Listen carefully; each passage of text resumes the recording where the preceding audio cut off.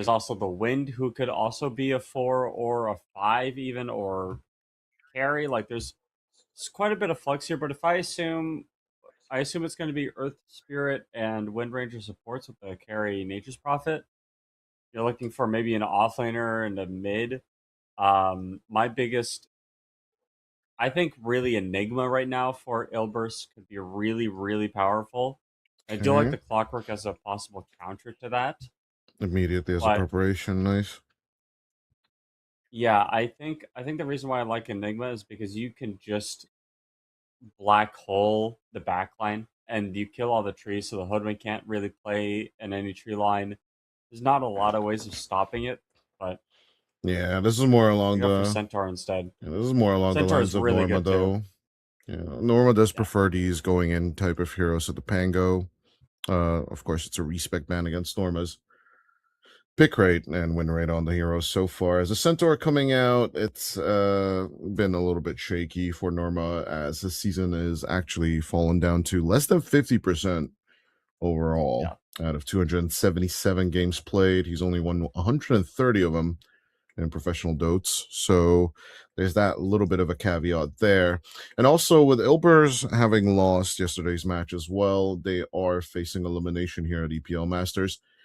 Mm-hmm. But also, a little bit of a caveat as Team Syntax are second place right now on the board uh, of Group A here at EPL Masters.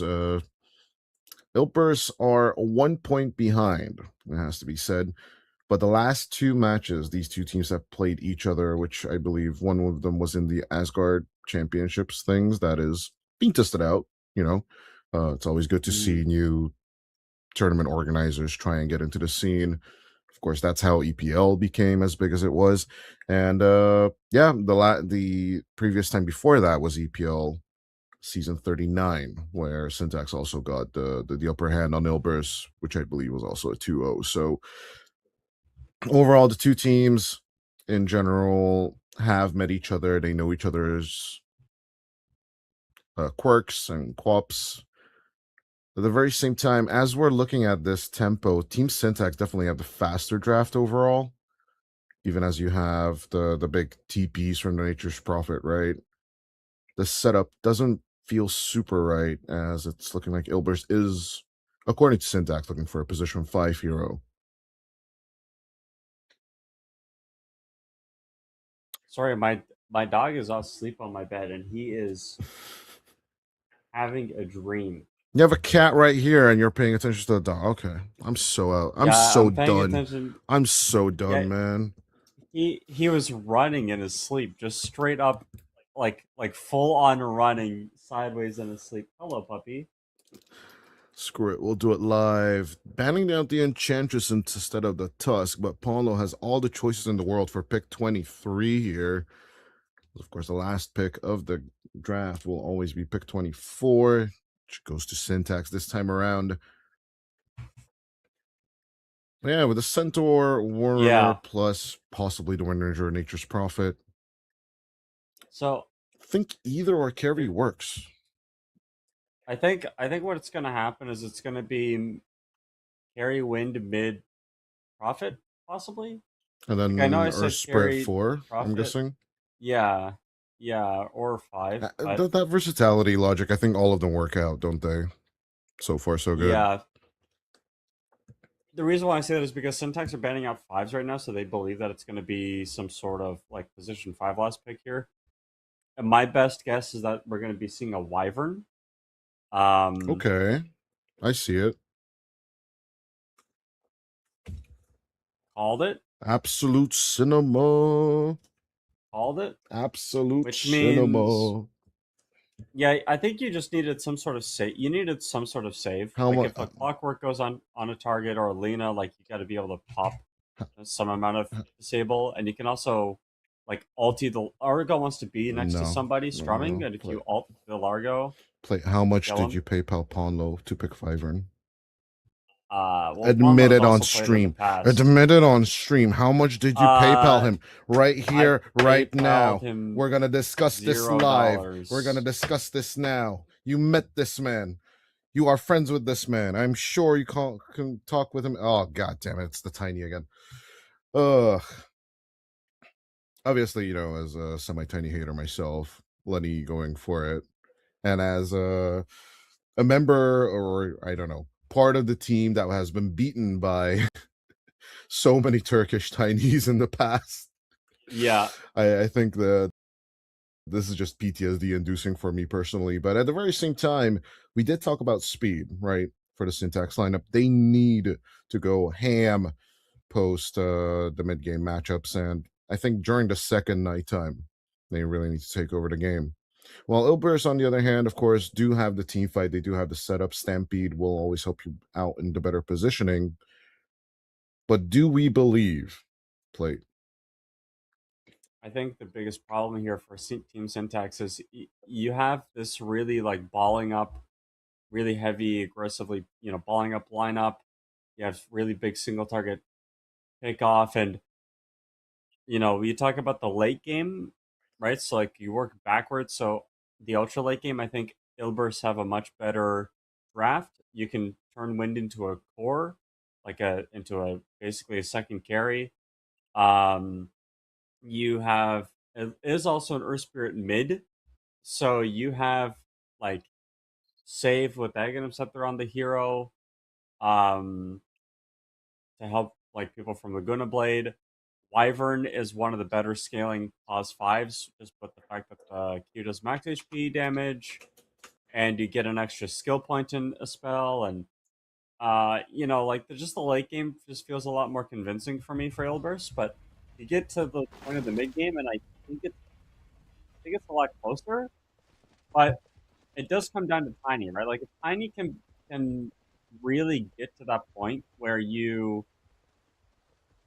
just like can full combo a hero with Avalanche Toss, and then you start full combo Nature Prophets or Wind Rangers or something, they're gonna have a much better time. But with the double melee core, with the double front line, it's gonna be difficult to get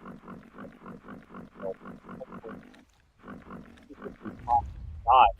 Well, the Lena's not going to be able to help you. The Clockwork is going to have to hook shot and over mid, and Largo's going to have to run in really deep. Like it just causes some really big issues. So I'm curious to see how everything pans out. Yeah, let's get into this game number one between Team Syntax and Ilbers Esports.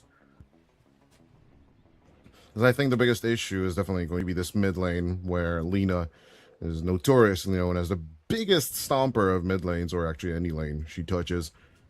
But overall, she can feel extremely flat once ganked once or twice, and notoriously as well, the Hoodwink. And maybe partially the Wyvern is really, really good at this, as Emptiness.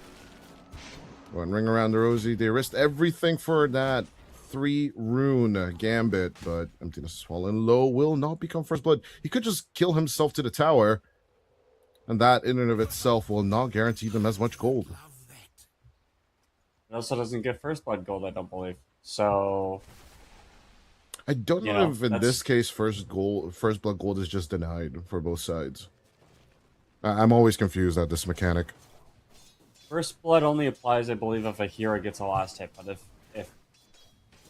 a creep, I think a creep. Towers are weird when it comes to first blood. They cheat. So I don't know. Well, so do the creeps, as Stoke immediately loses out on a courier. Down bottom. A little bit of a back and forth as we do check out on to the mid lane that we talked about. Lena. Mikey is already cooking 6-1. Yeah. Yeah. And this is kind of what I was expecting from this mid matchup. And it's not even it's not a skill thing even per se, though that is a big part of it. Mikey is really good at Dota. Is really good at Dota, so it's just the fact that you have a really favorable matchup. I don't know why Niche asked for this specifically, but yeah, I think you had legit suggestions. I would have loved to see like a Wind Ranger versus Lena situation, which we don't really see. But Universal versus Int should usually favor the Universal hero at the end of the day. Both of them being ranged, you always have to shackle. So just deny her a few last hits, if anything. But yeah, this is basically the expected outcome of the Earthspur versus Lina matchup. As good smash, we do pull away the camera, but even as the damage is being done by the tower for Niche, he's still in the pickle situation, right? At the end of the day, up top, Yeah. good on the approach. Emptiness is just empty inside. Unfortunately, this is also not a great lane for Largo. Is there a good lane for Largo in general? Yeah, anything where you can purge, like if there's stuff worth purging that you know, you can get rid of, so it gives you a bunch of HP from the lick, is probably like some of the better ones. But that's not this lane. The only thing you're licking is maybe one Arctic Burn, but that's not going to do really much of anything. Like, there's nothing that the Nature's Prophet's going to do that you can really purge, so there's no HP regen that you get out of the lane. You're just kind of stuck licking and you know, trying to set up pushbacks, but Yeah, it's 4-2-3. Half HP up on the top lane, so is Lenny on the bottom. Well, this ain't a mice and men, so I don't think Lenny's going to be put down that easily. what? Read a book, will you? I don't know how to read. That's why I'm a true. Dota 2 That's caster. why we're Dota 2 casters, right? Because we just Yeah, don't that is why. read. That's why, yeah. We just If you need knew to how read, we wouldn't be leer. here. We Yeah. need to leer. That's why I don't. That's why nobody can say anything bad to me in chat. I just don't know how to read it. So true. So super true. Yeah, That's Stoic. self-defense mechanism is ignorance. Absolute bliss. Yeah, Yep. Stoic. I kind of forced out, but we'll keep his namesake. Just casually walking back home. Great start for Ilbers with the 2-0, but even though a big flashy number next to the timer, kills just don't really super matter in the early game. Less and less so as time is going by. Sure, we do see like these 11-minute stomps from Falcons from time to time, but it's rather on the rare side of things. And that's really like it's just a bigger issue of space creation, but also just when you get so far ahead and it's impossible to kill you. Oh my gosh! Back to that mid lane. Let's see if Fernandes' gank will be paying off here. As yes, the red head is dead. I mean, one of them is. But taking out the Lina will definitely help out the Earth Spirit's little deficit here. I don't know if 4-2-3 had his TP canceled or if he just made the call that he didn't need to finish it, but they were ready to bring a lot of people mid, and that is the vulnerability of Lina. I think if you want to kill, if you want to counter Lina, you don't do it with a hero per se. You do it with just straight up numbers. Yeah, you just bring people and get on top of her, and she can't really do anything. Overwhelm her. Yeah. But then that is going to mean that Mikey's got to make his way to a jungle camp or something. He had to. He tried to TP out, but couldn't get it done. So. But then you should just bring in Legion Commander, right? Because then it's overwhelming odds, right? On the other hand, you're right. No, yep. I can hear you crying, Plate. Why are you crying? Yep, you're right. Correct. But yeah, no. Just actually, Mikey should be a numbers game as Mikey is just absolutely dodging the lane from the mid as well. You can see him trying to recover a bit in the side cams, but Fernandes just takes the opportunity immediately. Look at these blocks. This is really heads up play to stop these camps from. You know, you want to keep Mikey mid as long as possible because you have level 6 on Nisha now. You're gonna bring 4-2-3 in as well. Nisha. That's just niche. That's just niche. Niche. Dude, and I've been calling Mikey Mickey. No way. No, dude, no. Yeah, cannot, I have. Cannot. No. Don't get the audience confused. Despite the fact that Paul Lowe was at TI in 2024. Let's see if Niche will throw down the Magnetize. We'll get Stoic. The Cold Embrace will not help this time because the Cog blocks will take you off the cliff. But Mikey, once again, surrounded by 3. And as Emptiness should be next. No Amphibian Rhapsody just yet. As he's complimenting if this is the real life or is this just fantasy. Bard Frog might just survive by walking into the fountain. Top tower is under attack. Niche does have another rolling boulder to get the hell out of here, but easy with the block. Stoic walking it through as he's looking to contest the Shrine of Wisdom against Emptiness and the rest of them. He will not have the rest of his toolkit. No rolling boulder for 2 seconds. It looks like Niche will overextend after 2 Mikey kills. And Mikey knew that the moment that he showed up in the mid lane, he was going to die, and he didn't have a choice not to. He had people behind him. He felt strong. He felt like, everybody was there, but everybody was there just on the other team as well. And this does create a lot of space in the bottom lane. And how many times have we seen a Centaur Warrunner like in this tournament?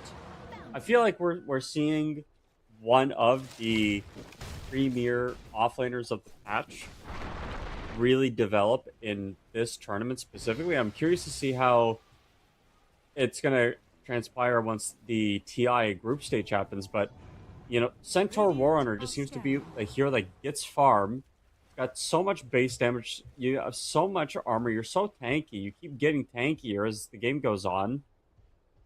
This Helm of the Dominator build I thought was dead when they nerfed it, but apparently on this hero it's just you use it to pull creep. Yeah, and you don't even use it for anything else besides pulling creeps closer to you. Yeah, pull the wave It's to insane. you. You farm a camp. This is basically what Axe does as well, right? I think it's the Centaur and the Axe that specifically do this. Other than that, I'm not gonna lie. But it just doesn't feel good the on anyone difference else. is, if Axe buys a Helm of the Dominator, you're slowing your other timings. But like Centaur is having just randomly +6 armor. Like +6 armor on Centaur is so good. And he's also super dead. Well, did overextend a little bit right there. Or they actually just go for the deep dive as the teleportation comes in as well. 4-2-3. And a bit of the entourage as the Cobalt just runs through the lane. On the bottom, but on the mid, can we get a catch? Well, the sharpshooter hits, but they're not going to do anything with Niche. I don't know. Syntax. Are we just crumbling like yesterday? Because apparently on another tournament, they just didn't have the best performance. They need to help Mikey a little bit more than what they have been. I think you've got to give Mikey a better just start to the game. He's really not done as well as you'd want him to, and that just comes down to the macro play of the Dire is so much better this game. They bring numbers to the Lina, they get on top of the Lina. Full commitment mid, Stoic. Just double cogsing people. But despite the cog block, here comes a 10-minute rune contest. The rune's actually down bottom, but let's see how the fight breaks out. Laguna Blade does nothing to Niche, as he's just going to easily, casually survive the whole ordeal. Normal pick up the regen. Winter's Curse to keep it rolling. Yeezy. Oh, that's not even cheesy. It's a stomp from Ilbers. Yesterday they did get that one game off of Power Rangers, so this is nothing new to them. But giving the tempo game back to a lineup that should just start snowballing in about 5 minutes is definitely a class of their own. 4 points in the Nature's Call here on the Nature's Prophet. You're going to be able to, with this Maelstrom, push out waves a lot faster. You're still missing level 6 on the supports, but I feel like that's just very much in favor of the team that's ahead, because you have space that you can afford to give to your supports to get the level 6s. If you're Syntax, you got to start creating space. You got to start opening up the map a little bit more for yourself. They're going to try to push this top tower. But you can see already Norma's got the map on lock. He's like, yeah, listen, I've got all this. top. Yeah, this is all ours. Work here, Yeah. farm here. Just avoid them. Let them have that tier 1 tower. Although 4-2-3 trying to threaten them to back off as much as possible. Maybe, possibly, it could be working out in favor for them. They will get the tower and then just immediately back off. But other than that, 4-2-3 looking to cut off any hanging or chilling heroes. Unlucky with the find. The other thing too is that Norma's getting so close to that heart already. 12 minutes in, we're about to see the Reaver be completed. So, keeps bringing the creeps over to himself, farms them with the Helm Dom creeps, and just making so much golden experience on the Centaur. He's going to have a heart before his second point in ulti, which is kind of ridiculous. And at Balanced that point, hero. I don't know how you kill him. Balanced hero. What can I you don't do? know how you kill him. He's just a balanced hero. Oh, definitely one of the signatures of Norma, but he's definitely not playing it at the win rate that you'd expect him to play it at. Maybe he just wants to sweeten the score. He wants Centaur to be a 50% win rate hero for him. They're on down the line. Yeah. With the confidence of even deep smoking in towards Lenny Fernance, all he's doing is just buying the sentries and blocking as many camps as possible, but as they have the reveal on Dark Troll Summoner, Stoic will get cursed. In comes the Stampede. He's just coming over with an amplified damage rune. But as Stoic dies, Emptiness looking to arrive as the cavalry. And Tiny might just get away from this. But the tier 2 will still be pressured. It's going to be taken. I don't think they're going to defend. I don't think they can defend this tower. 14-minute tier 2 tower take as Emptiness just shows himself for a second, but gets immediately. This is Zerg Rush gameplay. I'm watching StarCraft 2. I mean, StarCraft 2 still got a really good pro scene, but yeah, this, as you're saying, this is a Zerg Rush. GC in the mid lane.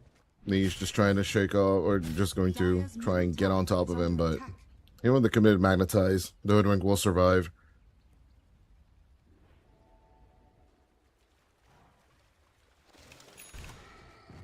This is a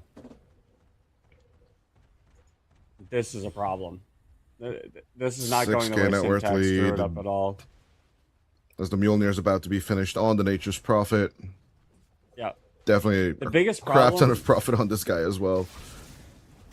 The biggest problem, in my opinion, losing a tier 2 this early isn't even necessarily the map, because you weren't going to have the map anyway, even being this far behind. It's the gold that you get. You're giving up so much gold to the enemy, and they can just use the space that they were going to have anyway. So you're down space, you're down an objective. Smoke play on the Centaur is probably the worst. Catching Norma, but if you though. can get the skills to worth it. Let's see if they can do it.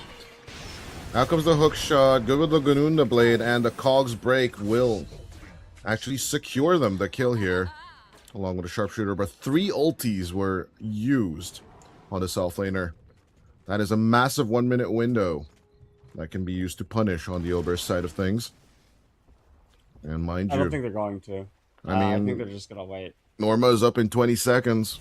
Let's see if there is a Stampede play in the books at all. Although I don't see a smoke, any kind of preparation.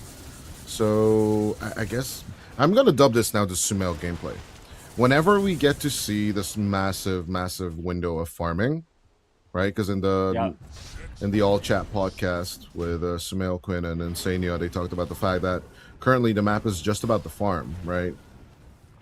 So if you can farm heroes, if you can farm the enemy, all you're gonna be doing is just farming the enemy, as Mikey will be farmed by the Ober's side as well. They just cannot get this chill space so that Mikey and Lenny can get online.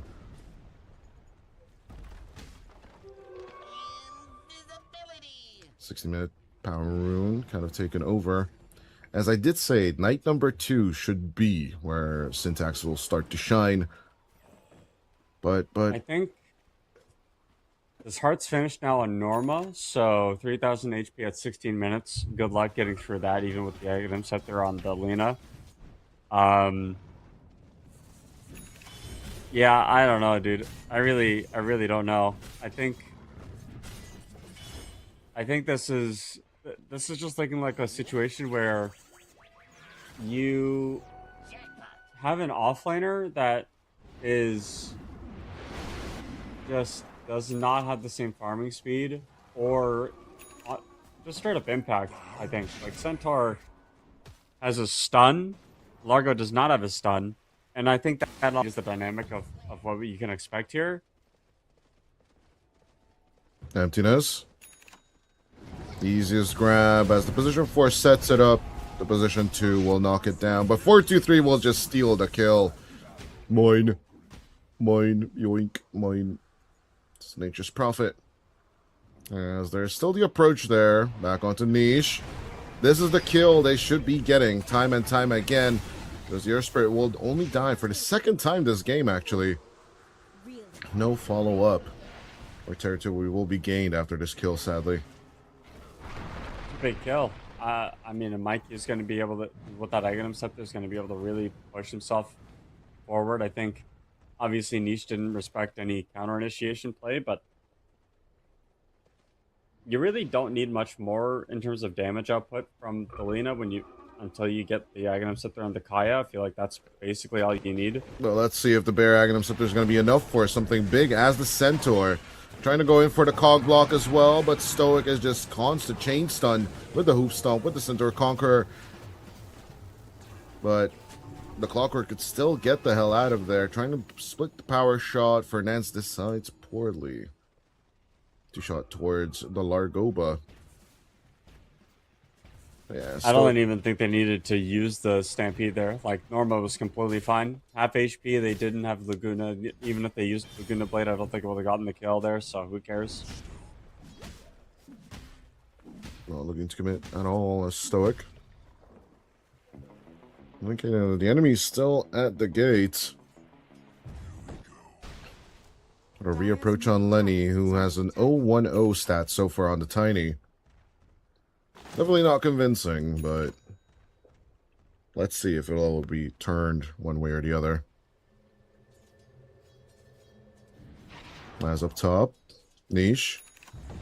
Just boulder smashing away. Chilling and thriving on his lane. We'll get bushwhacked from behind. Good with Light Strike Ray, but out comes the BKB. The chain stun setup. Not working out for them.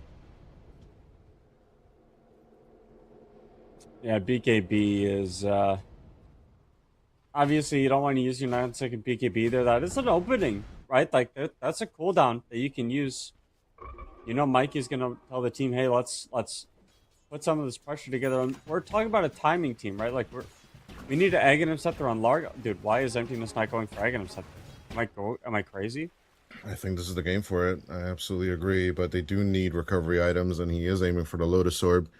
The decision you and I definitely don't agree with. I think the catchy lick should be sufficient enough in general, but the Bushwhack catch straight onto the Winter Wyvern. Possible? I think it's possible. Nope, it's not. Spawnal will survive this.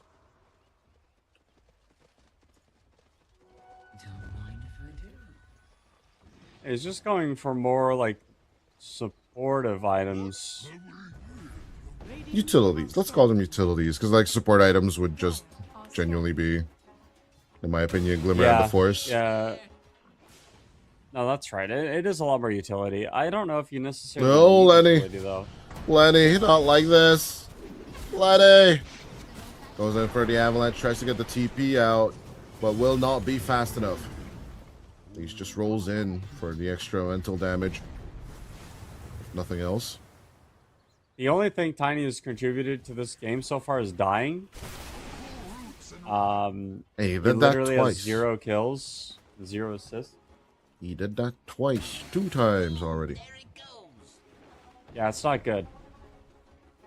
Really bad, actually. Casual Chasm Stone on Hoodwink, very funny. Love to see that. And an AoE will definitely be having an impact here as Fernance.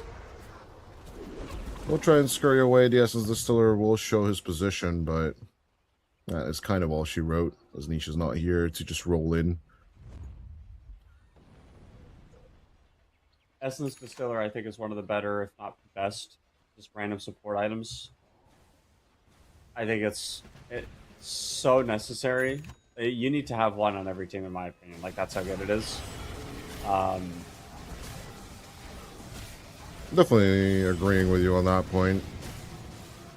The reveal, especially against heroes that have good escape mechanisms, such as the clock, such as the hoodwink, this makes is it really nice.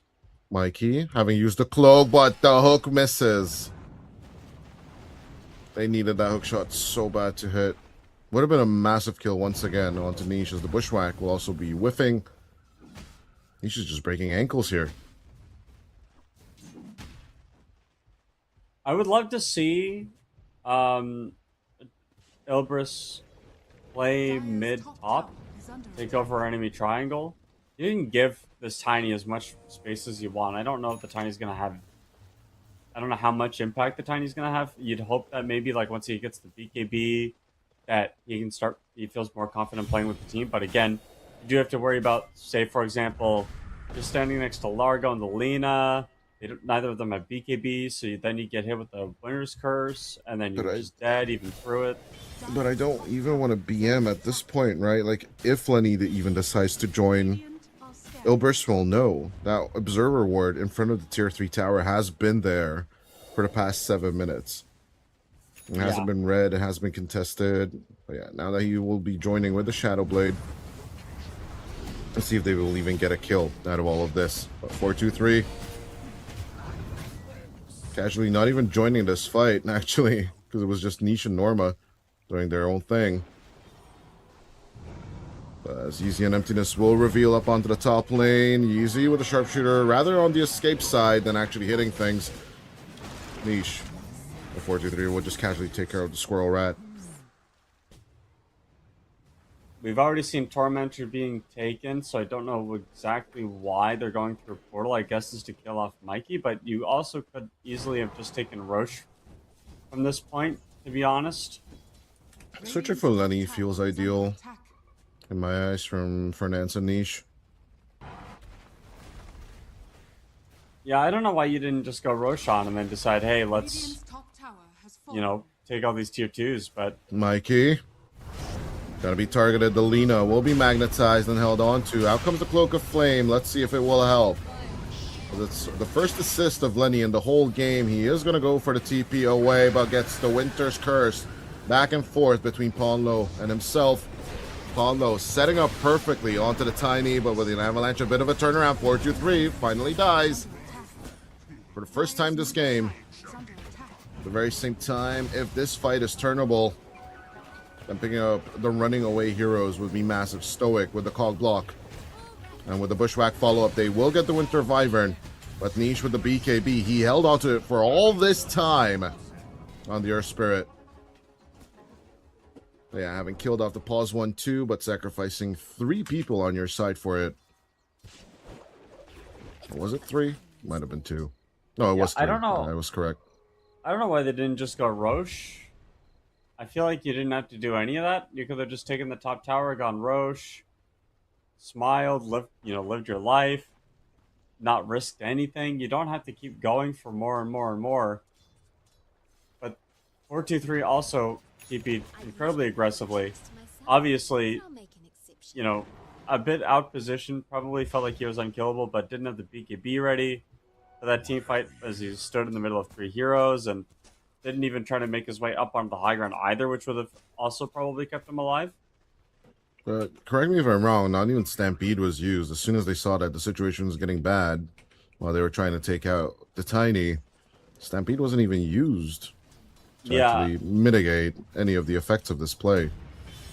I don't think they were expecting everybody else from Syntax to come bottom. I think it might have just been like they thought that the Tiny was going to be alone. That was their original approach for sure, with Fernance and Niche coming over. Is under attack. Yeah. But it's a dynamically changing situation. They just chose to ignore for some Scanning. ungainly reason. Well, now they're going for Roche. But yeah, night number 3, Roshan will finally be approached. As Pondo trying to be the blocker of all of this. We're trying to burn down onto the bottom, into the river, as Stoic will be forced to overextend with his cogs and his hook shot. Out comes the Winter's Curse, but it's only on solo on Lenny, so it's not that big of a deal. Mikey will be thrown out into relative safety, but 4-2-3 is just going to keep on right-clicking things as we predicted. The Nature's Prophet is fat as F. And it will just deliver on the damage. And again, I don't know why they didn't just do this the last time. Like, I feel like I know I'm a bit of a broken record here, but like this is really just as simple as you can't fight into you. You can't fight into Winter's Curse. You can't fight into Stampede Magnetize.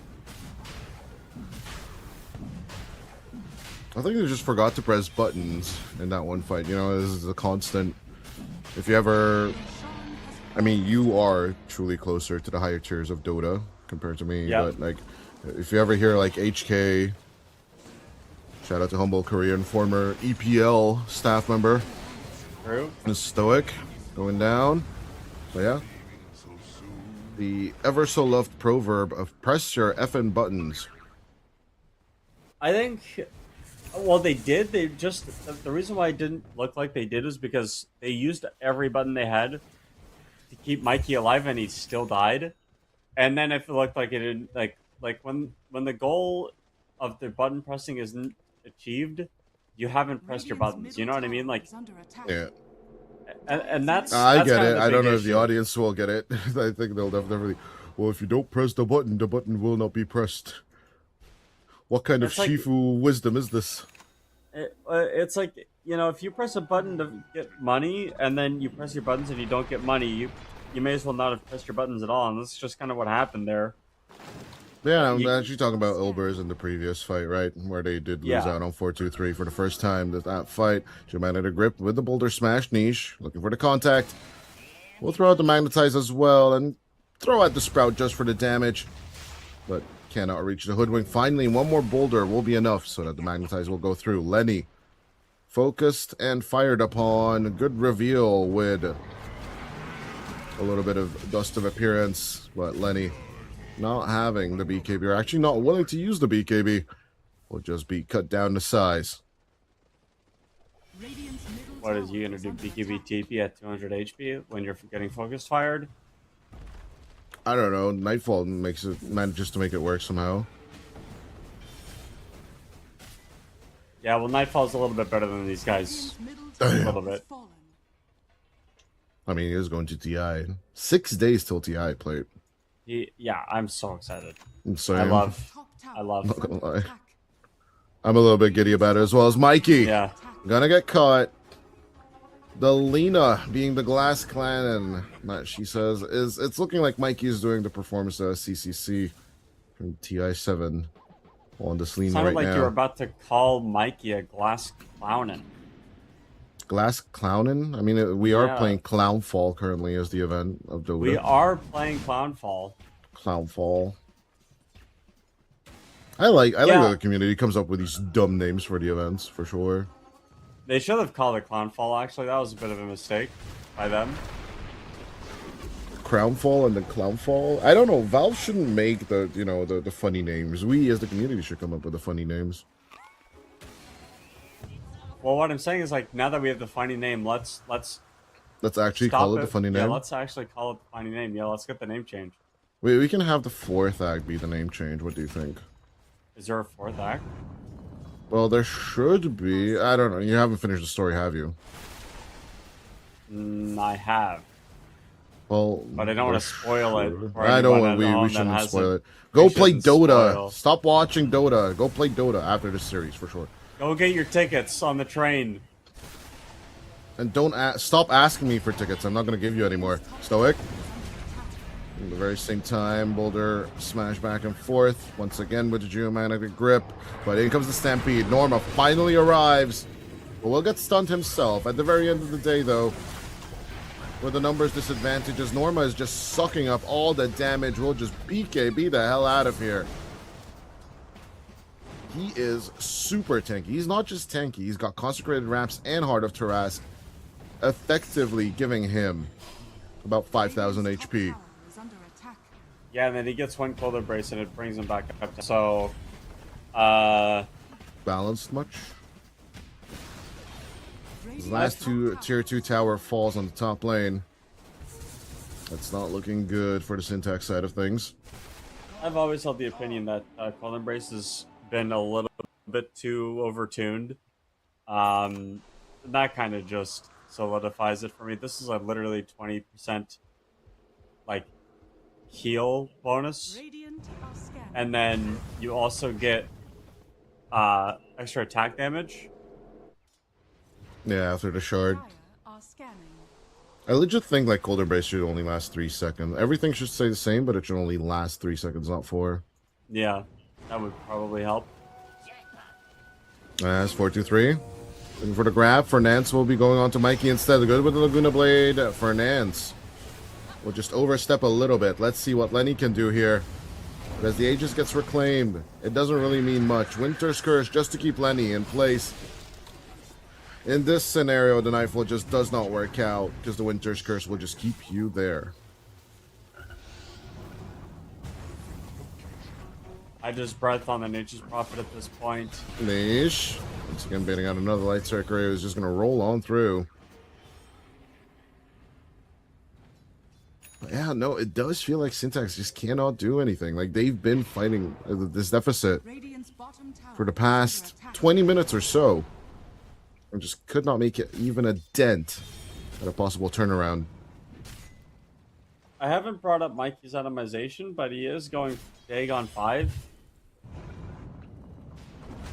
Avada He's got Kedavra. Dagon 4 now. I don't know what the I mean- point of this is.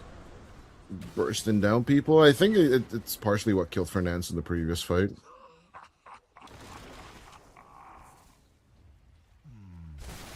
But yeah, I agree with Norma.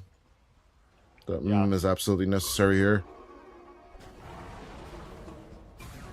Yeah, this smoke. Could be a catch onto Ponlo. It's not much, but it's something. An honest day's work. That is One more not of the guy those you could- want to catch. I mean, one more of these could get you to double digits. That's something. Double-digit kills? Yeah, but it doesn't matter. Like, it's... But it's all about the big numbers, plate. It's all about the big numbers. As Tormentor number 2 will be taken once again by Ilbers. Ilbers need to kind of just focus up a little bit and start doing things that win the game instead of doing things that put them in a position to be ahead. Dire are scanning. You have to be Yeah. careful because once the Lena gets... Ratting out know, a wave Dagon- would be nice. Once you get E-Blade on Lena, Blink, supports are going to be food, and you legitimately could probably one-shot the Earth Spirit if he doesn't have BKB. Especially with the Light Strike array from Dire's Fog. top So tower is under attack. you have to start worrying a little bit about that at Stoic. this point. Actually, gonna survive, damn. Stampede, committed. Up onto the top lane. Norma with the grab. Catchulick attempt 1. Catchulick attempt 2. It's not gonna be enough for anything. Yeah, Spawn though will still be the exchange kill. Lenny will at least grab something. And of course, with no BKB piercing, stuns. Tiny will make it out of there. Yeah. You know what the sad part of all of this is? What? Paulo's current death is the first kill of Lenny. He's 1-6-2 right now on this Tiny at 36 minutes in. And as Norma is just looking to fight him head on, he doesn't have a BKB and his Shadow Blade's on cooldown for 6 seconds. Stoic. Trying to come in and help. We'll throw the Glimmer on top of him as Niche. Still on the hunt along with 4-2-3. Stoic. Surrounded by friends. And they give him a lovely hug that will send him to a little bit of a break for 45 seconds. Versus back up again. I don't know if anybody's going to check it, but this is probably the go high ground and win the game Roshan for the Dire. And at this point, 4-2-3 is... He's got enough money to I don't know, open a Costco or something.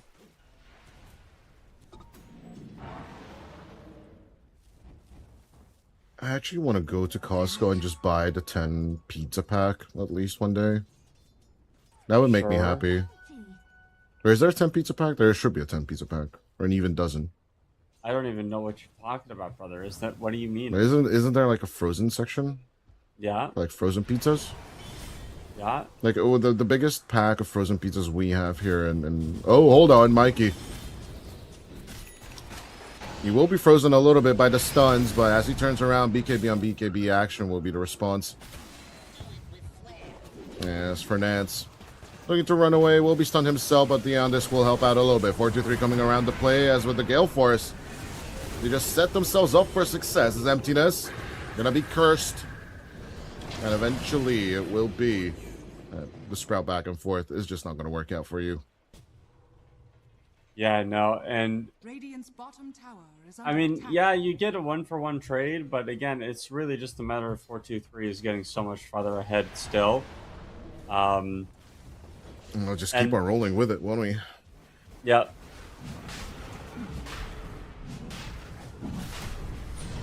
And looking like much will be stopping them as good old Roche number 2 is up for grabs. Dire are I don't think people get how good this Nature's Prophet hero model is. Stoic. What do you mean the model is? Like the attack speed. Oh my Mikey gosh. will take out Roshan himself, but he has nothing else to offer. As he does not have a BKB, he cannot hold on to it. Stoic could not go for the steal Radiant's middle tower as they just block off everything. Yeah, so, like, it really does. At some point, you do have to stop getting quick outs and start getting Oh, objectives. easy. Ouch. But do you want to take objectives? This is so much more fun. Keep murdering the enemy. See big number, keep going up. I mean, to some people, this is the dopamine rush that you're looking for, the constant death. Radiant's As you have bottom 32 tower kills and you're leading with 22,000 net worth. Conspiracy theorists are rolling in their hats, but as Pondo dies, double buybacks need to be rolled out on the Radiant. A 4-2-3 doing the work, or at least attempting to, will lose out the Aegis. As he puts back one more Claymore, he has Satanica's already done. are scanning. Eventually, we'll just Geomantic pull him out of there. Butterfly finished onto the play. 4-2-3 is ready to just end this. Teleportation out of there. Nature's Prophet does not want to join the fun, as Niche is just tanking up all the attention right now. Coming from the Radiant side. Stampede, Lenny looking for a toss. Now comes the Winter's Curse, but even with the tauntage, Pono will pause the game as he disconnects at the most awkward time in the history of Dota. Yeah, I think Mikey's about to die back, and I think that's basically going to be the end of the game. Double heart on the Centaur is so hard to get through with so much HP and tankiness. So I would be shocked, but I think the only thing you can do, like Mikey doesn't have a BKB. The only thing he's got is a Ghost Scepter. But do they have any way of getting rid of it? I don't think so. Weird. Okay, maybe he does live, but it's not going to do anything in return. So I mean, Emptiness could go Corellis Crozier activation here, and then just yeah, do a little bit of amphibian dancing here that he really needs to do, unless he just gonna let Lenny die over here. Revealed a little bit of toss back, but out comes the lick, and the Magnetize will do the job as Niche. He's just gonna let the Bard Frog jive as they take their first tier 3 tower on this high ground. is under attack. No buybacks remain on the board on either side, Radiant's bottom but tower evidently is this push is just way more worth it. On the side of the Dire, as it'll burst. They're looking to clean up heroes, they're looking to clean up objectives. Gale Force out onto Yeezy, that's a dieback on the Hoodwink. Radiant's bottom barracks has fallen. Radiant's bottom barracks has And it's while going to Lenny- be This should be at least Megas? double racks, or at least double racks, if not megas. Emptiness is gone. Double kill for 4-2-3 as we pull our attention back onto the mid lane. Yeah, middle tower is obviously going down. Center is spread pushing top. You don't have buybacks on anybody on your team. Like this game, this like they never this so far behind too. There's so much going wrong for this game for Syntax, and I think this is probably going to be game one for Ilbers, who we've had some issues about in terms of Molina, consistency, but this game Mikey, they showed up. Mikey. Laguna Blade straight onto Pawn Low. It Wait. does nothing. What did he It Laguna does Blade? nothing. He Laguna Bladed Pawn Low, but it did nothing. And he will die for nothing. Mega Creeps will be achieved for technically even free as Lenny. He's just not even willing to fight for this anymore. 5 more seconds until Yeezy's back on play, but with the 2 supports and the Tiny, Radiant's middle tower has fallen. you're just out of options. Yeah, I don't think A you can- 1K net worth lead per minute lead for Ilbers Esports as they shut down Syntax for good. GG, well played for game number 1. Ilbers will once again take game 1 in a dominant fashion against the team. They shouldn't have had as much of a chance, but played. Yeah. My friend, I think you laid it out perfectly after the draft, right? The problem with Syntax is that they have good pick-off potential, but not much in terms of the crowd control or the AoE effects, right? While Ilbers Esports do have the Stampede, they have the Gale Force, they have Winter's Curse, they have Magnetize. They just have all the tools at their disposal. They also have a center that died a single time and a neutral prophet that died a single time. Like there's just not there. Mikey got shut down, and he was the one that Syntax wanted to play through. You didn't have that option anymore, and you could tell that Syntax just like they literally didn't have anybody else on their team that was worth rallying around. And unfortunately, the Tiny was just he didn't do it. You know, he just didn't. He just didn't. It do didn't deliver. I mean, there was a reason why we were like Oive as soon as the hero was picked up on the Syntax side. But Lenny, we're not blaming Lenny for this at all, right? As No, soon as no. Mikey started dying, the chain feed just basically never started stopping on their side. And the will lineup that say- should be doing the pick off was just starting to get picked off. The Tiny last pick is a little weird to me. I honestly would have preferred a Sven, and I know there's not a lot of difference there's not a lot of perceived difference between Sven and Tiny, but the difference is, in my opinion, Sven can just really farm, and Tiny can do that too. But Sven has a lot more burst to damage, even outside of just not having combo.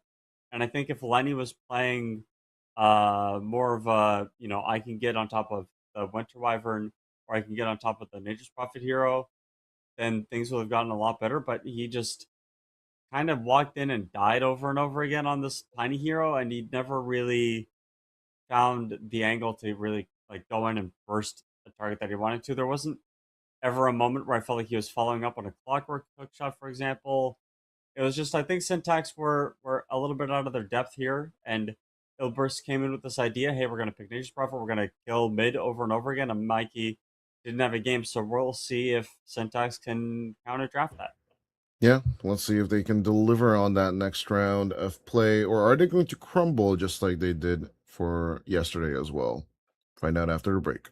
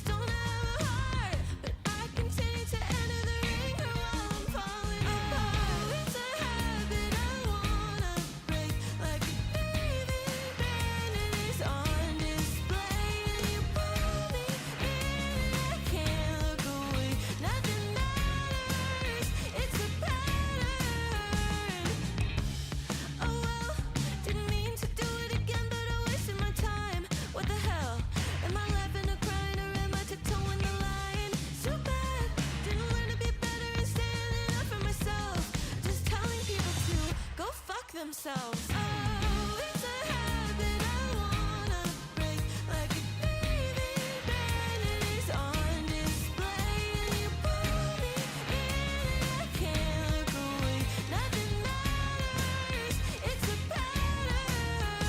Oh, it's a habit I wanna break, like a baby band that is on display. And you pull me in, I can't look away. Nothing matters, it's a pattern. Will I always be wasting my time? Feels like everyone's wasting my time. Will I get over it? Over the pattern. You don't think it's fair, then get in line. Not waiting to go on a green light. Stop digging for dirt in the gold mine. Just keeping up, just keeping my patterns. Just keeping up, just keeping the pattern. Just keeping up, keeping up. Oh, it's a habit I wanna break, like a baby band that is on display. And you pull me in, I can't look away. Nothing matters, it's a pattern. Oh, it's a habit I wanna break, like a baby band that is on display. And you pull me in, I can't look away. Nothing matters, it's a pattern.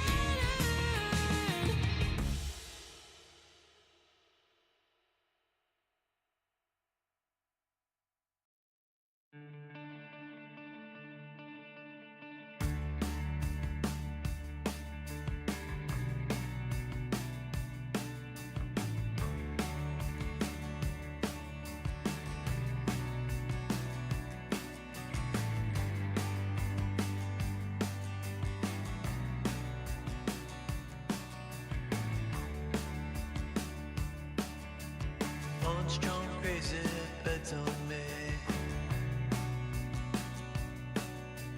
Back mid scroll, I'ma get an arcane. Walking the wild, walking the wild. Don't know why.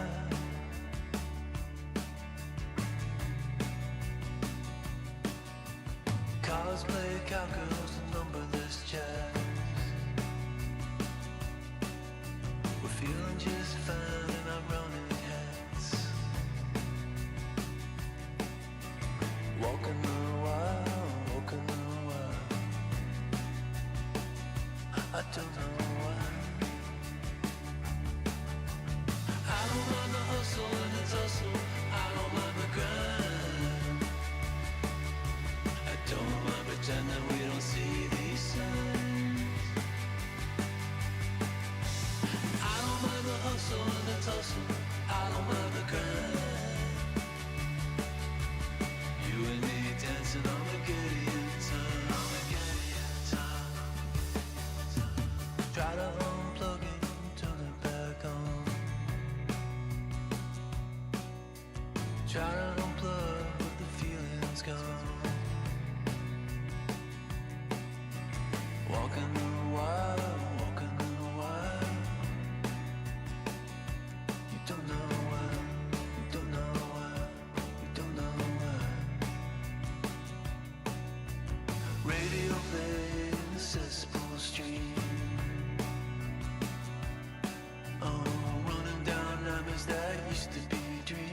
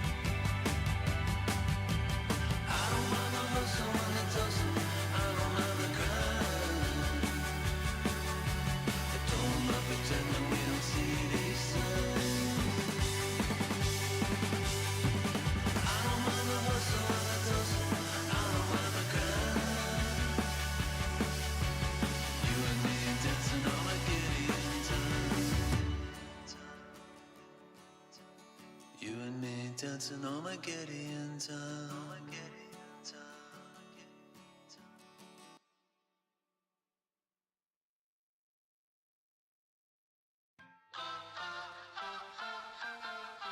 Press the backs of our hands together.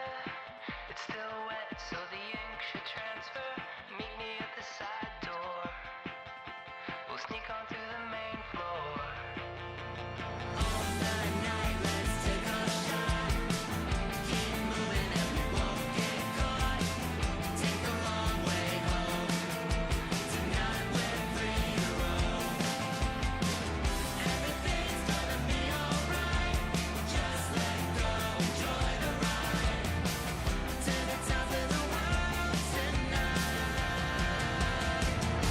We're never coming down. Never coming down. No, we're never coming down. Never coming down. High on life, got a good buzz going. I've got no way of knowing what tomorrow's gonna bring me. Not gonna worry. Everything's gonna be alright. Just let go, enjoy the ride. To the top of the world tonight. We're never coming down. Never coming down. No, we're never coming down. Never coming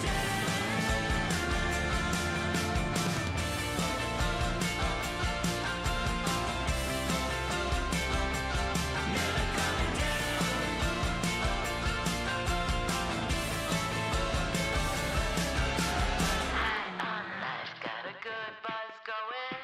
I'm never, ever, never coming down. Never coming down. No, we're never coming down. Never coming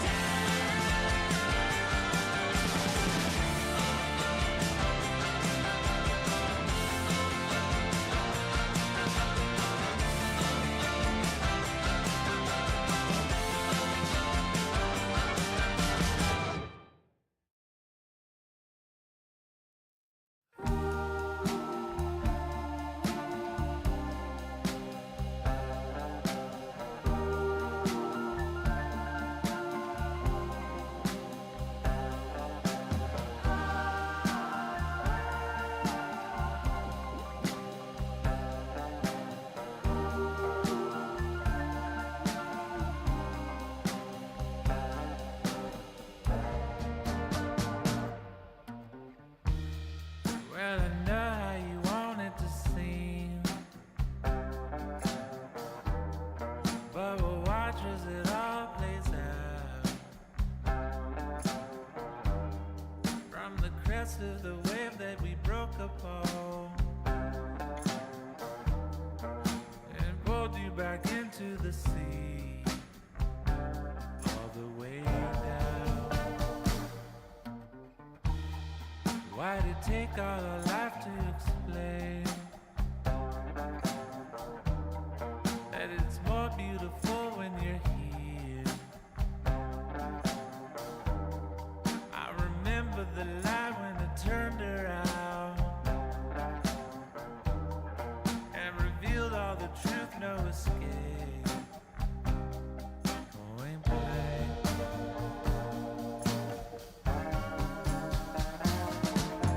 Say it.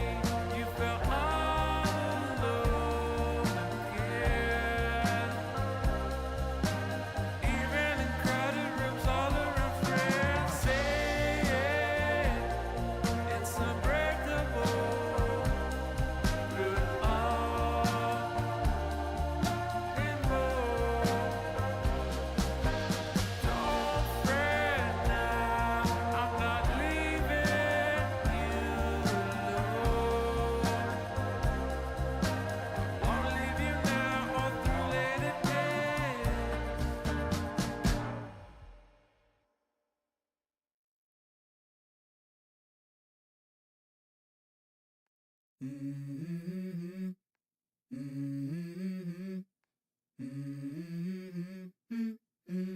go. I wake up to a little bit of drool on my pillow, feel like it's gonna be a bad day. Yeah, I'm tired of shit, and the coffee ain't hit yet, damn, ain't that great. I don't wanna go to work, cause my boss is a jerk, and I'm not even that paid. I need a change in my life, cause I don't feel alive, and there's nothing that makes me happy. Hold my beer for a minute, I'm about to quit my job, cash in for a ticket. I'm going on a trip, and I don't plan to visit. I'm gonna stay there till I feel like I'm winning, and this is just the beginning. I need a big change, help me feel like living. I need a big swing, home runs I'm hitting, and I'll never look back, moving on till I get it all. And we all got dreams, we all want things, but what you gonna do for it? How you gonna move for it? What you gonna be? And do you believe you can do anything? But what you gonna do for it? How you gonna move for it? What you gonna be?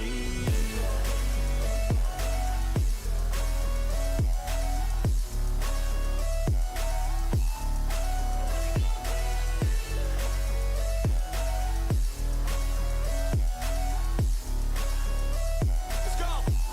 Hey. Yeah, this is my life, my strife, my right to fight, to die on.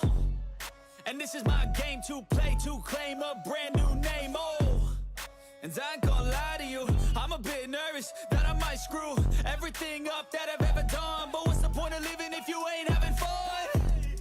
I guess I'll try this, try that, might miss, gotta find what I'm good at. I guess I look here, look there, over where am I scared, where am I at? I gotta make it in this life, whatever makes me happy, know I'm doing things right. Sipping in the summer on a goose and Sprite, or find a nightclub for the end of the night, And we all got dreams, we all want things, but what you gonna do for it? How you gonna move for it? What you gonna be? And do you believe you can do anything? But what you gonna do for it? How you gonna move for it? What you gonna be?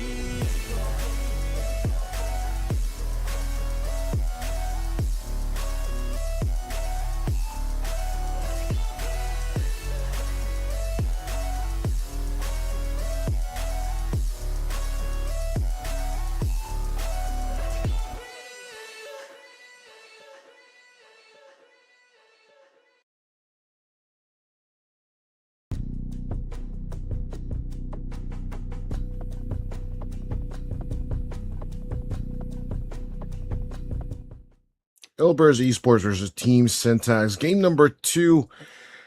If you go for a pickoff draft and you just don't get pickoffs with your draft, are you actually playing a pickoff draft? Is the question here, isn't it, Plate? You are playing a draft. You're just not playing it well. Just didn't execute the plan at all, but just Lena in the previous game just did nothing. Well, let's see if Elbers keeping up with Niche on that Earth Spirit. Maybe it could be Fernances. At the end of the day, we don't know yet. Although Fernandes picking up the Hoodwink kind of confirms that this should be going to the position 4. Or, you know, it could still be Pawnlow picking it up, right? Because Hoodwink 5 is a thing this patch. So you need a little bit more. You need just instant disable for this puck. Silence, maybe. I don't know if. Well, they already banned Night Stalker, so that's not going to be available. But that is probably the biggest puck counter I could think of. Looking at Marana next. Yes, it's what's super interesting about this whole thing is that Syntax have been kind of the up and coming force right here at EPL or even in other tournaments as well. It's just the dissonance between the lineup right now. It could be just a temporary thing. It could be, you know, like signs of what's to come. At the end of the day, you and I don't know. Maybe I'm more than likely most of the audience doesn't know what's going on. Overall, Ilbers, they have the opportunity. It's time to seize it. If they get this 2-0 here, they're definitely going to catapult themselves into first place on the board. And that in and of itself, 9 points already, with only one more series to go, that being against good old Team Jenz. Even if you lose out against Parker, even if you give him the 3 points to Parker, you're still going to be 9 points on top of the board right now. And in Group A, that might just be enough at the end of the day, isn't it? I think I'm looking at Shaman for Elber's. You need some power push if you don't have, or if you have Earth Spirit as your mid again. And I think it would go a long way to help. Like a obviously instant disable against Puck is going to be really nice. So From the position 5, I do believe Ponlo would favor the Pugna instead for the tower push. But then, of course, as you mentioned, that would not solve the puck issue. yeah, you don't have any. Yeah, I don't think they would do that. You don't have a single stun if you do that. You have roll, bushwhack, but those aren't reliable enough for a Puck. You What need about something a little going? bit more. What about going like Norma Beast in this situation, or once again the Centaur? I think you definitely like a Centaur again. Then I definitely agree with your take of going towards the Shaman. I think Shaman. it's. I do really think it's Shaman plus Centaur here, and then you pass the baton on to the next the syntax. But That's the classic counter to Bane. Can't argue with that one. You get your silence, you get your global, but you don't get your tower push. So out comes the Life Stealer to mitigate that. A honestly, I well-timed don't mind rage, Lifestealer good into Lifestealer infest. because you can stop infest and rage. You're gonna force them to buy Manta style instead of Sanjin Yasha. BKB Hold maybe on. even possible. If I'm infested during the execution of global silence, can I not come out of the infest? You can. You can, right? So like You can. genuinely towards the approaches, investing the puck is still a massively good idea. Ponlo banning out the Beastmaster themselves as they get the Kesban, a classic counter to the Lifestealer pick. They are trying to mitigate as much of the fighting capabilities of 423 as much as they can. The Nature's Prophet band. I think Luna is still on the board, which would be an interesting one for a big set of magic burst, not against Lifestealer, but everyone else. I think something you could go for if you're dire is you ban Doom and then you pick Necro. Um, and Sounds decent enough. Necro's really good in a Puck because Puck wants to use as much HP as possible, even if you are like you can dodge all the spells. The biggest thing is that you have Reaper Scythe available to you if you're playing Necro, so obviously that's pretty decent as well. Axe And of the ban, axe. Beastmaster ban, kind of telling me that they want to go for something a little bit different, like a PL could be available. Um, there's really not a lot to like, Bane Lifestealer can't do anything to PL here. Neither can Marana. So I mean, at some point you would get Dream Coiled, but honestly, like I've played enough PL into puck matchups, you just walk out a Dream Coil. You literally take this, you eat the stun and the damage so that you can topple again. But Kind of a dumber um, take. What about the Spectre? too slow Too slow. and I would agree. isn't Slowness is definitely not on your side.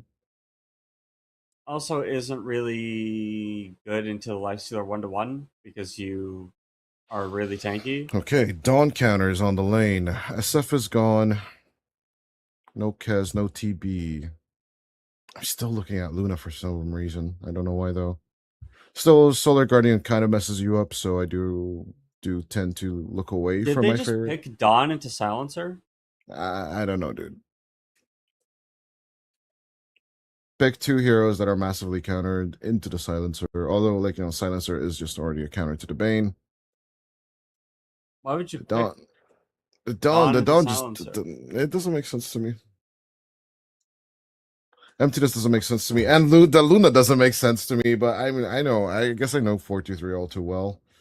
At the end of the day, they are countering themselves on each side to some extent. Take your conclusions of that as you will.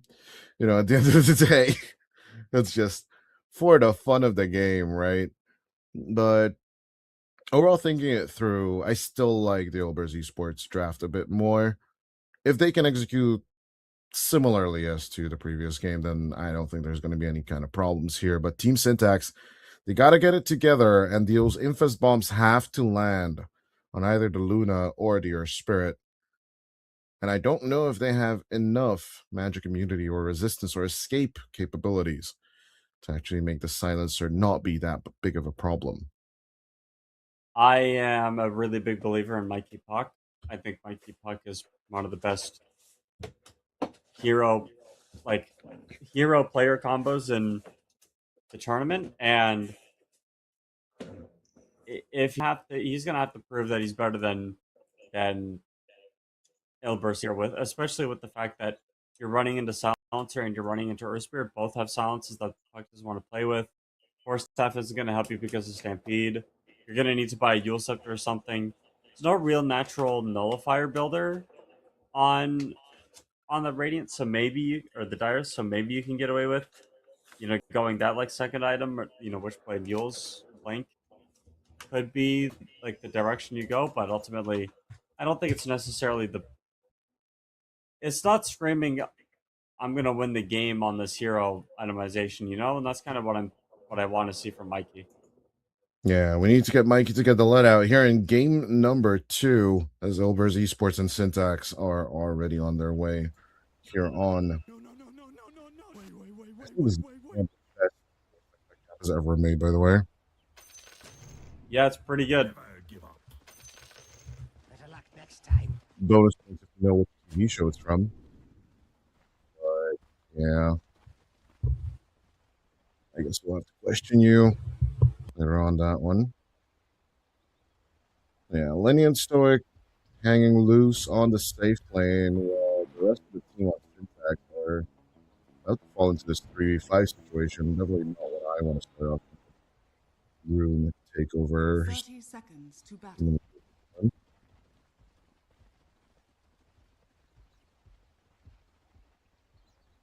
As double breaks happen. Doesn't look like Syntax have any way trying to guarantee themselves that rune number 3. Not in the previous game, by the way. Yeah, this time around, The battle one of the highest players I know personally has actually said in a 1v1 conversation that he just does not believe in the Dawn dispatch. Now, that was in 741D, and we are now writing in 741E. So things might have changed down the line. This pawn low. Pick up a ward position I don't always like myself, but, Dawn is bad. I really don't like Dawn. Dawn is bad? I really don't like Dawn You don't like the Breaker. Dawn? I think Dawn is a legacy hero. Fernance, hold on. A little bit of tri-lane action down on bottom will finally result in a first blood. And going in the way of Stoic to start things off here. But yeah, explain to me what the hate for Dawn stems from, or where it stems from. Dawn used to deal too much damage and was also like the tankiest hero on the game. And I think what has happened is the numbers are a little bit lower than what they have been, and the Aghanim Scepter change on the hero really nerfed a lot of a really popular avenue of automation. The fact that you can't use your ulti early really sucks, and so it basically means that you can dodge stun a lot easier, and also you can't dodge the global silence in addition. Really curious why they picked the Dawn into Silencer. I feel like this is probably very strange. This is possibly one of the worst matchups in the game, for sure. I mean, Silencer is literally one of the most... Norma. Hold on, a little bit of open wounds action on top of him. Sticky situation, but will end. 150 HP. As Ferness's Hoodwink will just not shut up at all. Telling him within the game, in-game. It's he's not using in-game voice lines. It's just, you know, the hero's nature to speak this much. His emptiness. Falling kind of low. There's Lucent Beam available for the Luna. Just be dropped. Yeah, it's That's only easy. level 1 Lucent, though. Oh, good. At the end of the day, it is Ponlo that is delivering most of the damage with the Glaives. Arcane Curse. Can he land it before the time? He will land it on both of them, actually. Oh, yeah, 4-2-3. Not willing to waste more mana on this.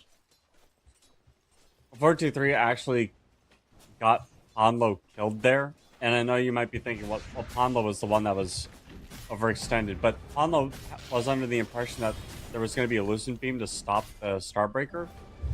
Starbreaker didn't get cancelled and landed up with the arrow. There we go. Good kill. Straight onto the Bane, but the exchange onto Norma.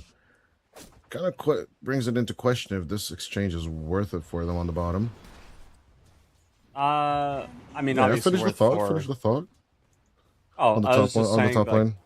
yeah, no, I think 423 let Ponlo down a little bit, unfortunately. See, and this is why supports die. Carries just keep sending us to our deaths. That's true.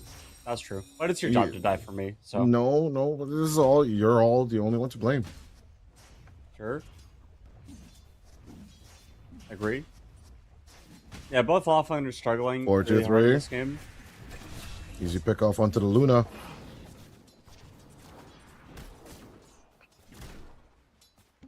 Silencer is just not a really strong support that can help you not die.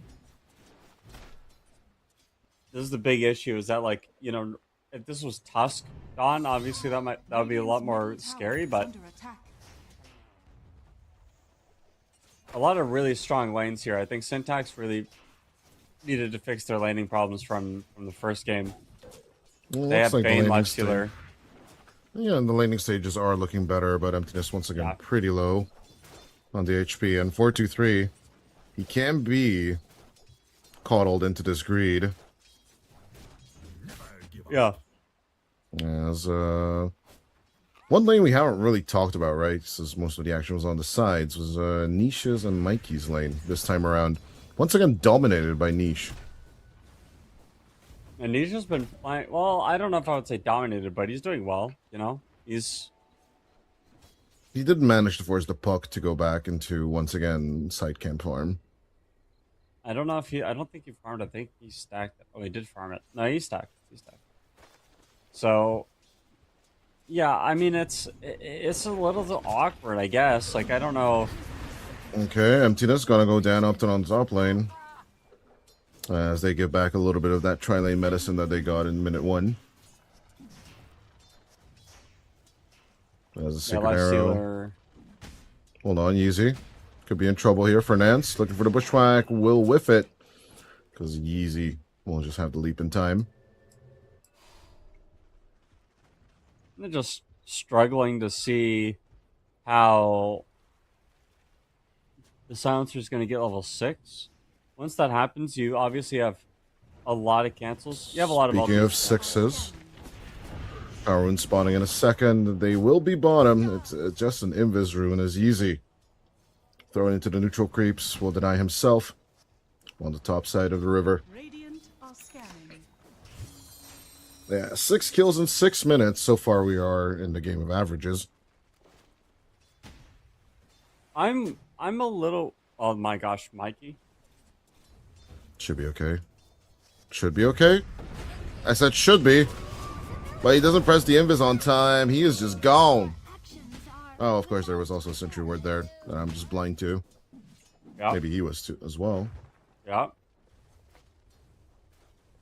Radiant's middle tower is under attack.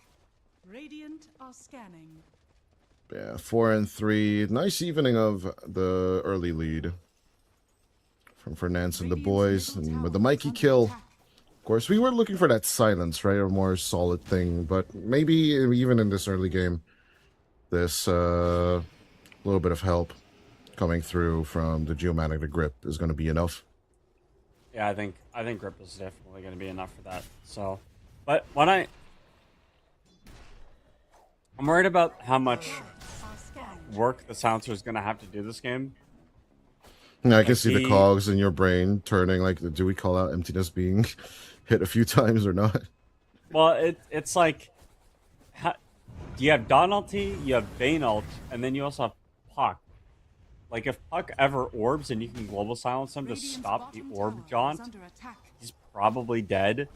He's not even going boots on Puck this game. Like he knows how fickle he is and how high the skill execution is going to be this game.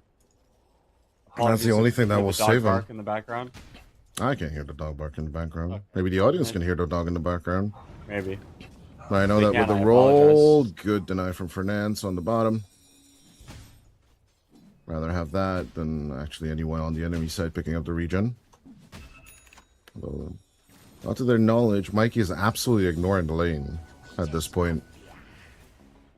How is Yeah, an Earth Spirit going to destroy my tower, right? Nah, it's fine. It's okay.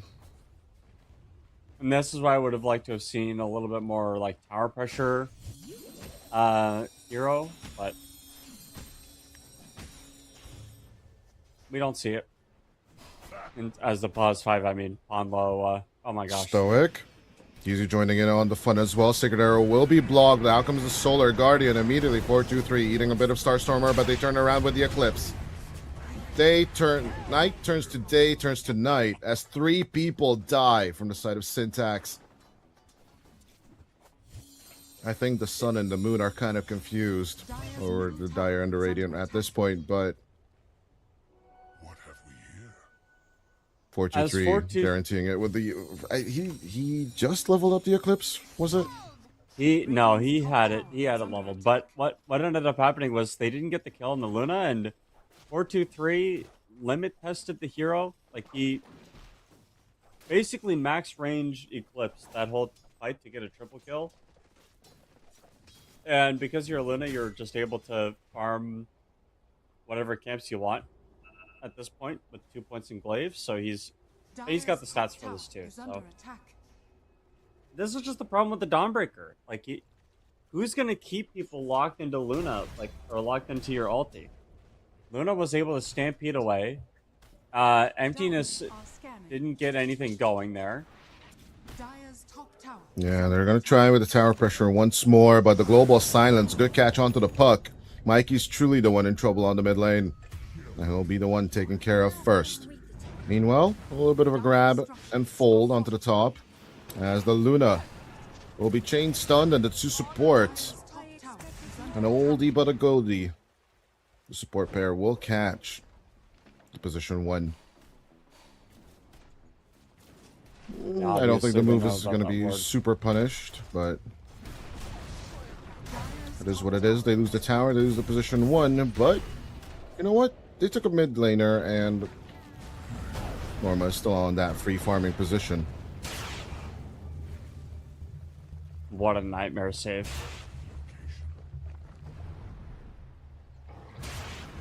Out comes the Stampede once more.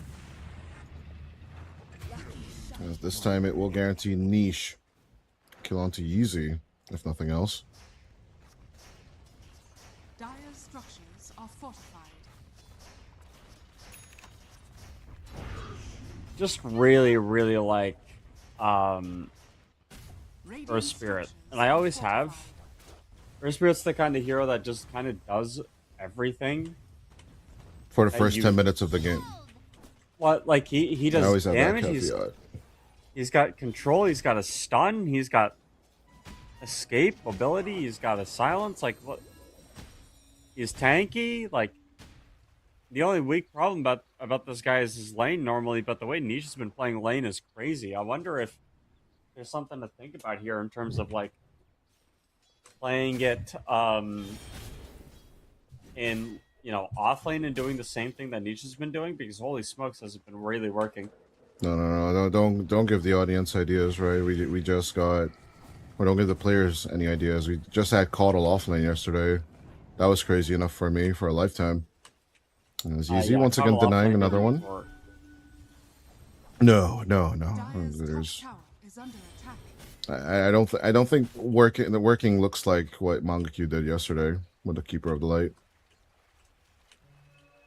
But I still gave him this. The first 10 minutes were looking pretty okay, right? And then the rest of it was what it was. As Lenny silenced up, out comes the global silence immediately into the Solar Guardian. Lenny's all alone, and Lenny Radiant's will bottom be tower shot in the back of the under head, attack. just like in the books. Or actually, just one What? book, right? There's a book called Of Mice and Men, and the main character, one of the main characters, has to shoot the other main character, and the character getting shot is called Lenny. So I'm going to be making this Mice and Men reference a Radiant's lot. bottom tower is under attack. As Sacred Arrow massively hit onto Niche, and the Dream Coil will also be dropped to start off a chain kill reaction here on the mid lane. For Nance on the run, Moonlight Shadow will be activated. Stoic looking for the grab. It's just not fast enough at the end of the day. Finally, you get some turnaround kill on the Source Spirit and force like some of that speed that he's been playing with to slow down. Dire's middle tower Gonna go is for the under BKB attack. next. Same itemization that we saw in game 1 so far, but we'll see if he wants to really change things up. I think a Lotus Orb would be really good this game. Pawn low. Go to the Nightmare grab. Here comes that Sacred Arrow again.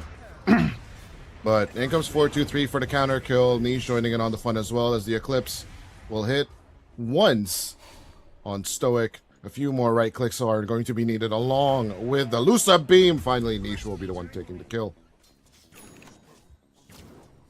Geomantic Grip, once again proving to be useful.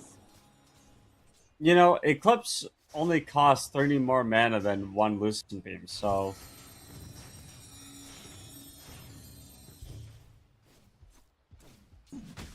Lenny almost done with the good old Radiance, so that's when his farming will truly start. The Luna only leading by one level. Things are not catastrophic yet, like in last game. will it be a crazy change for Eclipse? So that say there's like a maximum number of beams that you can cast, but Sure. instead of it costing a flat 150 mana, it costs like 25 mana per 300. beam. And instead of- 3,000. oh my Teleport gosh. will be stopped by the Lucent Beam. You know what I mean? And instead of like casting all the beam, like instead of like if you have mana for a beam, then you use a beam. But if you don't have the mana for the beam, then the Eclipse stops. You cannot use it, right? I got you. Yeah, It would be better, but Is under attack. it's an interesting approach one way or the other. You need to have visual contact with the given hero, right? From the Eclipses. Lenny, Global Silence surrounded. They are committing a lot for this Lifestealer kill, but they will lose a tier 1 tower on the mid lane for it. Has fallen. But once Radiant's again, bottom tower ladies and is gentlemen, under if you're listening to the stream in any shape or form, remember, Luna cannot touch the base. has fallen. No matter how much you're behind, no matter how much you're ahead, Luna cannot touch the base. The Stoic. Dire's middle tower Let's is see under if attack. Ilbers can actually play that game. Getting 4-2-3 to that base. As their 4v5 Dire's ball middle up. tower is under attack. Could fall off pretty quickly, right? If Stoic and Yeezy continue their antics. We'll just pick off after pick off. Norma's gonna have his heart soon. Not the same kind of heart timing that we saw from game 1, but Was it 14-ish minutes, right? it was about 13 minutes last game. 13 minutes last game. God dang. Is under attack. Actually, we can check, right? Because we're smart people. Although reading is hard. Hold on. I don't know how to Heart read. 1 is 16 minutes, and Heart 2 was 38 minutes in. 16. I see. He- Okay. Yeah, he inserted a Soul Ring, a Blink Dagger, of Wraps, and a BKB in between Heart 1 and 2. It might have been 13 minutes for the Reaver then, maybe. Yeah, I think so. Yeah, something like that. He's gonna have Reaver now. I mean, it's not gonna be that much slower of a timing this game, which is crazy to say because he's died once, but that's not enough to slow him down. He's also not farming the same parts of the map, but maybe being stuck in the triangle is actually better for his last hits. Just say it outright, play. He fed the shit out of that one death. I don't think It was he even intentional. did. All of it is intentional. The script is true. right here in front of me. I'm Yep. looking at it right now. Me too. Read. it says read. to not mention the script. Radiant Read, person. Read. Fernand's going in for the bushwhack grab as the sharpshooter comes through. But with a good old moonlight shadow. I still don't know how you do not know this song. How is this not a Nope. thing in Canada? Didn't even look at it. The Moonlight Shadow song. You guys don't have discos there in Canada? No, not really. Is that just like a massive tundra with Tim Hortons everywhere? Yes. Sounds like a dream, honestly. Yeah, it is. It is that. Except Tim Hortons are now owned by an American company, so that's regrettable. Ew, disgusting. But what is also disgusting is Lenny's about to die. Out comes the global silence again with the Stampede combo. Global domination as out comes the global reaction coming in from emptiness, but it's just like his namesake, a massively empty Solar Guardian. As sure, you get the hoodwink, you get the rat, but this isn't Tom and Jerry. The rodent is not the only thing you have to kill. Niche. Target up onto the Earth Spirit, but Norma puts his foot down with the hoop stomp. Emptiness trying to spin through it, but the arcane curse and everything as well. There's just too much damage. This Dawn is definitely not what she used to be. Paulo Oh! making it out of there. That Sacred Arrow was a whiff. Sadly, the camera doesn't catch it. But what Holy a TP smokes. it was. Yeah, and the camera also doesn't catch the Lotus that Norma gave to the silencer to keep him alive during that TP. Power of Crazy. friendship and healing. The power of friendship is healing. Damn. Did the Earth Spirit die? Earth Spirit did not die. Radiant's top tower. So you lose is one under Hoodwink attack. and you get 2 cores plus a Bane and like Exactly. You'd take that deal any day, right? yeah. Yeah. I think the silencer has really like broken the game open because you can't do anything. Like you just have to act like you can walk away from it, but Lifestealer's not that strong. He's going for armlet instead. Dude, you need style, my man. Like you need a way to cancel this global silence. Yeah, Stoic and Yeezy splitting up their dynamic duo. Baymorana has not gotten a kill in the last 10 minutes, if I'm not mistaken. Yeah. And this is the combination they need to keep running.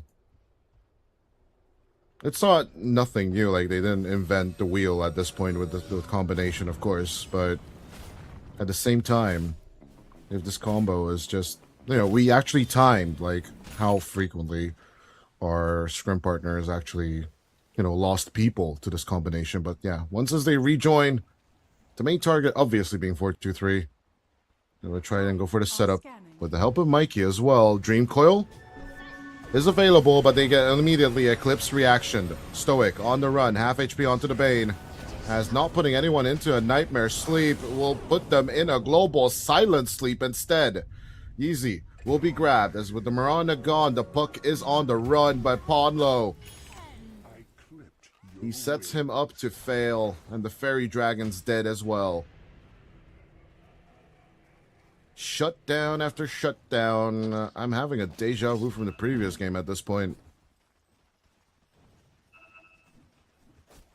Radiant's middle tower is under attack.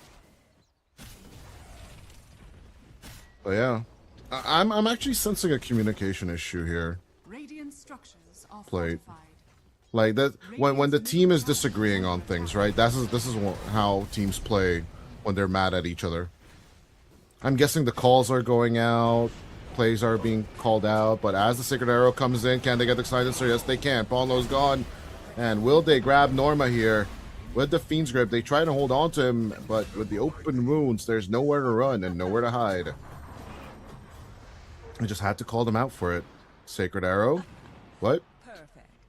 Okay, I think he heard the sound and he wanted to dodge on the other side, but Fernaz just walks into the arrow instead.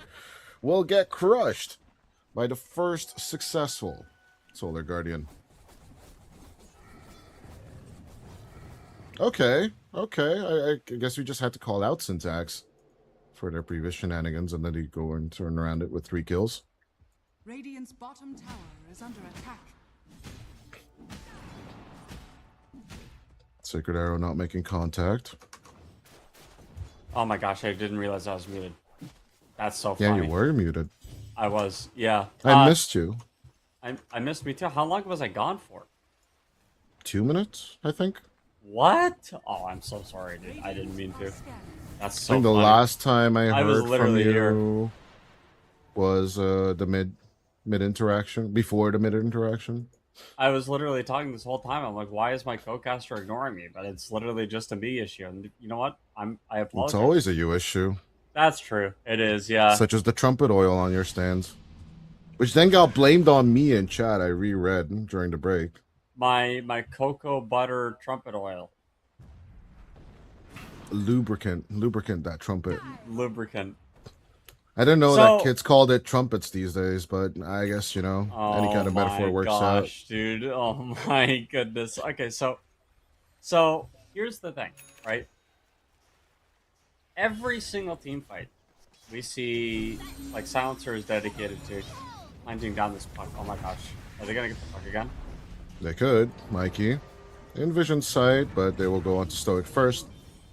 You know, Fiend's grip was kind of annoying in the previous fight, but as Lenny still stuck in the Moonlight Shadow, 4-2-3 will finally commit onto the second tier 1 tower of the game. Tower has fallen. I love Pondo's itemization. Just straight up force staff so that he can be a little useful. Radiant's And a refresher to is under elongate the attack. fight usefulness. Well, it just means that like he Top can tower is under attack. twice in a fight cancel something that's being channeled, right? Like you can save the ultimate for the Bane, and then you can use the other ultimate for the Dawn. And that's Oh, gonna be 4-3. value. The thing only has 40 HP. Hit it. As Roshan is the other side. They are going for the Gambit play right now on Syntax. But I'm pretty scared that Ilbers are just going to let them have the Aegis. They literally do not care. I don't They're think showing he a cares little if bit of Lenny care has here. Aegis. I'm not gonna lie. I don't think Lenny having Aegis changes anything. Lenny picking it up, but Norma is ready to be on the move. Blink Dagger and Heart of Tarask is already done. As some of you may have seen.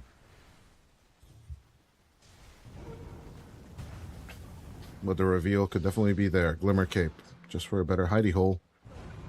As Emptiness will be seen, trying to go for the Lotus Pool.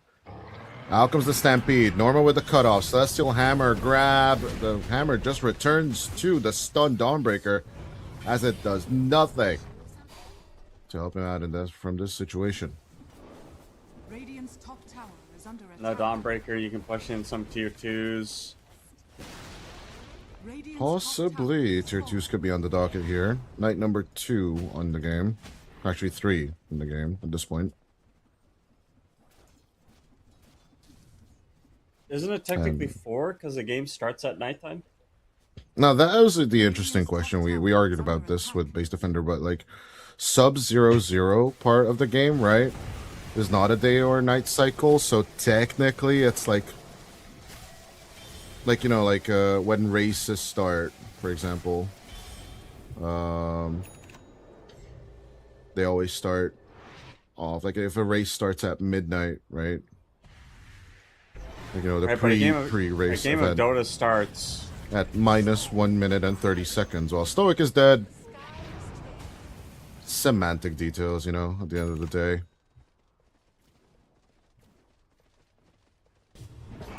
I don't count the first night as the first night. I don't count the 0th minute night as the first night. As Mikey dies. Mikey dies. Mikey in the face shift. Nice, Mikey he's actually okay. lives. Mikey going out with the blink. Moonlight Shadow will help. He got BKB delivered to him save. on that. Massive save on the play. puck, bro. He Oh, he was in literally the got phase BKB shift, delivered right? then. Huh? Holy moly. He was in the phase shift while it was being delivered, wasn't he? I think so. I don't know if he was hiding the courier from, like, if he had the BKB on the courier, he's hiding the fact that he had the BKB finished. But if that's the case, which I wouldn't put it past him, crazy. Everything can work. Johann Sunstein, hardly known True. player. One of the nicest people ever, by the way. Like, I cannot emphasize this enough. No Tail is by far the nicest person I've interacted with in the Dota scene from Humble flex, but the okay. tier 1 players. It only happened 5 times in my life. I want it to happen more. Niche. At the same time, a little bit of runaway Fiend's Grip onto your spirit. No global silence available for 50. But yeah, you can always ping your silencer as to why no global silence when That's true. I'm in trouble. Definitely report pawn though. Is under attack. But all of this is just whatchamacallit. This is just a side dish. No. The true meat is that 4-3 is about to finish Satanic. Is under attack. And that's gonna be the main course. Brought to you by Ilbers Esports.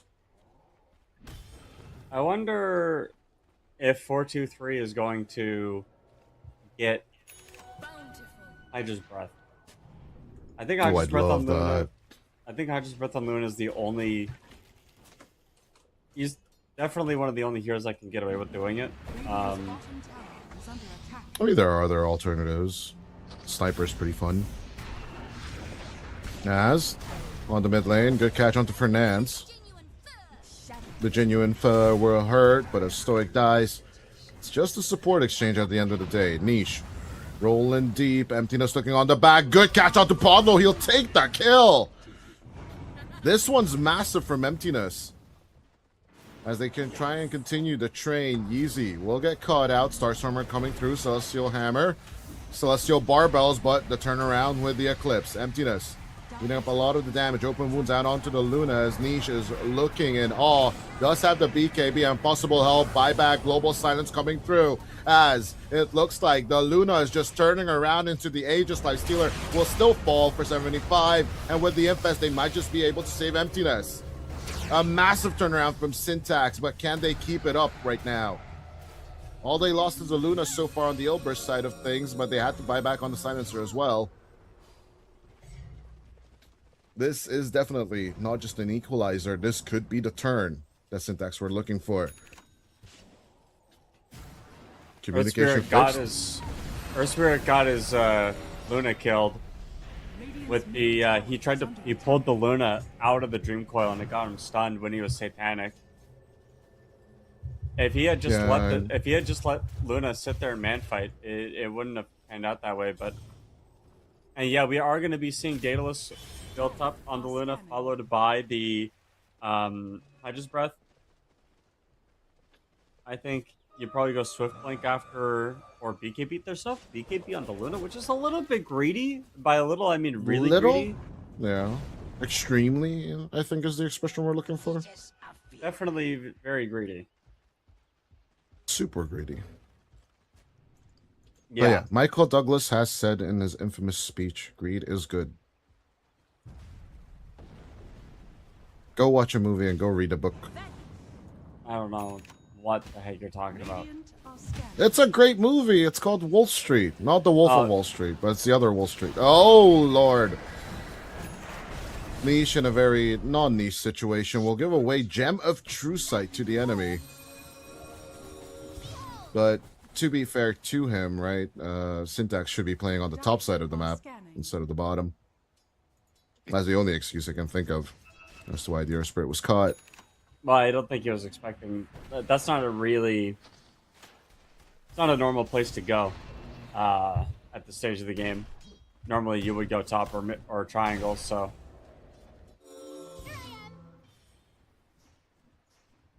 Yeah, 3K net worth lead now for Syntax, the highest they've ever gotten throughout the game.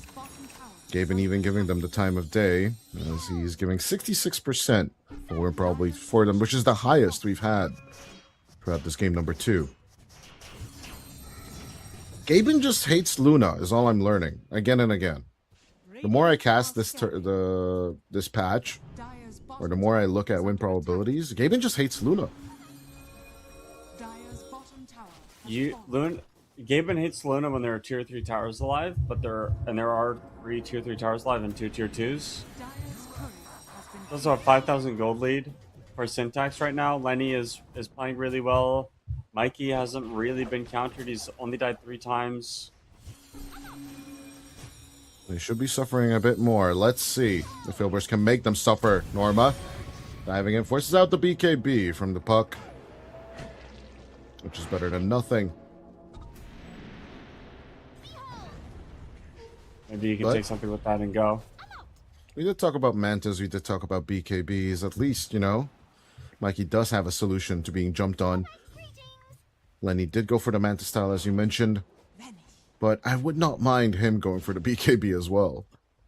Right? Especially with the Global Silence double coming through on pawn low sooner rather than later.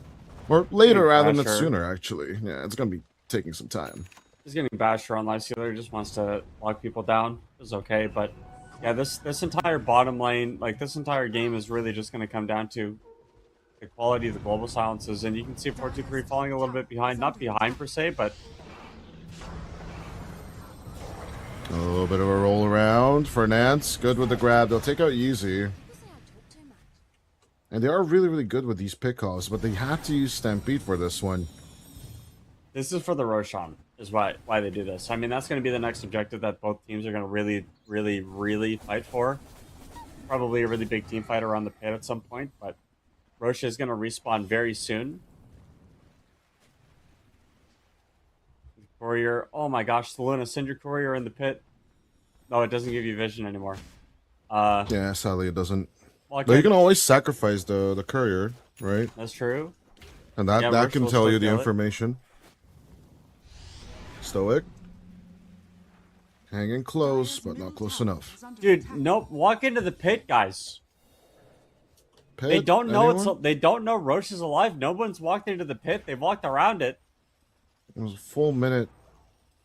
Mr. Pitboy is just going to be sitting there as they look for a turn. They want the numbers advantage again, apparently. Emptiness. Turning around with the BKB. Niche is falling extremely low, but with the Lotus Orb, they do manage to save the Earth Spirit. Meanwhile, on the top side of the river, a little bit of a grip does come through, but Fernandez looking for the turnaround. Global Silence helping out the Squirrel Rat as Ilbers are forced to back off while Roche number 2 is up for grabs. And that's the problem, is that Ilbers would have taken that team fight had they known the Roche was up. They don't have a scan, so they can't even tell that this is up, but obviously they do now with the roar. Roche is going to move in 15 seconds, and of course it looks like Syntax will realize that it's a pointless endeavor Oh! to try and take it now. Good with the Infest Bomb straight onto Niche once again, but no BKB on the Earth Spirit this time. 50 long seconds of danger. But with Emptiness being separated from the rest of the team along with Norma, Norma proves that he is truly the offlaner of Ilbers. While Emptiness just crumbles under the pressure. Norma diving forward, onto the Bane they go. As sadly Sacred Arrow Dodge is not going to be worth it, but Norma is just cooking with this Centaur. Second game in a row. Yeah, where that's a all very, eyes. Yeah, it's very just obvious Roche call here. 2 in the numbers advantage. Satanic will just heal back up the Luna. No problems here.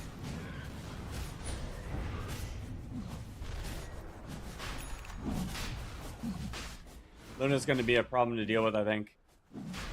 It's just I don't such know. it was such a good approach from Syntax. Sad to see that then they get separated in the execution.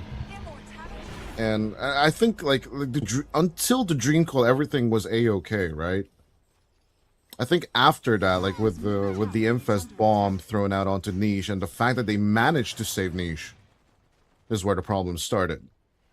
Am I correct? No, Niche has a heart. So, you know, it's really hard to kill him. He's just really tanky. He's going to get Shiva's Guard next to really help with the He physical didn't have damage. BKB. Wouldn't you think that? Yeah, okay.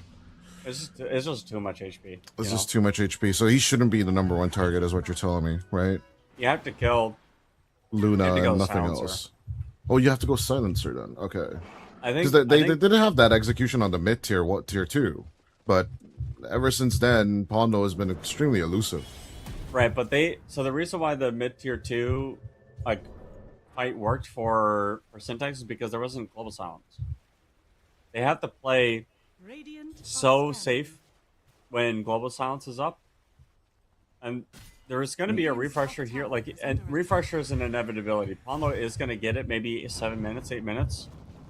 He's farming some camps now to like close the gap on building it. Once you get refresher on silencer, these fights get twice as hard to fight. Like, it's not even Even about has green. It's Sorry, really even not has about double ultis on like the same team fight. It's about the fact that you can win these team fights with one global silence on Ilbris, and then after everybody respawns, you can pop refresh and then take the team fight again. You know what I mean? Radiant's Like, middle tower is under attack. that's really what the danger is here. I just wanted to point out that Apollo even has the greedy on him as well, right? Radiant's He's Yeah, mitigating yeah. his damage, but he's getting massive amount of gold at the same time. As they're splitting the map, courier hunting from Mikey has been pretty successful, though. I will say that.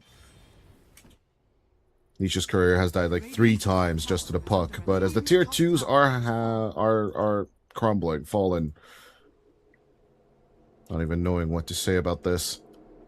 So onto the high ground they will go. 4-2-3. In with the approach.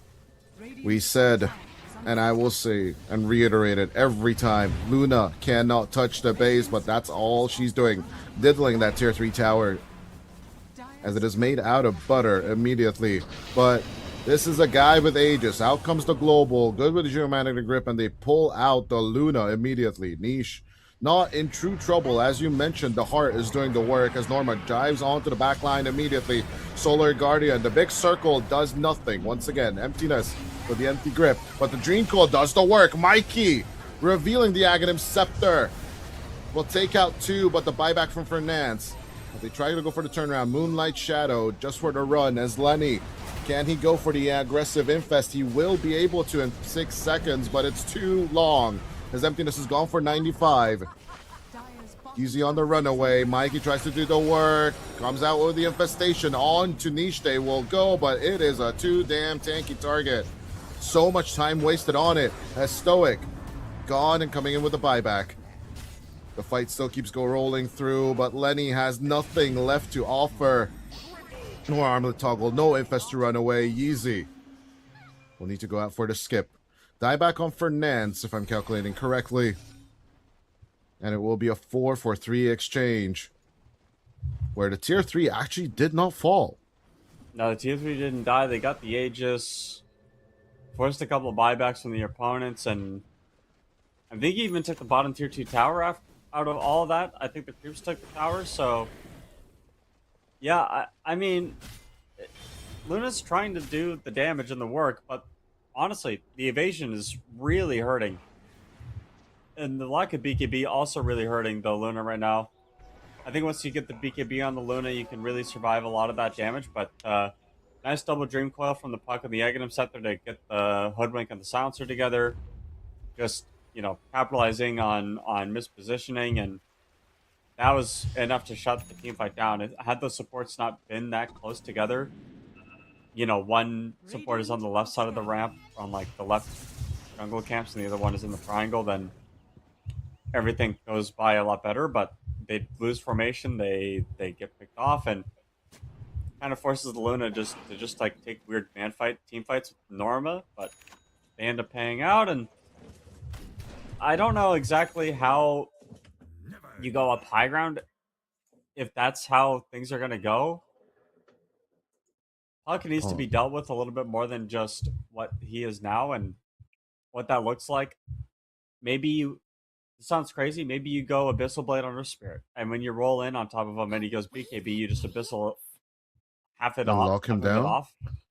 I don't know. Approach. But like you need to do something. Like you can't let him just have a BKB and then own your team the way he has been. Yeah, one thing's for certain though, Paulo's 1,000 gold away from that global. Refreshed. Yep. And that is truly, truly when I think Ilbris will be at peak performance or peak power spike in this game. After that, sure, like, you know, the Lifestealer can still get 20 minutes of farming time, and then he'll have, I don't know, I'm just swinging over here, 5,400 HP-ish kind of deals. Although I mean, with the armlet turned off, he's at 3,008. I don't know. I'm not sure. I think they're gonna go for some weird play here. Obviously, the dire scan. Oh my gosh, the dire scan is gonna catch him out? Moonlight Shadow. It is. Da, da, da, da, da, da, da, da. There's the infestation bomb. But it's a bait. Ready to be blown apart, but nope. I think they were trying to bait out the global silence to some extent, right? But Maybe. Paulo is cool, calm, and collected. He's just a cucumber. Radiant are scanning. Is the radiant scan gonna? Oh my gosh. Are scanning. Nah, it's not gonna catch. It's definitely not gonna catch. Tormentor number 3, up for grabs. Syntax decide to go for it. And as it is acquired, the smoke is still on the approach. Each with the haste rune. Trying to go for the roll, but no heroes will hang out here anymore. As Norma does attempt to make the jump, but just empty ears. I mean, Ilbris were talking about where exactly to go. I think if they made the call immediately to go to the Tormentor, they would have found out. They would have won that team fight. Wait, hold on. No way they find Mikey here, right? No, you don't. Niche didn't see him at all, right? Yeah, you have no idea that he's up there. Oh my Oh, gosh. Dream Call. Maybe you do. What the hell? Mikey's doing puck things. But at least he's not pucking up. 1,000 damage with the Dream Coil is a lot of damage, but nobody was there with them. But maybe next time they will be for Nance. As you turn around onto Stoic, maybe just the glaives in and of themselves will be enough. Yeah, eventually with Stoic being revealed, they'll find the catch. Eclipse is available. Nice cut through onto the top wave. But just holding outpost versus outpost, your bottom lane is still going to be a bit of an issue. As pushing into this tower. You're gonna have I mean, you creeps can mid. if you. They need the creeps mid to make the contact. As 4-2-3 once again wanted to touch base. Needs 2 more right clicks onto that tier 3. And you have double global silence here. Radiant's top The numbers advantage is on your side. Does not want to drop the Infest bomb. Lenny decides against this. He wants to do the aggressive Infest, but it will be 13 more seconds until he can. Leash, head onto the play as out comes the War Card. Can the Glaives bounce enough? Out comes the Global Silence. No Solar Guardian for you, they say, as with the Magnetize. is under attack. And a little bit of War Card action. It will be a kill on 2 extra. Ilburst. The shutdown is here. The top wave will need to be pulled in. Ponlo. He is being pinged. Help us. Help us. Well, he says that He's gonna be creeps top. Global There's Silence gonna number be creeps 2. top. It's still 5 more seconds until they arrive. It's too long. Mikey doing the heroic thing and trying to push out the mid wave, trying to catch out the Silencer. The Silencer, though, going in for the jump away. 5 seconds separating Mikey from saving the game. No Dream Coil was available to him. And the Luna will not just touch the base, but absolutely deleted. One last fortification. Radiant structures are falling. You have cart Coming save here. out. Like there's really no threat to 4-2-3 right now. You have the cart save here. Radiant's You have the BKB, you have the Satanic, everything is just available. And the Lotus, don't even get me started on that. Mega Creeps at 45. 31-20, a small net worth lead by any margin. But Gaben's win probability takes a nosedive from 66% in favor of the Radiant down to 81% in favor of the Dire. The power of the Luna, baby. I love this hero. That It's might so have been dumb. one of the worst 3 minutes I've ever seen from a team, and it was because Syntax didn't do anything. And they haven't done anything. Like they literally took at I don't know when they took the farm, maybe 4 minutes ago, and ever since then they literally haven't casted spells on opponents. Norma. They've just been Norma being the letting things vanguard. happen.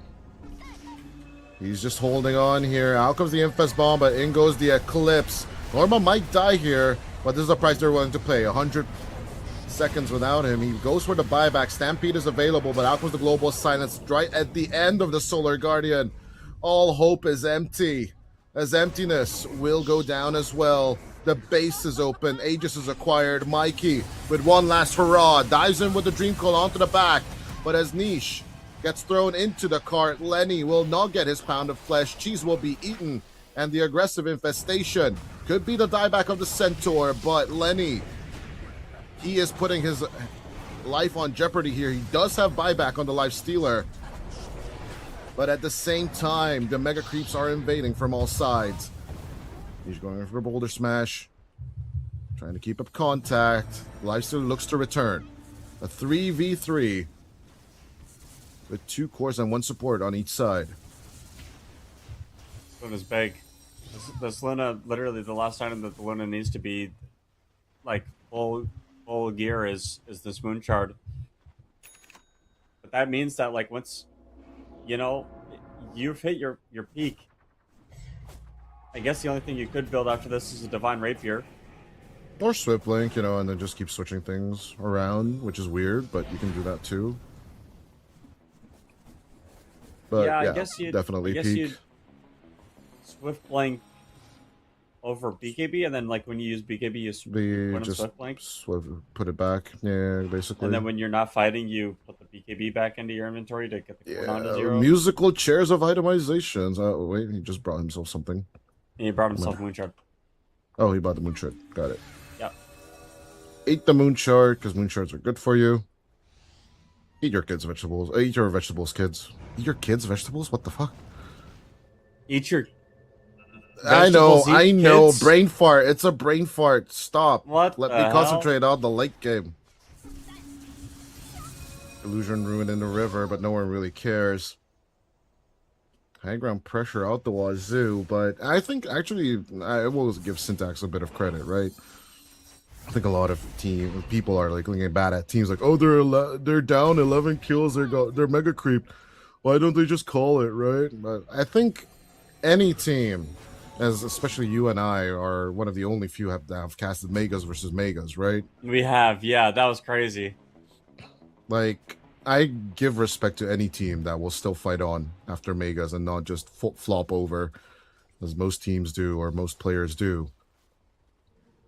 Radiant's So Well, the respect problem here is or you- there. Niche will try and give back a bit of what Syntax have been giving as medicine, and Norma with the pause. Ilbers have been doing a lot of suspicious pauses, if you ask me, though. This, I mean, what? You have double global silence. 4-2-3 is going to hit these tier 4 towers. I mean, the tier 4 towers are already dead. You might think that they're on your screen, but they're not. And I guess that it kind of just goes to show, like, what are you going to do after? Okay, kids, here comes the magic trick. You see the tier 4s right now, or at least they're about to on your screens, and they're not going to be there in 1, 2, 3. Abracadabra. As they disappear, Emptiness goes in for the approach. Out comes the Eclipse immediately. Despite the BKB, Emptiness is eating so much. Global Science to stop the Fiend's grip. They are running out of everything. Global Science number 2 to stop the Solar Guardian. As the Glaze bounces are actually hitting the Ancient faster. As it just drops dead. Ilburst Esports wash the floor with Syntax in 2 games. And in dominant fashion at that.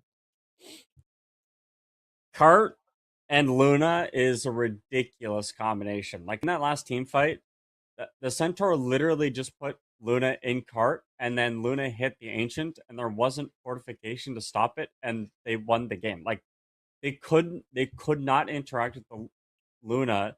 They had to get through a Centaur that had Heart BKB, and then you also not only have to kill a Centaur who has Heart BKB, you have to kill a Luna after that who has Satanic Manta BKB Aegis. Like it's not going to happen, and just the building damage, right? Like Syntax didn't have a building hitter. 3,600 building damage from Lifestealer compared to the 35,000 building damage from Luna. It just goes to show how different like Ilbris was this game, how much cleaner they were in their execution, and you can just look at the damage, diff between 4-2-3 and everyone else on Syntax, right? Like that's just the biggest differences in my opinion. Like the biggest issue was that 4-2-3 was put into positions to succeed, and Lenny was just kind of here trying his best, but No, it's Yeah, I just don't he think- just couldn't deliver 2 games in a row, and there's nothing Yeah. against Lenny, right? That there truly is some kind of team disparity right now on the Syntax Mhm. side of things, and we really hope that they get this fixed sooner rather than later. But once on the top, you can't always be on the top. You will eventually get targets on your back, and teams will figure your strategies out. Obviously, though, syntax, I will point out Mikey had some really, really great moments with Deep Dream Coils, but the Life Stealer infestations didn't impress me. The itemization, it was fine, but I think BKB was the extra answer here. Because, okay, yeah, 2 global silences, right? But then I have 2 answers to 2 global silences, is what my logic is here in this situation. It's just weird that Team Syntax, they just let themselves be rolled over. 1 Lotus Orb in total for the whole team just doesn't seem to be enough. Despite Stoic doing his best, right? I think the Guardian Grease was the good idea here.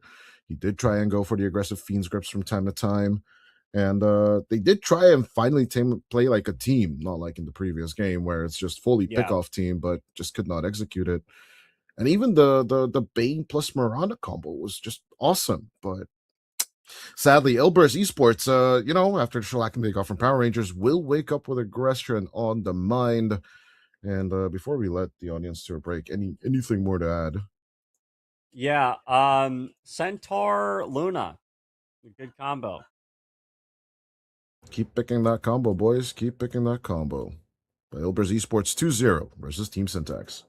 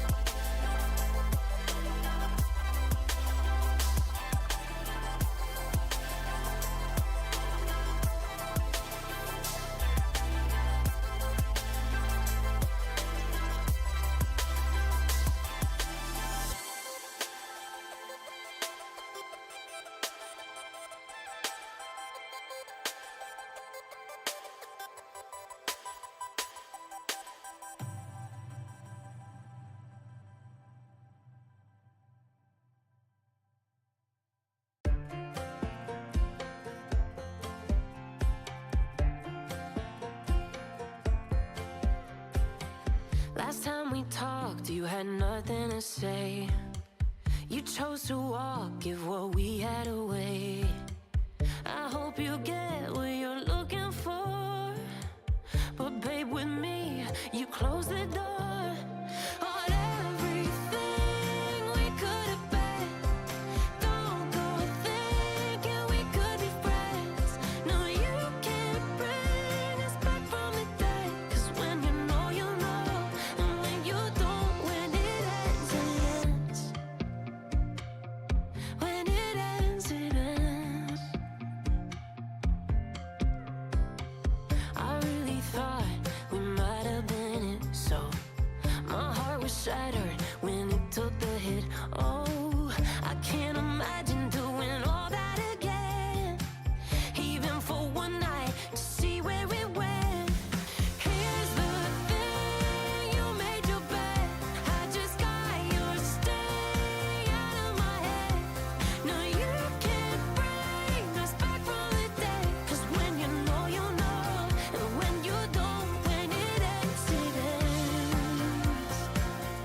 When it ends, it ends. End of the road, nowhere to go. You cut the ties, you burn the rope. So don't let me see your name lighting on my phone when it was you who let go of everything we could have been. Is it sinking in all your regret?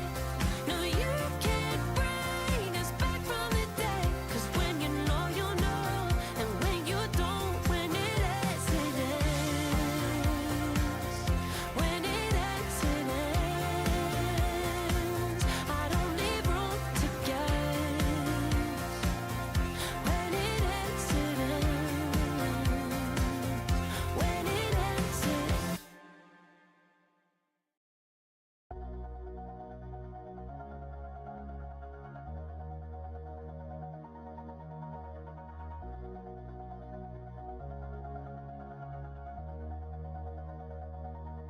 All this time, I've been holding on so tight. 'Cause all that I do was easy to use. So call my time, but you weren't really mine. Just something to do. Thought I never knew. No surprise, but nevertheless, I'm still stuck in self-defense. No surprise, but nevertheless, I get lost when I look in your eyes.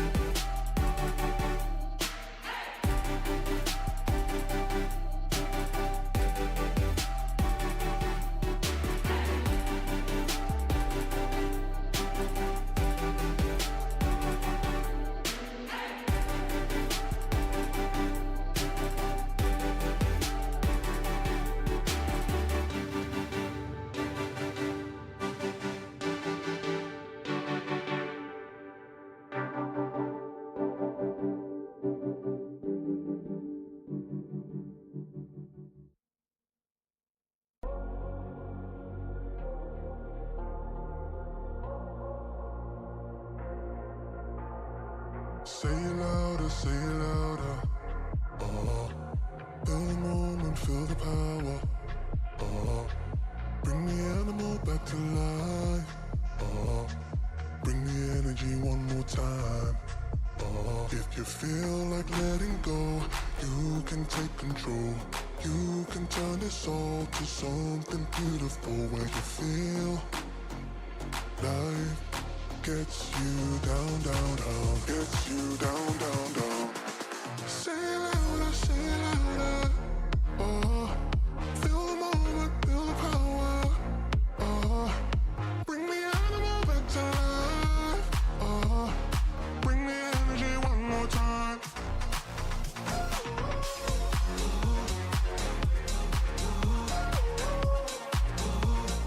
Bring the energy one more time.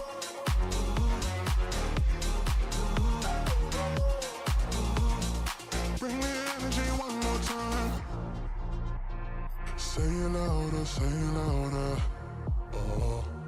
You're the question, you're the answer. Bring the animal back to life. Bring the energy one more time. If you feel like letting go, you can take control. You can turn this all to something beautiful where you feel life gets you down, down, down, gets you down, down, down. Say it louder, say it louder. Feel the moment, feel the power.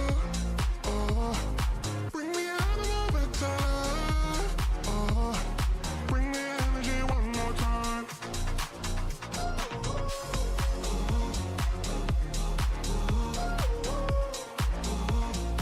Bring the energy one more time.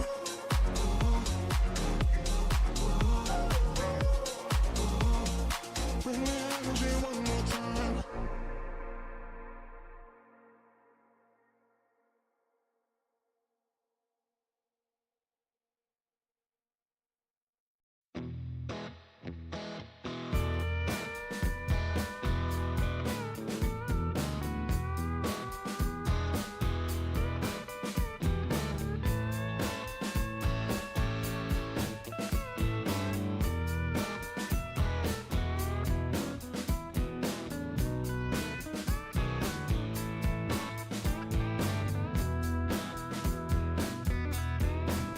I hear you talking at work to the boys in the gym, talking at the bar till I walk in.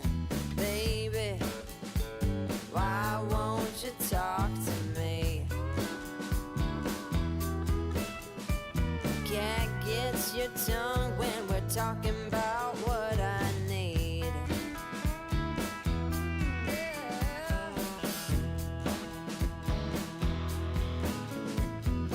Say what you will at the hardware store. Don't get you started talking about sports, baby. Why won't you talk to me? Can't get your tongue when we're talking about what I need.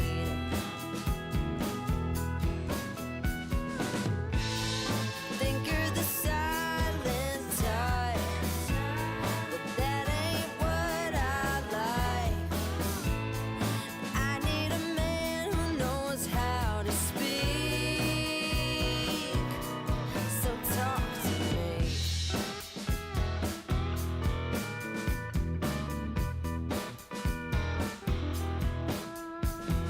Yap on the phone with your daddy till dawn. Fishing with your buddies, going on and on and on. Those fish hear more than me. Cat gets your tongue when we're talking about what I need.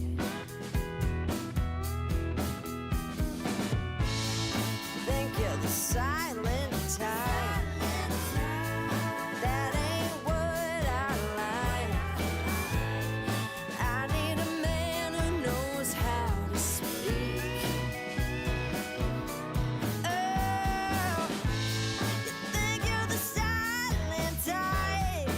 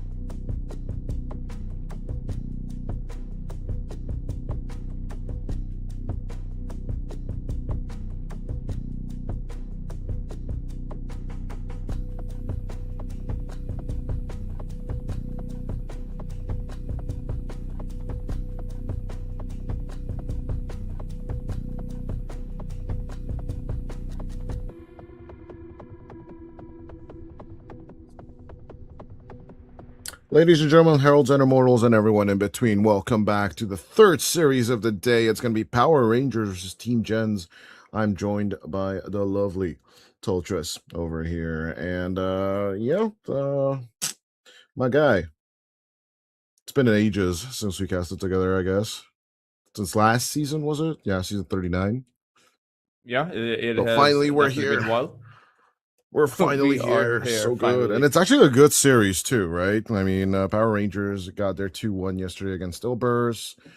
Gens have been a little bit shaky for me. Is all I'm going to say, right? All the rumors about Parker and his scandals of being difficult to work with. But he is here. He is with a team, and he is playing Europe. No matter what you think of him, he has put a lot down on to the line, and I'm very much curious to see if he can deliver once again. Yeah, I think that's going to be the question on pretty much everyone's mind. It's also interesting how he's not with a traditional South American team. Sure, you do have Yadomi on Jens's lineup, but it's a South American and a Middle Eastern marriage as far as the roster is concerned. And You have Southeast Asian as well with Jing, so it's like exactly. all over the place at the same time. Yeah, it's pretty all over the place, and at the same time, Parker's been doing well in the tournament so far, at least in the games where he does have a given the space by his team, or rather, when I would say when teams don't prioritize him a lot, but teams have been prioritizing him. I will say that Mikey has also stepped up quite a bit for Team Gens. He's been having a fantastic set of games, but this is probably going to be Gens' hardest matchup. Even as they're going to be playing against Nemiga in the last series, I think this one is definitely going to be much more difficult. Yeah, with 3 series to go, though, Team Gens are not looking super bad. So far, did lose against Syntax, who have been now struggling for the past 2 days, on the other hand. But, despite Syntax's shortcomings, I still believe Gens have a really, really good chance if they get themselves together today and, of course, tomorrow, the final group stage day of all things. So, to the audience who are not aware or not always looking at the board, which we do all the time, right? There's only Group A matches left, with Group B now pretty much set in stone. Zero Tenacity securing the last 2-0 previously. I don't think there's going to be a cedar match between Level Up and Z10, but generally, yeah, Group B is basically set for Level Up and Z10 to pass on, with Aria Rise, No Hoodwink, and Puck Champ eliminated, and KW disqualified for admin reasons. It's not our place to say. If they cheated, screw them. If they didn't, oh well. At the same time, here in Group A, Amaru already set to be eliminated, right, in Group B. Yeah, And I can't say I have too much. I would have wished that they did, in fact, play their matches. But when you forfeit, you do lose your matches. That's generally how that works. how it goes, yeah. So Here, have 3 points. You want 3 points here? Have 3 points. Because I need to go to Astana for a LAN or something. I mean, you go to Astana for a LAN, but you're still signed up for the tournament, right? I feel like you should be making those decisions, but don't want to criticize them all that much. I will if they don't play their next match. They're still eliminated. You can't be salty about that for sure. They're still eliminated, but they still have one more match to play. So that will be the redemption match. Will they still play knowing that they're not going to be in the tournament, right? But taking a look at this draft right now, Noob, he doesn't have his Lena. He does have his Puck, though. And Power Rangers, they have the Disruptor, so they have quite pretty good heroes against the Puck. In fact, some pretty good heroes against the Necrophos too in that Disruptor. Hold on. We're looking at Kiyotaka Coddle and Immersion Pangolier, or Kiyotaka is pushing for this Keeper of the Light, isn't he? So, and it's pretty decent against the Necro. I don't really understand the Necro pick in general for that, because this does set up for a Necrophos carry, and the Puck mid as the reaction coming out from Jenz. And of course, Noob from former Enigma Galaxy fame is definitely going to have a wild time with this Puck so far. Yeah, I think the Bucks definitely gonna have a good time. It just, I mean, it depends if Power Rangers can use this disruptor to shut down the Puck as well as Parker's Necrophos. If they can, then they're gonna have a good time. If they can't, then they might actually struggle. The only problem that I see with the Keeper of the Light mid is that you'd have to send this Pangolier towards the off lane, and Pangolier versus the Necrophos in that kind of lane doesn't exactly strike me the right way. Absolutely agree. With pick 18 coming up pretty quickly, Power Rangers got to solve too many problems. It feels like a sinking ship of a draft immediately. Hmm. Maybe you just go for the But Mortar right now. I do think that Power, or rather, Power Rangers Bashka, he does play the Mortar. Great against that Necrophos, decent against the Ringmaster and the Hoodwink. That Deadshot is definitely something you can use against that Scurry, as well as uh, the escape. No, they actually go for the Doom. Okay, so they go for a direct counter against the Ringmaster, and unless this is going to be a position 1 Doom, this does suggest that Power Rangers are going to be playing, that mid lane Pango and that off lane Keeper of the Light, or rather, that support Keeper of the Light. right, so with that in mind, Kiyotaka,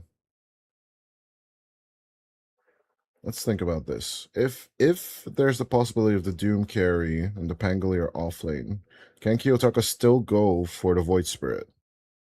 Is that a legit route that they can take? Obviously, they're gonna have tower pushing problems, but they can shove down the lanes, down the enemy's throats, and the fights are pretty much winnable, right? With the Disruptor and the Doom.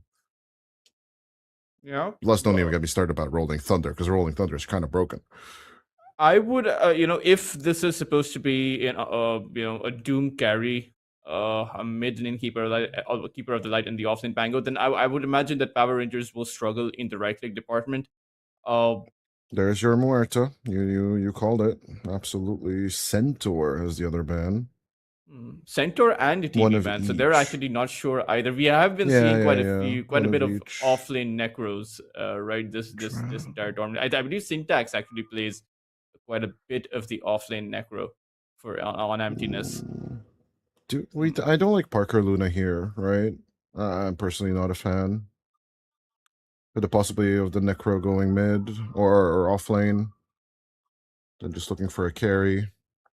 Yeah, the Luna, I mean, against the Pangolier, it does feel pretty shaky. You can't right click away that easily. You'll need that BKB. I think this should just be a straightforward Parker Necrophos. You send Noob towards that mid side, and then you can think about that, Russell going for either the Lycan or Steal the it. Black Hole, or There's your the Enigma. solution. Steal it. They don't need it. It's good against the Necro. Screw it. Roll the dice, bro. I love this approach though. Remember when you and I used to draft against each other? You know, And you must have had the exact same situations like we did. Like, oh, they're definitely picking this. They're definitely picking that. Like let's set up for pick A or pick B, and then you guys just steal our picks while we then just start stealing your picks. And then everyone's just in this uncomfortable position. I don't play this hero, dude. Like, what are we doing? Kind of situations. The Sven comes through for Parker. A bit of a melee, a bit of a shakier approach into a disruptor and a keeper of the light. I'm not really a fan of the big rogue knight, but obviously Parker has a different mentality on this. And while Jinx should be the number one target for Alberca, the question does remain: how do team fights shake down in this one, my friend? I think it kind of just depends if Parker is able to get that jump through on that disruptor or on that keeper of the light. Use the God Strength to burst down either one of those two supports in the first few seconds.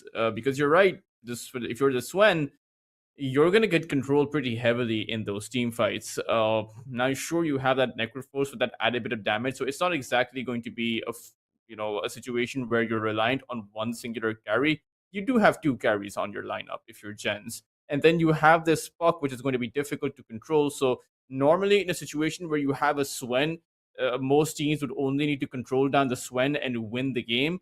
Is different over here because Power Rangers have to shut down the Swen in the team fights. They have to shut down the Necrophos as well as the Puck. And I'm not sure as strong as their team fight is, I'm not sure how they achieve all three of those targets, especially since they're also slippery. Uh, Swen has the movement speed with his Warcry, the Necro has the Death Seeker, and the Puck is just a Puck. But yeah, with chase problems coming through, a lot of pressure on the Pangalier's shoulders.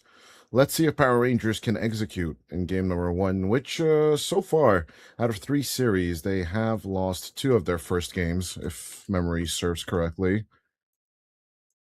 But yeah, with Isla rolling on through, Prepare for battle.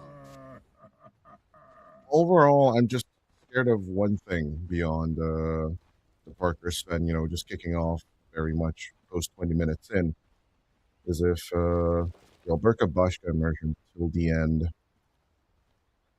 combo just, starts taking tier 1 towers. Because Kiyotaka could be enough of a distraction, in my opinion, that the rest of the team can just start taking objectives away from you. I think the early game push is not only is it something that you have to be afraid of for Team Jenz, I think it's a win condition for Power Rangers. They have to have enough of an advantage to mitigate that 20-minute Parker, like you mentioned, because he is going to farm, right? Dude, I think the number one thing about Team Jenz 30 is that regardless of seconds what you to do, Parker is always going to have his farm. So you have to play with the contingency that you're going to have a farmed up carry against you. You can't be playing with the thought that you're going to be able to shut him down. Yeah, I'm a big Luna believer, so I am going with Power Rangers this time around. But we shall see. A lot of pressure on Kyoto's shoulders. Former mid laner. It's to some extent it's a fall from grace. Playing LAN in Berlin and then now finding yourselves here in tier 3 Dota. I think it's a fall from grace for Nine Pandas too. They were a pretty strong organization in the Dota 2 scene. Now they're hoping to become a strong organization, I guess. Do they even have a team? I don't think they have a team anymore. I think they do. They have one in. Well, they had one recently. Actually, did they? Yeah. I don't really follow much, right, out of the tier 1 scene and whatever we cover in CCT and EPL. Right, you and I tend to talk about this from time to time as the days go by, but players come and go, and the sad story is, right, as competition goes by and as TIs keep coming and going, there's always only one winner, right? Runner-up names, okay, the wider audience knows the runner-ups, but there's only 5 names etched into the ages every year. And that's just what it's all about. At the end of the day, as immersion, might just be edged as first blood in this game, but Isla not gonna make the grab, or goes for the bushwhack eventually. And with the bloodstone, this should be first blood right there. Gonna be missing it on the screen, but I will still be, I don't know, the radio caster for the rest of the stream. That was actually pretty well done by Parker. He left the Hoodwink knowing that he wants to go back to his farm and that Isla would have been able to secure the first blood. He could have gone for the chase because that was a guaranteed way for him to acquire the first blood, but he prioritized his farm over what he knew was going to happen. So Power Rangers already off to not such a good start, and like you pointed out, they have lost quite a few of their, I think, their first game in their overall best of threes, which they've eventually all ended up winning. But we'll see. I mean, they lost the first game to Ilbers at the very least, and also lost the first game to Nemiga. Dyer's courier has been killed. Yeah, the two have not met during the play-ins, but so far so good. On the side of Team Jenz, who have been having a actually pretty decent play-in stage. They did win the groups of the play-ins for themselves, collecting 11 points in total, and basically not having lost, basically losing that one series against Syntax, but otherwise pretty much a flawless record on their end. Yeah, they actually Russell being pulled back. Hold on, just a bit. But yeah, the death pulse is just too much HP. Never mind. Bashka is very low on his HP, but he has that healing salve, so I suppose he'll be okay. Jen's actually Oh, the whip ironically. throw. Oh no. Yeah, No, that Bashka. salve is just gone. It should That have salve played is it a bit gone. safer.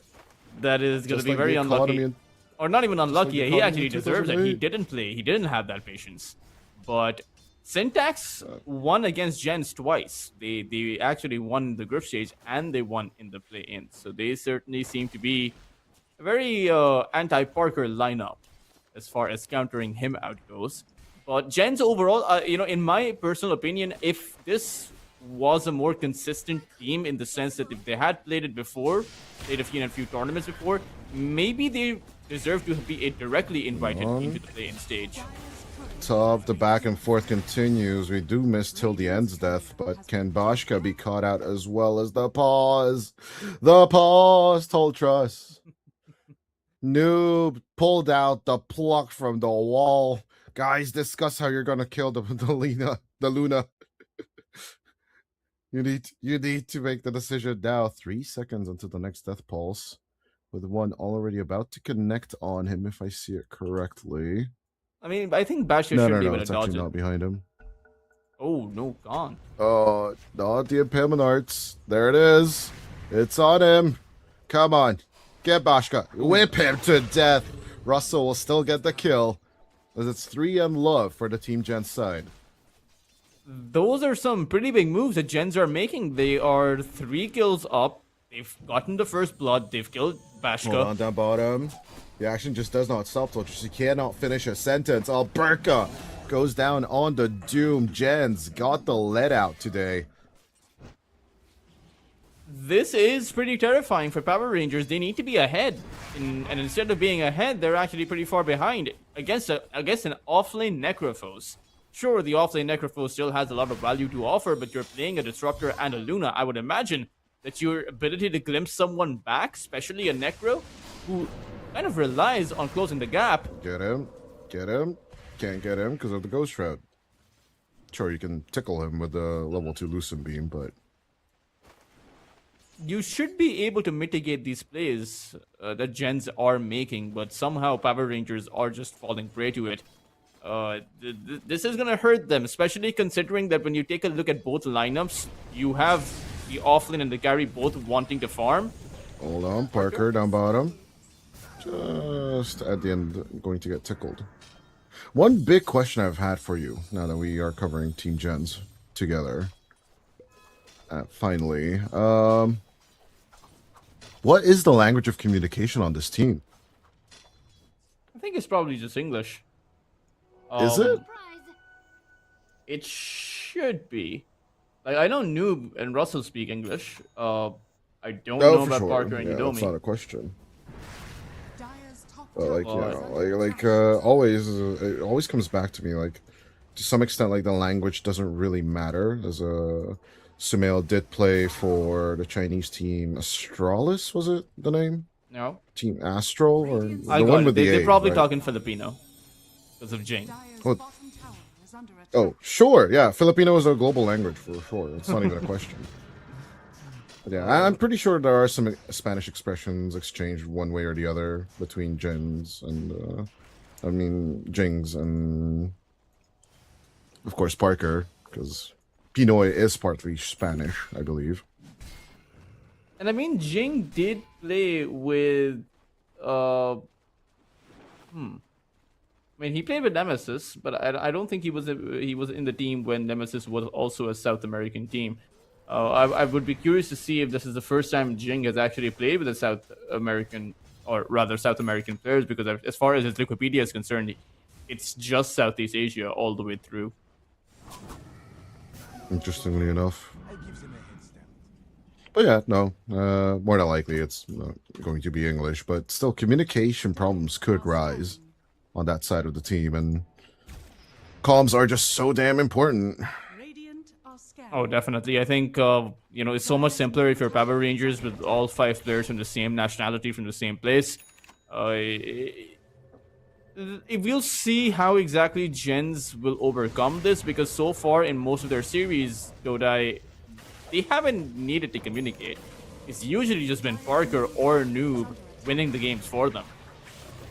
Yeah, let's see. Jing going in with the Funhouse Mirror, at least trying to shake off till the end. Russell has been glimpsed back over and over again, but finally Alberca will be rotated in just to counteract the Necrophos.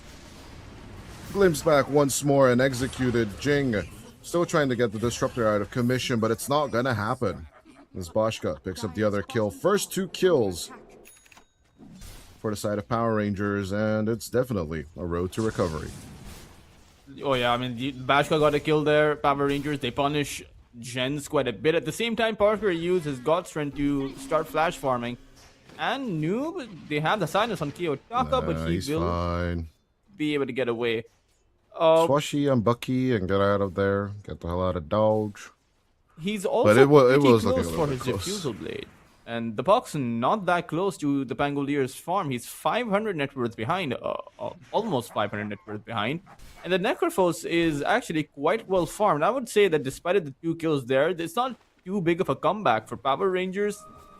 I think for them, their win condition depends on how much they can shut down the Swen and shut down this Necro. Because just a farming Luna is not enough. Beyond Static Storm, there isn't really much of an answer against the Puck. As you can see, he's just face shifting out of there. Getting the hell out of the dodge. Maybe they were trying to force out some kind of Dream Core response. Dire's top Or just tower is under try and attack. outzone them as much as possible to start giving a bit of an edge to Kiyotaka. But speaking of Kiyotaka, looking to defend the tier 1 tower up top. Russell has been having the most chill game, as you said. He is on top of the net worth along with partner Sven. But the shutdown to the Sven might just be coming. Kiyotaka going with the swashbuckle, good with a tickle, and even the shield crash will protect him. But no Rolling Thunder at level 8. It'll be a little bit of an interesting situation. Swashbuckle still going to be available. Isla. Radiant's middle tower is under attack. Noob is here. I'm not Good sure what Noob can wraparound. actually do, though. The Puck Is under attack. still go for the Dream Coil, but Noob is not looking to commit anything at all. Till the end, Waning Rift. Going for the pullback. Glimpse back is not going to happen because of the coil snaps. And Noob will use the Dream Coil just to get the hell out of dodge. Yeah, I'm not sure why Noob's there. Like, he teleported in. Oh, offside. Bashka. Eclipse committed, Bottom tower is under attack. but Russell's just too damn strong. The Heartstopper aura, along with the regen, is just working overtime. Truly a sadistic hero. Yeah, it's just the reason teams are playing this on now on the offline is because they're realizing, at least for the teams that are picking this, the teams that are playing this, is there's not too much the other side can actually do to counter your Necro out. You're gonna have to commit significant resources. It's kind of like a Tidehunter or a Centaur or an Axe, right? Who's playing that backline. You will need to bring 3 or 4 heroes in just to be able to punish that Necro. And when it's a team like Team Jenz who have a flash farmer like Parker, if the other side is bringing 4 heroes just to take out your offlane, Parker is getting so much more out from the map at the same time. So it's really a win-win in a situation like that for Team Jenz. Ooh, big no-no move coming out from Parker, or at least big no-no move according to, I believe it was either Sumail or Insania who said this in the All Chat podcast. Never go to the offlane. And that's exactly where the Sven is right now. Well, Jing dies. This is just par for the course on the Ringmaster, of course. But yeah, like Parker going into triangle farm mode while Russell is hung out onto the lane, leaving a dead lane on the bottom. Radiant's middle tower This is a little bit of an opening for the Power Rangers. Noob, I think he's The just catch dead on here. Noob? He is actually just dead there. Kiyotaka with the execution. It's nice to And, see yeah. an R cryptic voice line. Yotaka. Nice. I like that. Shout out to Ricky, by the way, for that perfect voice line. Although his 20-year voice line is just way better if you're a Futurama fan. I don't watch that many animes anymore. I wish I did. I actually stopped watching animes when my brother moved out. It's not an anime, it's an animation because it's a Western cartoon. Store going out. You gotta catch onto the Ringmaster. Parker looking to join in along with Russell. Can they cut down the Pangolier on time? But the glimpse back onto the Necrophos could shut down this fight. Noob realizing the mistake or the problem and just getting the hell out of dodge.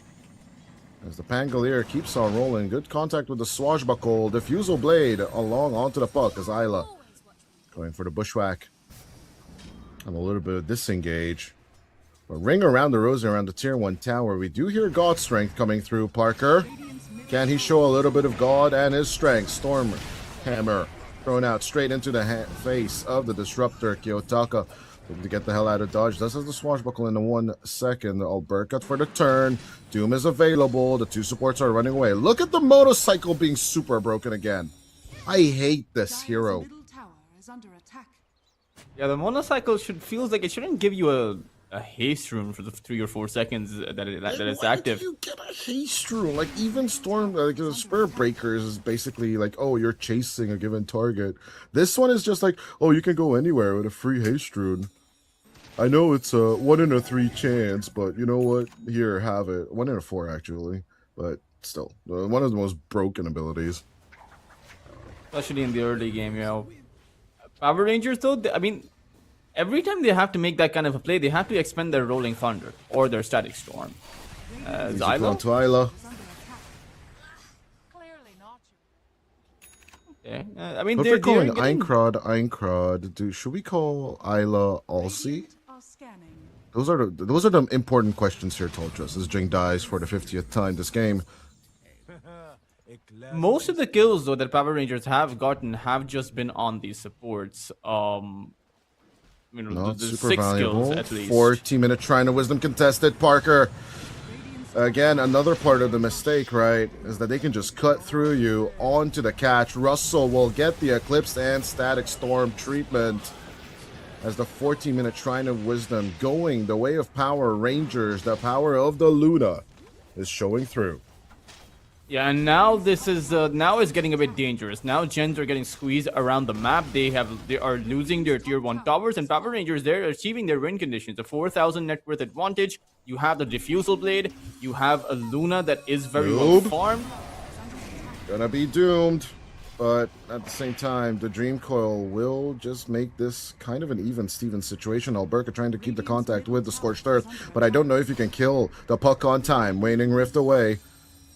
And Noob, will you lose Mid your lane. orb? Thank you for losing your ulti, but no, Immersion still on contact with Noob right now, even though Russell will get the kill onto Kiyotaka. We are still keeping an eye out on this puck exchange, and they will find the puck. They will lose 2 for it, but honestly, Noob just falling behind further and further. 5,000 net worth at 15 minutes in. Yeah, That he's is not really enough. not having a good time on the puck. If you're Team Jenz right now, you're going to be wondering about how to bring your puck back into this, but against so many counters, it's going to be very hard. And I have to say, Noob's rotations here haven't made much sense. Constantly sticking around that bot side. This is the second time he showed up there in a position where there's nothing there for him to achieve. Even the play on the Doom, if the idea is to force the Doom out and get away, then he needs to be getting out rather than sticking around for, quite frankly, a bunch of nothing. Radiant Keep an eye out. Boschka could be in danger here. Here comes Parker. In with the God Strength and the Mask of Madness. He is truly trying to shut down Boschka's gameplay. But the mid lane, how should we say, Benny Hill show shall just continue. Kiyotaka stuck inside the Dream Coil, but even then, when he could get out, will be silenced. Out comes the Static Storm. Alberto looking for the counter play, but Parker rejoining on the mid lane this time. Will be stuck inside the Static Storm. The Illuminate will clear him off just a little bit. Glimpse back is the Sven, but Sven is just more than happy to keep on smacking away at people. Dire's middle Alberta until the end secured, along with the tier 1 tower. Dire's middle tower has Team Jenz, they're kind of done with the back and forth. And with them having taken already 2 tier 1 towers and keeping their tier 1 on the mid lane secured, you do have the opportunity to take either the jungle or the triangle of the enemy territories. Yeah, I didn't think that I don't think the Power Rangers expected Parker to just man up and fight them back. Normally, when you place a Doom, you have a few seconds of the other side kind of trying to adjust in their position. But Parker, he didn't take a second to think about the fact that he just wants to dish out those right clicks. They found the Luna on that top side while Power Rangers thought they could get some bit of revenge going their way towards that mid lane. But then Jenz were, all up in Power Rangers' business. They brought Parker into, and even though he got doomed, he just kept the right clicks going. And even if he died in that circumstance, it would have been worth it because they got 4 kills. That 4,000 advantage by Power Rangers is completely gone. Till the end, it doesn't even matter. But actually surviving, thanks to a little bit of help from the Holy Locket. Built up on the Keeper of the Light, one of the most hated items by the recently... Is it a re-invite or an actual invite to Purge? I always get on Purge's every time I play with Purge, which only happened twice so far. I just build the Holy Locket, which he hates, because he hates the item, but it makes me happy that he is mad. I'm sorry. They are hunting for Noob. Noob! Gonna be doomed. And this time around, Albuquerque will just casually keep the contact. And it is level 2 Doom this time around. So the job will be done just a bit faster. He's 6,500 net worth on a buck. Like, sure, there are Doesn't counters, seem but right. that doesn't explain it.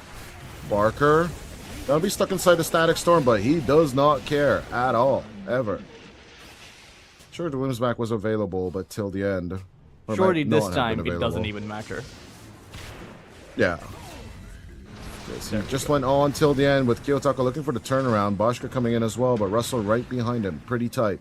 The Death Pulse will connect. That will be some of the HP lost. But as Parker is getting out of here, they don't even go for the Eclipse turnaround on the Necrophos. It truly shows that Power Rangers are respecting, or more rather, are a little bit scared of this lineup here. As out comes the Reaper's Sight, that's not going to be enough damage. Parker just turns it around, gets on top of Immersion, and as the Luna is just going to massively just disengage out of this, they're absolutely done. Dire's middle tower is under attack. They need to try and find a lane that they can just run down on, and then just basically slow down the game that Jenz are currently dictating. I don't think I've ever seen a version of this Swen that Parker is showing us. Like, he's not farming away. He's not playing the greedy Swen, which is the typical way that most Swens play. He's actually playing a very active Swen, right? Now, sure, he's had the Blink Dagger now so that he can join, but even before this, even before his Blink Dagger, he's just playing with the Echo Saber Mask of Madness, knowing that his God's Friend gives him that plus 100, plus 200 damage, and he only needs to get a few right clicks in for his team to be able to secure most of those kills. And I mean, it's giving a lot of benefits to Team Jenz, because at the end of the day, your Necrophos is as farmed up as a position 1 Necro, right? So the lines are blurred for Team Jenz as to what their roles are, but in this case, it's actually working in their favor. The question is always going to be, Dodai, with the puck doing this poorly, is it going to hurt them in the long run? It's fine for the moment, but eventually it will start to sting when all 3 of Power Rangers' scores are scaling up very nicely for the mid game. Yeah. Let's see if it will bite them in the butt later on down the line, with Russell being approached once again. This time Doom on the Necro. Silenced up and literally doomed to death, especially with the Solar Bind. All of them spell effects are just increased in general. Radiant's bottom tower I mean, it lowers magical resistance and the pure damage comes through. As Boschka gets caught on the mid lane, I'm still thinking, is Doom amplified by the Solar Bind? I don't think so, actually, right? Because it's magic resistance reduction, not spell resistance reduction. No, I think the Doom is it's not going to be reduced at the end of the day. Yeah, it doesn't hurt to have it, of course, because the Scorched Earth, though, on the other hand, is going to be amplified. Dire's top tower is under attack. You know, there's quite a lot of magical damage. I would imagine the Eclipse and the Static Storm are probably the 2 biggest abilities you want to Hold on. reduce. No, but a little bit of a tickle onto Alberca, but he's not gonna be fine at the end of the day. But still, amplified damage on the puck. As everyone's just kind of split on this map right now, Toltras. Doesn't really seem like there's safe space for any of the cores to farm one way or the other. Every move seems risky on both sides, and that's just a good sign of an even-Steven game. Except for the puck. Yeah, well, we're still going to be pointing out Noob for being behind the pack. Just about 2,000 to 3,000 gold behind. Well, he could just be on the road to recovery. As up top. Parker, I don't There know we if go this is the right again. play. God strength, God smack. He will get immersion if nothing else. Bashka waiting for the turnaround. He is trying to be patient as much as possible. The BKB will eventually expire. Skiyotaka still on the chase. Noob. Out onto the other side. Good with Dream Coil. It will be immediately snapped. Out comes the Bushwhack, but the Static Storm could keep the puck in there, even with the Illusion Rune. Noob is just gone. Alberca. They will get a little bit of a glimpse back, and as they get 2 kills for the price of 1, Parker's God Strength is wasted on a Gandalf. Noob once again getting a bit too ahead of himself there. Diving a tier 2 tower against a disruptor is never going to work out for you. Regardless of if you're ahead or not, right? His net worth in that circumstance doesn't even matter. You're diving into a static storm. And sure, I get the idea the Pangolier's Rolling Thunder has worn off, but so has Parker's BKB. Like, how exactly does he think, or how exactly do Jenz think they can continue that fight? It boggles my mind, Dodai. It's just an impossible. They're just not respecting the disruptor. Is all I'm currently seeing, right? Alberca didn't even have to use Doom there, and now they have that tool to basically hunt down Parker, secure support if they want to. I just feel that Power Rangers have better options as Jing. Speaking of, support's being hunted. Pull him back, even with the escape back. You're still eating the damage.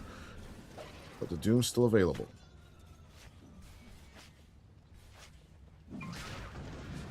Observer ward giving a very, Jing standing right at the edge of that observer ward. Had he been even a centimeter towards that left, or rather just 1 unit towards the left side, they wouldn't have been able to see him. But it'll be Power Rangers with the Aegis. What the hell is a centimeter? But at the very same time, no true catch onto the Gandalf Caudal. They are reading currently on the Jenz side that immersion is the biggest problem for them right now.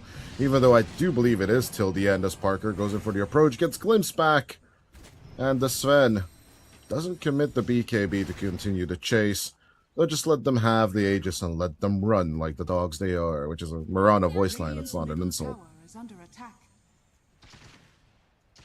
Power Rangers do have the BKB as well as the Aegis now on Bashka. Like, this Luna is very farmed up. I would imagine that, even though you have a Swen, it's kind of just dependent on the initiate. I think the Swen is the most dependent on the first few seconds of the start of a team fight.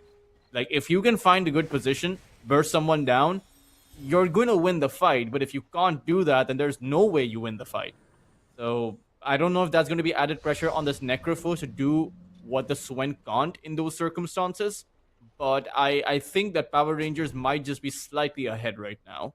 But not so far ahead as to say that Jenz are in a bad position, but just much easier ways to start a team fight and much easier ways to counterplay the initiation that Jenz comes out with. Having the safety net of that Aegis, though. Time for some tier 2s? Question mark? Radiant's middle tower is under attack. As Bashka. Radiant's middle Manta tower is BKB, the falling. Mask of Madness, is gunning for the Hurricane Pike Radiant's to get that middle distance tower is under attack. away from his enemies later on down the line. Isla, Russell, and of course, the good old Jing Ring Master. Kind of approached, but here comes Parker. Are fortified. Looking for the catch. Will not get on top of immersion, but will turn his attention to till the end. Doom out onto Russell as the Doom Necrophos kind of silenced, kind of stuck. Parker committing with the BKB, trying to survive the Eclipse. He is looking to be successful as the Doom connects onto the Necro. They eventually get the Necrophos out of commission as Boschka looking low, but the Spirit Form heal will keep them alive through Parker's cleave damage back and through. Oh, Parker just couldn't catch a target. Glimmer Cape, Force Staffs, escapes. That is It's just pretty too much to handle. Yeah, I That mean, wasn't that's pretty actually much a the Force weakness Staff. of the Never Swen, right? It just Never mind. It was just 2 Glimmer Capes until the end of immersion. Radiant's And the I'm only reason guessing why the Bashka blinding was falling light low, was a Dodai, is shove. because Bashka was allowing himself to to fall low. He was trying to trade Just- against the Swen, I'm and not even stuck if he in here died, with he still you. had the Aegis. bottom tower You're stuck in here with me, as he will just kill off Jing with ease. Isla, does he not realize he's surrounded by 4? They're still gonna try something with the duo supports, but they just lose their bodies. And I will just keep reiterating till the day I die on this patch. Luna cannot touch base, ladies and gentlemen. I think If you let that happen. that is the absolute worst case scenario for Team Jenz. You lose an entire team fight, and then after you lost a team fight, you lose 3 more heroes after they happen to just respawn. That is not looking good for them. And with Bashka still not having lost his Aegis, this might just be a full lane of barracks at the 27-minute mark. Tactical chain feeding, as both racks are just abracadabra. Absolutely gone. I don't think there's a reason for them to stop right now, because if you're Power Rangers, you have this Aegis for the next minute, and Parker has no god strength. He's already shown Power Rangers that, so why go back right now?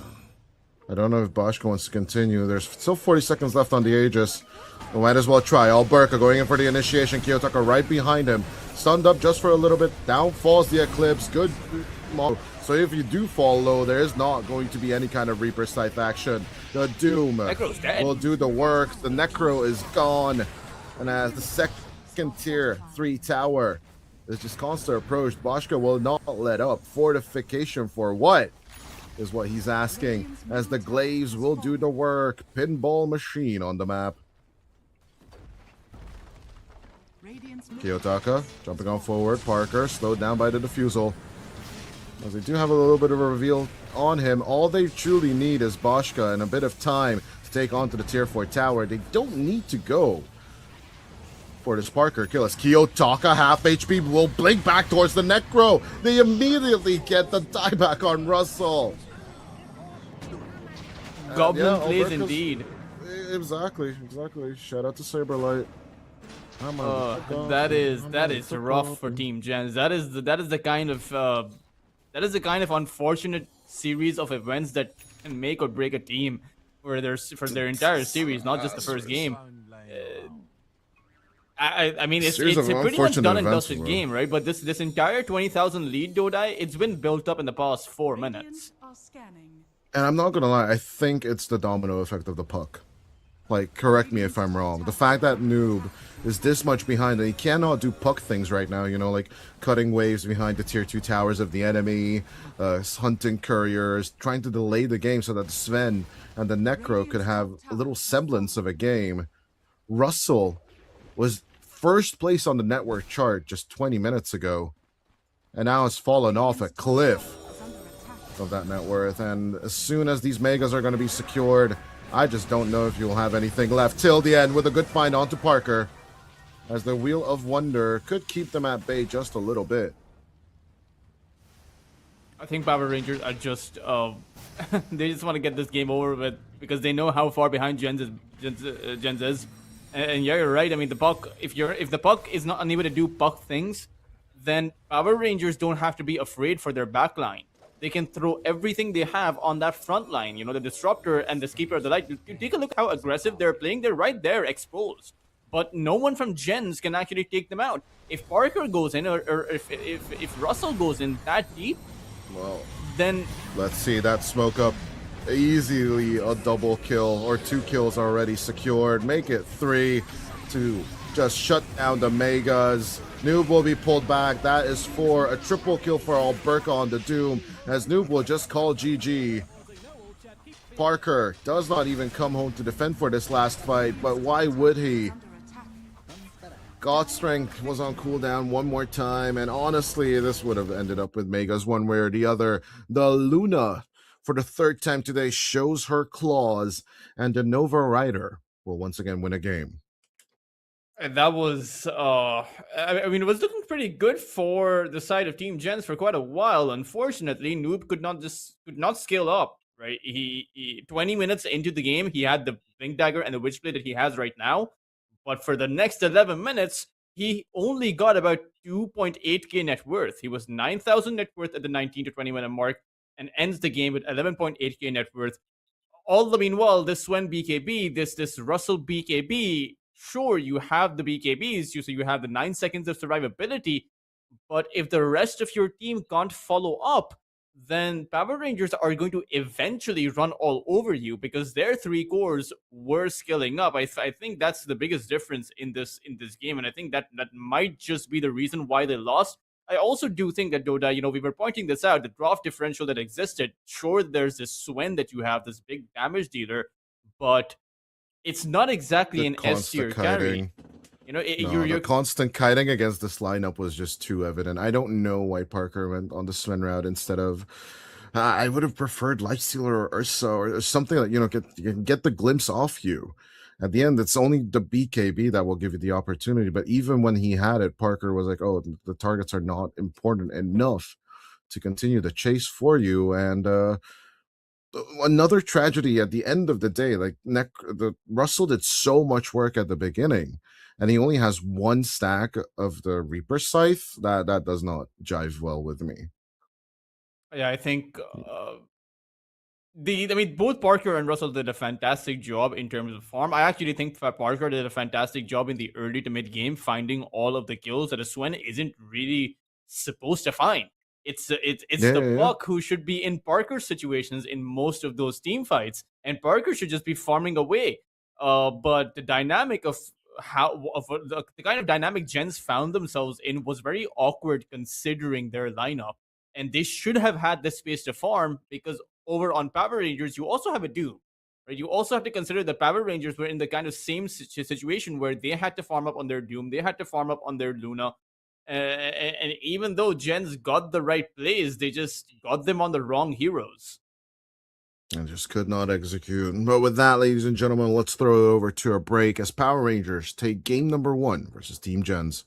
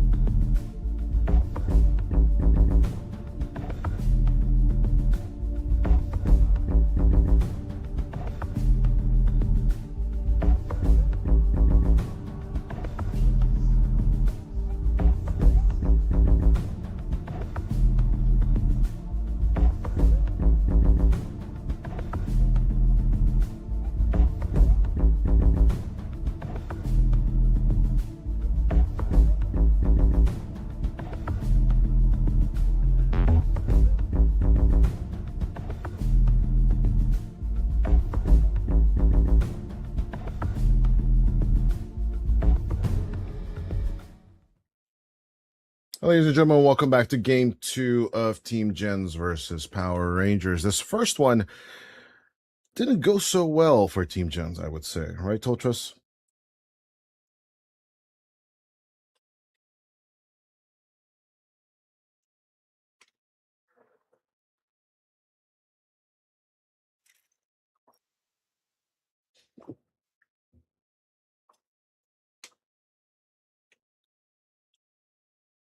Yeah, just check. Maybe, by the way, Toltros.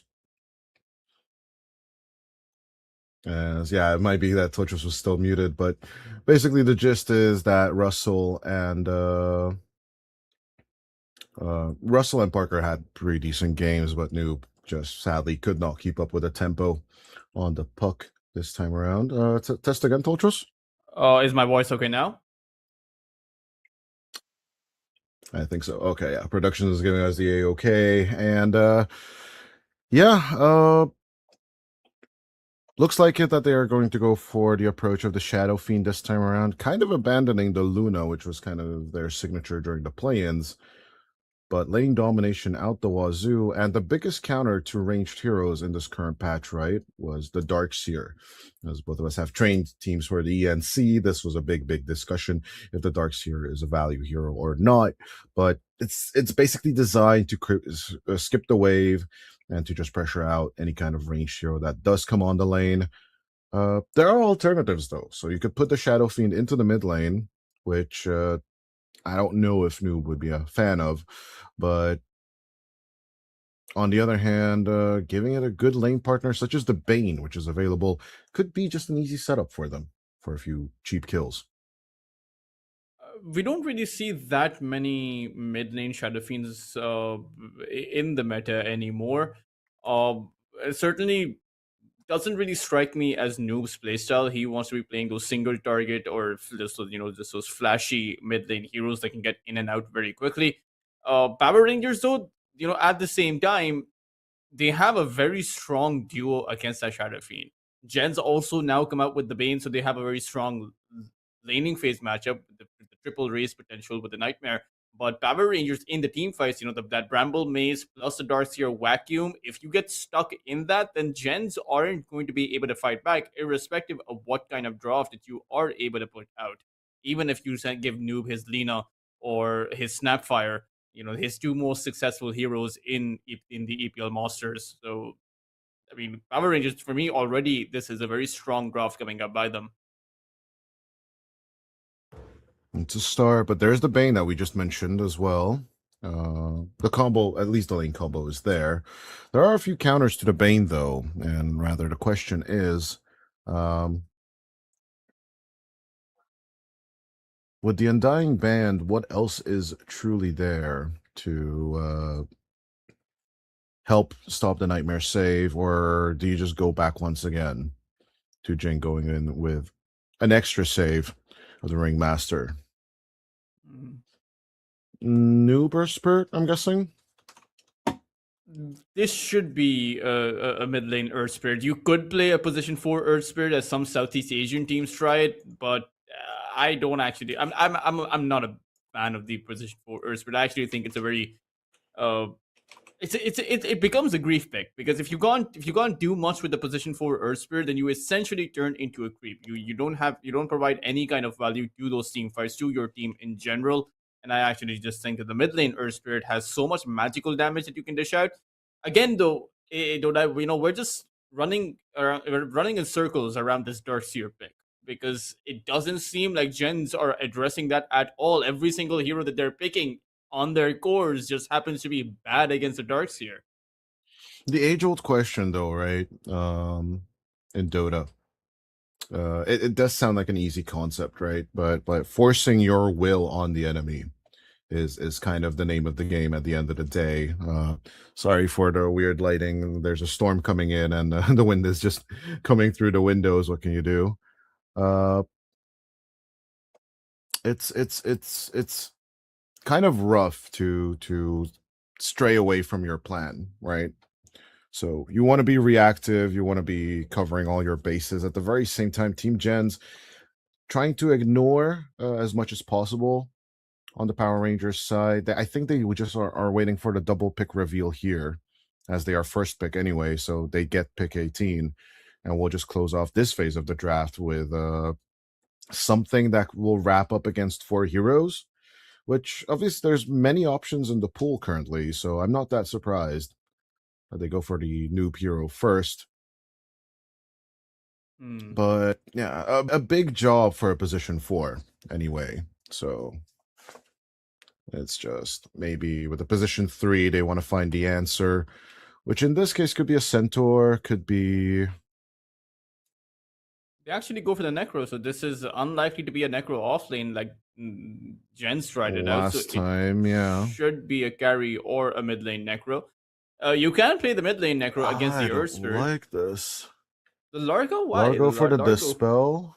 Yeah, I mean it's a pretty good dispel game. You can dispel away the magnetize, you can dispel away the nightmare. Even read the reposition against the Fiend's Rip isn't all that bad, especially since that Fiend's Rip comes in with it's followed up with the Requiem. So I can understand the Largo pick in this scenario. What I don't understand though is that you have a Dark Willow. So is this going to be a position 4 Largo or a position 4 Dark Willow? Because neither of those two support heroes are that good Yeah. on the pause 5 role. That's the problem I have right now. Because the other alternative, which is crazy, and I would really not like that to happen, is Kiyotaka taking the Largo mid, Necrophos carry, and then the Darkseer stays as the position 3, as it's meant to be.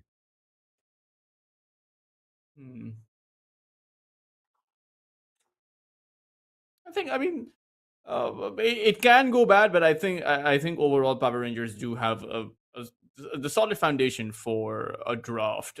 They're trying to address what gens are coming out with, and I think for gens, it's going to come down to Parker's pick, right? I think if they have a good strong pick for Parker, if it is in fact a Shadow Fiend for Parker, then they need to enable the Shadow Fiend as much as they can, and potentially even get a save. You mentioned the Ringmaster. I think the Ringmaster is great for gens against that Reaper's Scythe. Also, fantastic against that Darkseer Vacuum because you can use the escape act, bring someone out, but time and time again has showed us that gens really want to play with the Enigma, right? It seems to be prioritized on Russell so much every single series, and we will get to see it once more.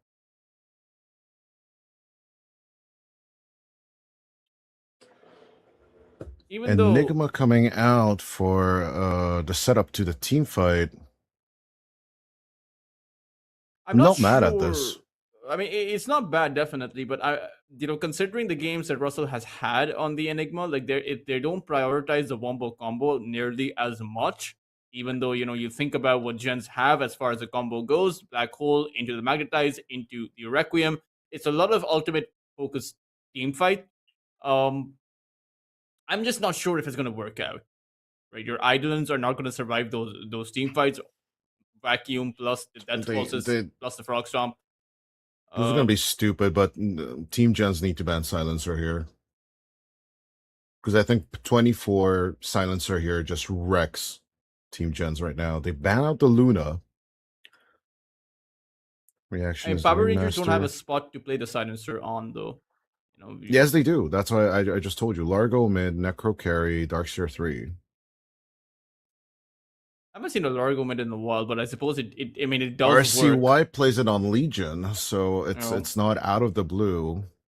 And Power Rangers, GPK is not that far away. He's played it too.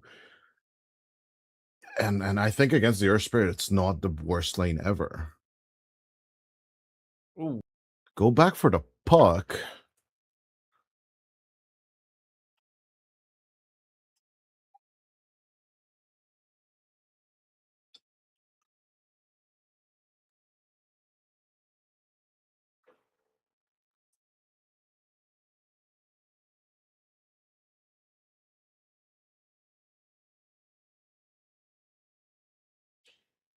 Good against the Eidolons.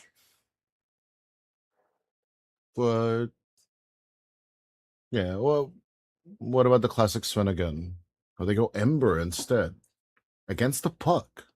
So we'll stay the Necrophos carry, which is still okay against the Eidolons, right? You have the Death Pulse to take care of those. You'll eventually get the Radiance anyway. with Alberca basically playing in with Kiyotaka at the end of the day. But out of the two spirits, I would still went for the void as to just massively counteract the puck in and of itself. But Kiyotaka does choose the Ember.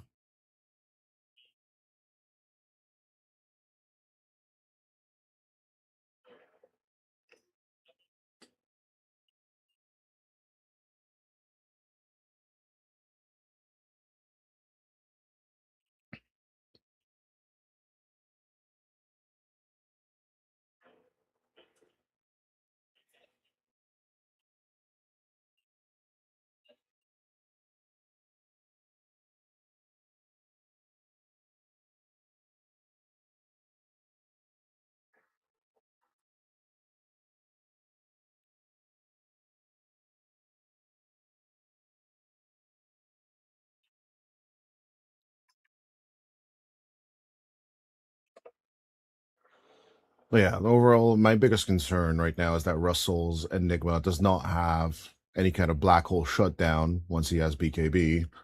And that is basically what Team Jenz need to play for, is Russell having a good game, which he did have last game on the Necrophos. But shutting down Boschka and then just transitioning to the mid game could be a little bit tough, especially as you mentioned, till the end's Largo, getting the dispels off, and then the Willow just basically mitigating your chase. We shall see if Team Jenz can deliver and give us our first 1-1 of the day, or will they continue the trend and just go away game number 2 like everyone else did today? Oh, it wouldn't be an EPL game without a pause, would it?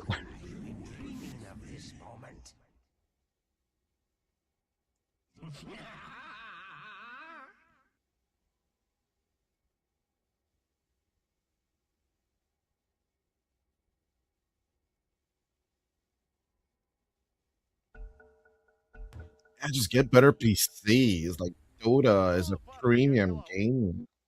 Get your Nvidia 5090 whatever's, and then just play the.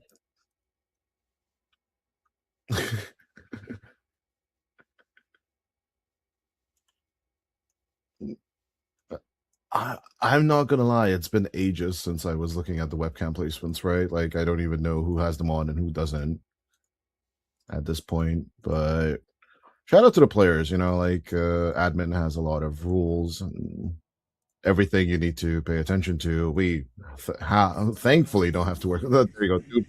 We're on this time. He's like, nope, it's all for me.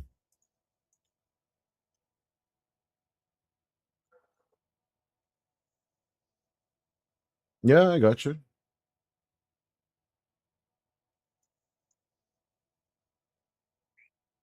Yeah, you're all good with that. As we were in the technical pause, we have a little bit of technical pause on the stream as well. Tic-tac-toe on the mini.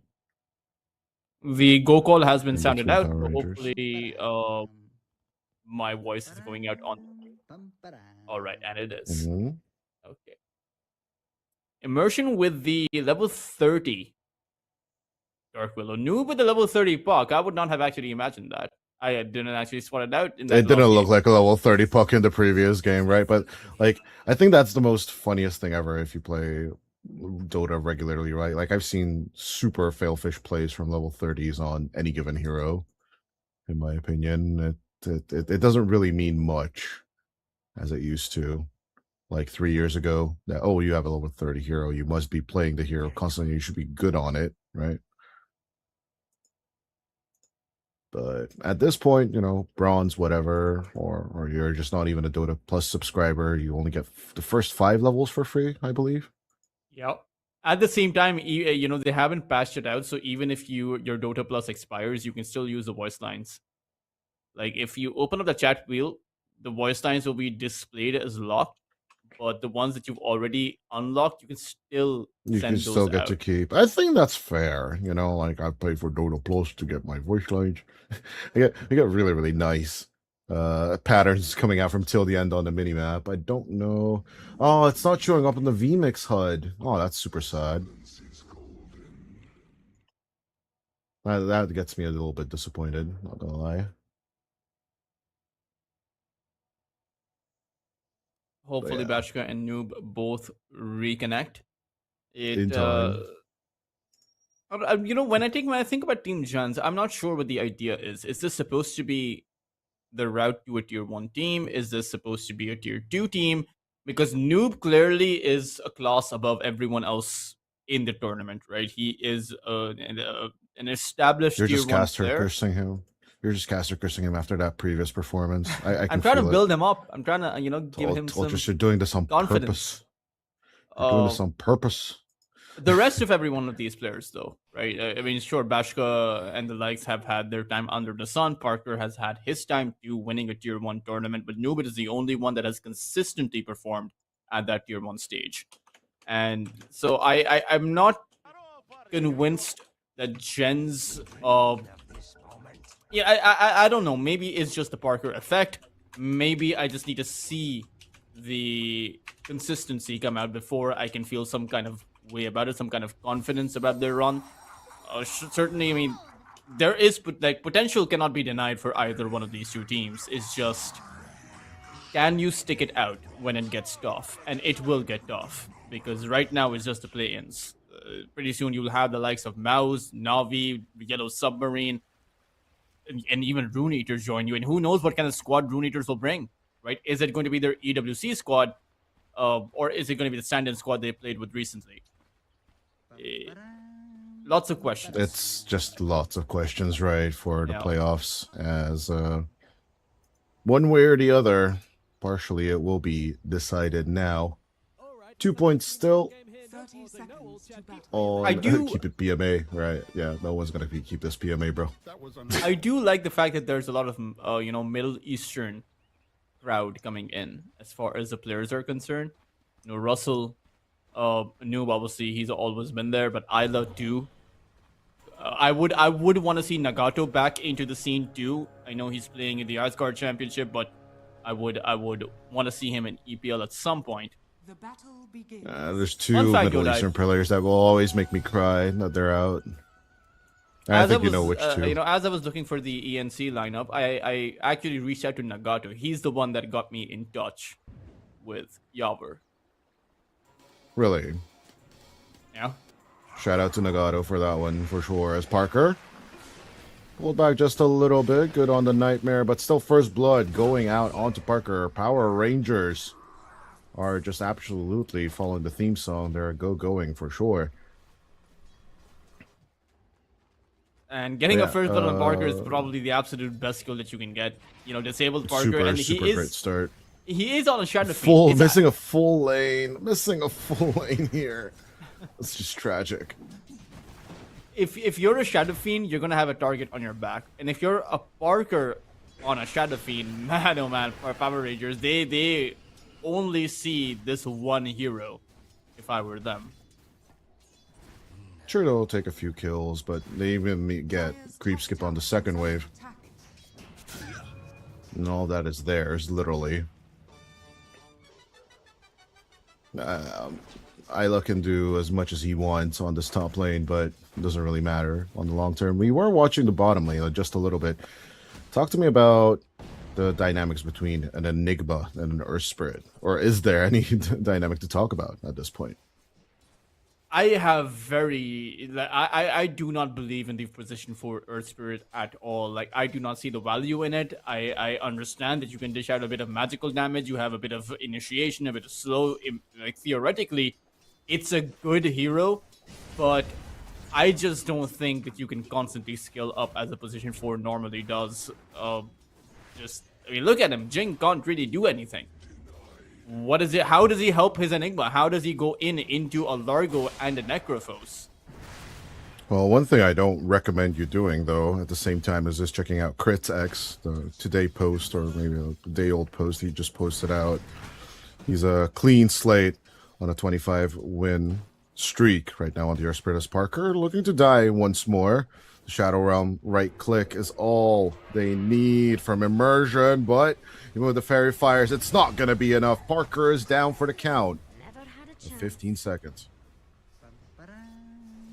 Not a good start for the Shadow Fiend, and that is the one hero that Team Jenz need to scale up with. Sure, you do have a puck that should have a relatively free game, but without the Shadow Fiend dishing out the right clicks, it's not going to really work out. 2 kills already on that Shadow Fiend. I would actually imagine that Power Rangers are going to be very happy about that. Especially since this isn't going to be an oppressive Enigma lane. Like, Shodai, look at Russell's lost hits, or his lack of lost hits, rather. I mean, 1 last hit per minute is my kind of an average of a laning stage. On But it's position less, 3, it's that's less for than sure. 1 lost hit per minute. He has 4 lost hits. Well, okay, I mean, we're at 4th minute in, right? So, I mean, I'm trying to defend him. I can't. It's kind of hard. And, One this way or is, the other. again... As Alberca, hold on, action up top once again as Alberca is being approached really, really hard. But I don't know if the camera's going to pull there in time as Parker up onto the chase. See that Alberca is just a little sliver of HP, but Immersion having the Ion Shell and will go for the Suicidal Bonus with the vacuum. Parker is gone. My God, they killed him. Isla yeah, will be at least able Isla to gets the get counter. some revenge, but that is too little too late because you just lost your Shadow Fiend thrice in a row. Russell has just 6 CS to his name. 7 now. But this is not looking too good for the side of Team Jenz. This is going to put pressure on their puck to be able to make something happen. And if he can't make something happen, if he can't actually pull his team together, then they're not going to make it out in the mid game.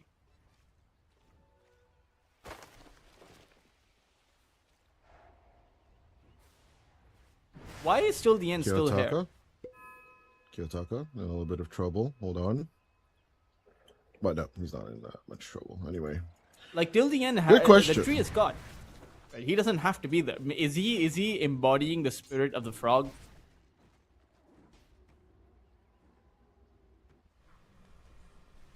Actually teleports all the way towards that mid lane. That is. Immersion Alberca just chilling. By the way, if some of you are confused as to why Immersion has his own voice line, he is going to be on the official Russian cast this year on TI. So shout out to him. Not just casting, but also competing, which cannot be said for a lot of the talent. Although on the English side of things, we will have a few extras. As Jing will bite the dust, at least Isla will survive. But Alberca is truly, truly showing why the Darkseer is just a massive counter to ranged. I wanted to say creeps, but ranged heroes in general.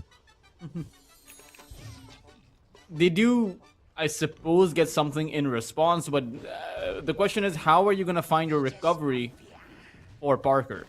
Right? He's clearly struggling. Russell has managed to increase his CS, but we don't actually know how many of those lost hits are just neutral creeps, right? If you're taking out mud golems, you're getting 8 gold per creep, a half or even a third of what a lane creep gives you. So we will only know what his net worth is once it pans out. As mid lane, 6-minute power rune. Isla will bite the dust for trying to contest this, but till the end will be the exchange kill. Sure, Noob will at least get the banner rune and get a little bit of recovery, as Team Jen's actually in a slight lead. It's not too much. As we switch over to net worths, the biggest surprise actually is that Noob and Parker, despite the rough starts and despite the 3 deaths on the SF, are not doing super bad at the end of the day. I shouldn't have cast or cursed Parker. I'm absolutely ashamed and sorry about that. that's now. But I mean, do you really have to be sorry for him? He's still at the top of the network chart. No. You know. Or no, he's not. No, he's not. Now he is. He's third. He was. Now he's third. Now he's third. But he's still ahead of the Necrophos, right? He's still ahead of Bashko. So, not exactly a whole lot of reasons to worry. If you're Power Rangers, you should be worrying. Because you would imagine you take someone down 4 times, it puts you in that false sense of security where you start to think, hey, you successfully shut down the Shadow Fiend, only you haven't. Right? So, we'll see how exactly they adjust for that. And I mean, there's not too much you can do past this point to shut down Parker. Like, you've already taken him down 4 times. What are you going to do? Go for him again? Speaking of Parker, once again, the early offlane rotation coming out from him. This might just be a class as to why this is a mistake, or why this could just be an argument for.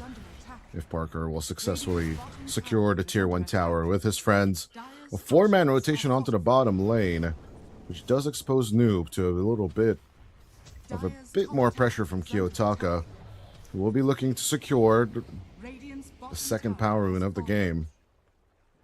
But if it's going to be on bottom, Kiyotaka having won the clicking war against Noob here. Dire's top tower is under attack. The Ace Rune will be committed. As Kiyotaka not making the catch on time. Dire's top Just a tower little bit slow on the approach, but Alberca and the rest of the team at least secured a tier 1 tower up top. Noob hasn't actually made any kind of a play, but he is. Oh, that thought, Tolchas down bottom. Record of the Souls immediately throw down by Parker. Will delete Bashka. Damn, camera's just a bit too slow today. What can you do? But on the mid lane, Kiyotaka, the action does not stop. Noob. Not going to be a noob. Not going to let himself get caught. But Kiyotaka, on the other hand, his own brother. A little bit of Brutus gameplay coming out from Jing. Does manage to make it Nightmare. out, but the same cannot be said about that Lord, though. He's now Till stuck. the end. We're going to be stuck in a black hole. Tried so hard. Didn't really get far. And the Largo's song didn't really matter at the end there. Good setups coming in by Team Jenz, and you have to remember, if most of the kills that Power Rangers have are just on Parker, Hold. Hold. Russell. Get the black holer out of here. Nightmare save attempt coming through, but Mr. Enigma ain't making it out of here this time as Kiyotaka looking to bully back his brother for the previous bullying, and we'll get the kill on him as well. Noob and Isla trying to mitigate this tower shove coming out at the 10th minute mark, but still no siege creeps coming for at least 15 seconds. So, time to chase the puck into oblivion, one way or the other. Illusory orb straight into the hands of Bashka, and the first scythe will be given over to him. Once again, multiple kills coming out in quick succession for Power Rangers. And they're probably going to be able to break through this tier 1 tower, or at least apply significant damage towards it. Jenz, they got something going their way, but as soon as that black hole was committed by Russell, Power Rangers knew that there was no big team fight to hold them back with. So they just went all in towards that mid lane, found a quick few kills. Just very unlucky for the puck, for New. I'm sure he wasn't expecting a Reaper Scythe waiting for him on the other side of that Roshan pit. One thing I'm also confused by, how did Jenz get into this situation once again? This time it's Russell who is kind of stuck behind the rest of his team. A little bit of Reckoning of the Souls threat coming out from Parker as he's once again looking for a rotation down onto the bottom lane. Radiant are scanning. It should not be the territory where he's at, but that's where he's going. He does dodge out a smoke play coming out from PR. And they're actually going for him once again. I think they're going through the gate here. Oh, Jing will be the one to spot huge- this out, and Jenz will just Huge make it bait out. from Parker Jing. can just continue to farm up. Or they could just set up for a kill. Black hole up in 40, which is basically not the target thing you're going for, but you do have Fiend's Grip on Isla. Kiyotaka. He is going to fall under vision soon. Connects with the wave. Has the regen rune. Things are kind of ideal for a fight here. Immersion. Throwing out the Bramble, which will catch two of them. Jing looking to rolling boulder out of here, but Kiyotaka jumps on forward. There's that Fiend's Grip. Time to throw out the damage. Come on, Parker. He is trying to decide which spell to use and will eventually land on the raises. Again, pretty good kills for Team Jenz. They're just reading the map overall better as Power Rangers. They want to go in but can't find the correct angle. But you also need to have to consider, how do you stop that Fiend's Grip? And unfortunately for Power Rangers, there's just not that many stuns. It's just that Frog Stomp, that Vacuum, and the Reaper Scythe. They only have, 3 stuns available. Yeah, Curse Crown just takes too long. Eventually, this might sound crazy, but if we get to the super late game scenario, I wouldn't be surprised if Kiyotaka goes for an Abyssal Blade. Does the Basher still work with Sleight of Fist? I think it should, does. right? Yeah. Because the Battle Fury was disabled, you know, the famous one. Shout out to Eternal Envy for that build. As Immersion. Gonna get the kill onto Isla. But supports killing supports. That's just part for the course. Yeah, that one doesn't really matter all that much. I am curious to see how exactly this Ember Spirit is going to scale. The Maid Slayer isn't that bad of a purchase, but you need to be careful because you are starting to fall behind. 800 net worth or 900 net worth behind the buck, and you need to get a few kills going your way. Meanwhile, Radiance for Bashka, almost readied up. He just needs about 300 gold for it. So once he has that, he can start to accelerate his farm. Can they hold back Parker? Well, that's the big question. Yeah, I think until Parker gets BKB, he is kind of approachable of a carry. He did go for the Kaya Yasha build instead of any kind of Manta style. So he gets a little bit bullied by till the end. And of course, Bashka, Isla already coming in with the rescue and being the cavalry that he deserves to be. Parker out with the Requiem into Bashka. They couldn't find the Reaper's like... Scythe. And every single time you can't find the Reaper's Scythe, someone is going to come and try and help out Parker. And again, unfortunately, no counter to the Fiend's Grip. And considering you saw that Bane come out as the second pick overall for Team Jenz, and there's no counter available from Power Rangers, that it doesn't exactly bode too well for them. They had all the time in the world to think of that counter, all the time in the world to draft a counter, but they just didn't. And this is the one hero, like how many Fiend's Grip kills have they acquired because of Isla? I think we've seen 2 or 3 Fiend's Grip kills so far. 3 for sure. At least 3, and Isla, even just having the Nightmare set up as well, is basically deadly for any hero that is just wandering around solo, right? So, a lot of utilities on the Jenz side, and we did talk about this Enigma and the Bane both being problems. I don't know what would have been the good solution, but I do know that Isla, or till the end, isn't really doing much here. Skiyotaka going in for the Russell approach. They are looking to just punish both the Enigma and Parker one way or the other. If they do keep killing the Enigma, that could still be a path to success, but Kiyotaka is starting to fall behind just as much as Russell. Not that much difference between them. Still 1,000 gold, but Kiyotaka could be facing money shortages sooner rather than later. Again, another Smoke of Deceit by Power Rangers. I'm not... They clearly want Parker, right? But Parker is playing safe. However, right now, he's not that high on his HP, so he needs to be a bit careful. If he walks towards this lane, or the jungle, or rather for the creeps here, they might be able to spot him out, and then definitely will make a play for him. Alberca saw him. He is going to recover a little bit with the Lotus as Alberca goes to run in. Return on to Isla on one side, Terrorize on the other with the Bramble and the Bedlam. It's a lot of damage coming out from Immersion. They will shut him down as Parker's just literally gone. Alberca will be Fiend's gripping by Russell and even the Black Hole as an insurance. They'll give the kill to Noob. They are thinking of a turnaround or just continuation of a chase. But still, I'm starting to think that kill. Parker doesn't mind dying. Am I crazy to think that? Look, I mean, once I again, think the he minds exchange is dying a little favoring bit. them. They are behind, right? So it's the comeback mechanic gold that is basically giving him a bit more extra gold here.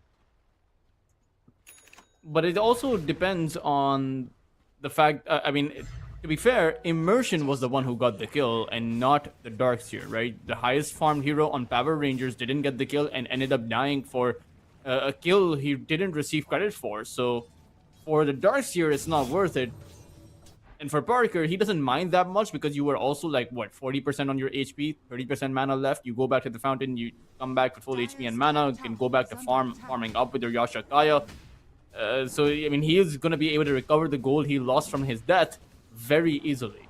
So it's not that bad for Team Jenz.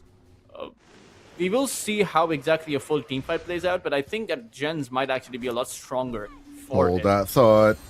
Noob going in onto Immersion. Can they continue this pressure on this tier 1 tower? It's a perfect timing But the situation is brewing up here. Alberca coming in from the other side as well.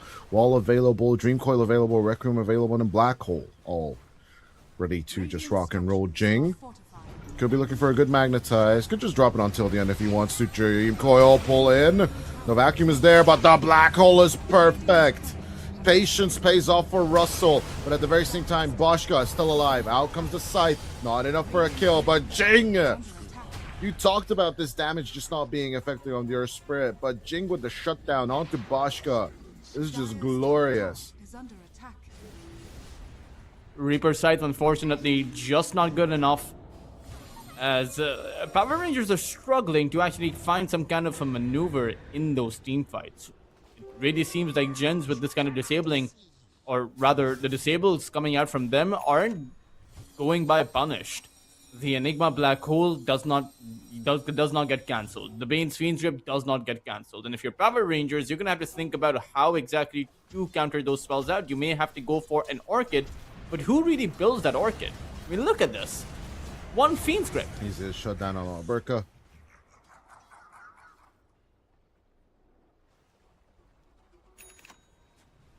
I am thinking if it's the Orchid, that would be the answer. It would be an answer to the Puck. It would be an answer to the Bane. But yeah, the question of who is ever so tight. As with the BKB, Kiyotaka keeps up the contact. There's no Fiend's Grip on him as the Nightmare comes through. But the BKB will outlast the whole thing as Parker will go down. Isla could just be next here. And will be actually next here. Noob looking for the follow-up. Jing looking to roll in. Everything's on cooldown on the Earth Spirit so far. But the Waning Rift, the Noob is just outclassing Kiyotaka here.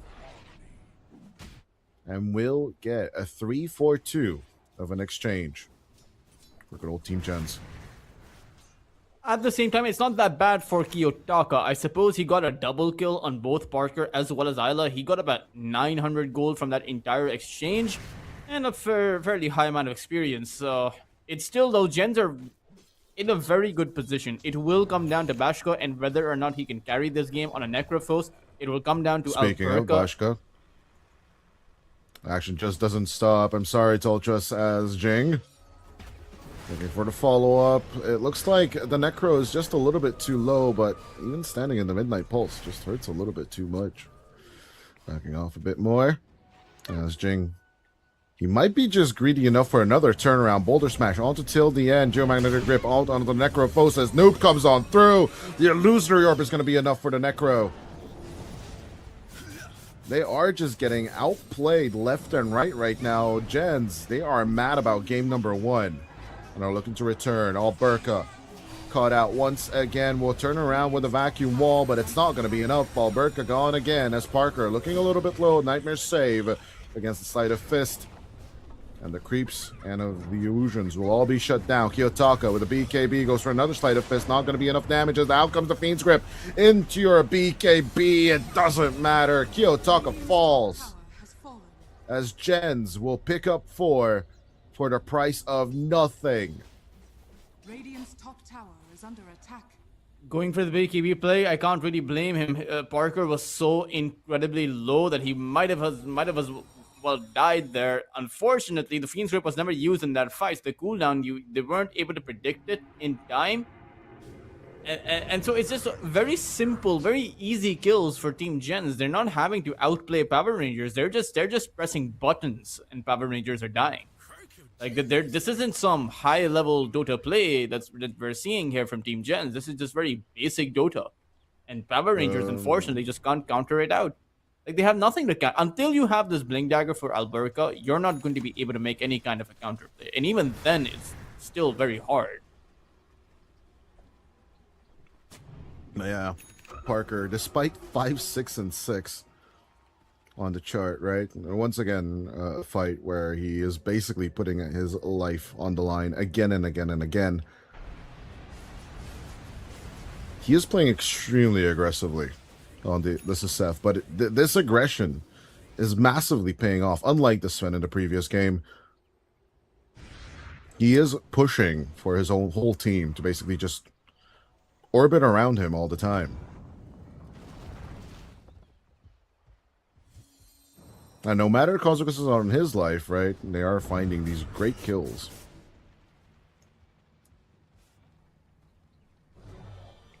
It does kind of 7,000 of lead right feel, now, though. And yeah, and it's going to be even ironically, bigger now that the Tormentor comes in.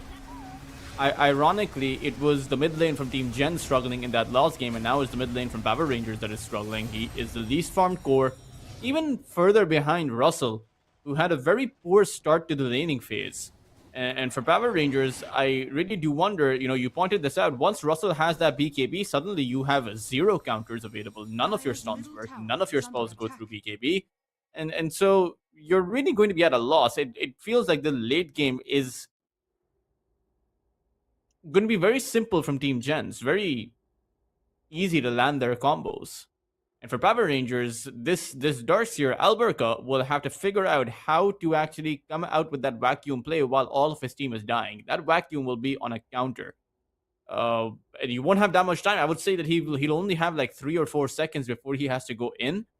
And make those Not initiations that could possibly turn the team fight around, but I don't think that will happen.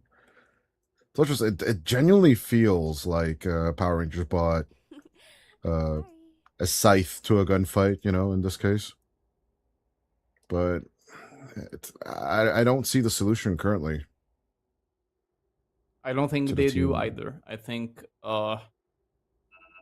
if you're Power Rangers, you're just playing for or hoping for Jenz to overextend. I don't think Jenz will, because they don't need to overextend. They can play it safe. They can throw their spells from a distance. 4 of their spell heroes are ranged. The puck has that hyper maneuverability. Parker doesn't really need to go in unless he already has a setup from his Bane or from his Enigma. And even if Jing dies, it's really okay, because Jing, before he dies, he's always gonna get that magnetize off. There's no hard lockdown from Power Rangers. There's no big stun, right? Curse Crown will take a while. Frog Stomp is a mini stun. And you're never going to use the Reaper Scythe unless someone already drops below 50% HP. So I don't see how you disable Jing's Magnetize. I don't see how you disable the Black Hole or the Fiend's Grip. I just really think that Power Rangers with this kind of a draft, they just box themselves into a corner. There's just no BKB Pierce. I don't know what, besides Abyssal Blade. Hex could be an interesting solution, right? But who builds it? Once again, this is the question. Because the sports could, but it's a steep curve to actually get there. And steep curves are not something you enjoy while you're in the middle of a mid game where you do not really have answers. So Russell BKB coming through soon. Isla once again in a little bit of trouble.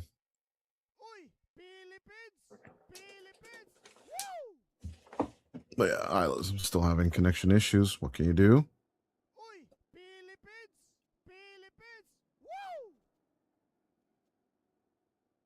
Jing, the only Philippine player spamming out this voice line, makes me feel, I don't know. Nostalgic for Team Yeah. Nemesis. Yeah, pretty much. They should be back soon, I would imagine, probably after TI. We'll see. Overall, there's still Southeast Asian representation at TI, at least. At least there's one. There's a few players from Southeast Asia, I would imagine, apart from OG. Yeah, Oh. of course. Whitemon is still there. WS as well, and then you of course have Aurora Gaming with Mikoto, yeah, as well. I believe Extreme Gaming also have Nothing to Say and Ex Nova. Gamer Legion has Ghost, exactly. Nothing to Say on Ex Nova, both Malaysian. So yeah, it's obviously right. Although as a region, you'd want more representation, and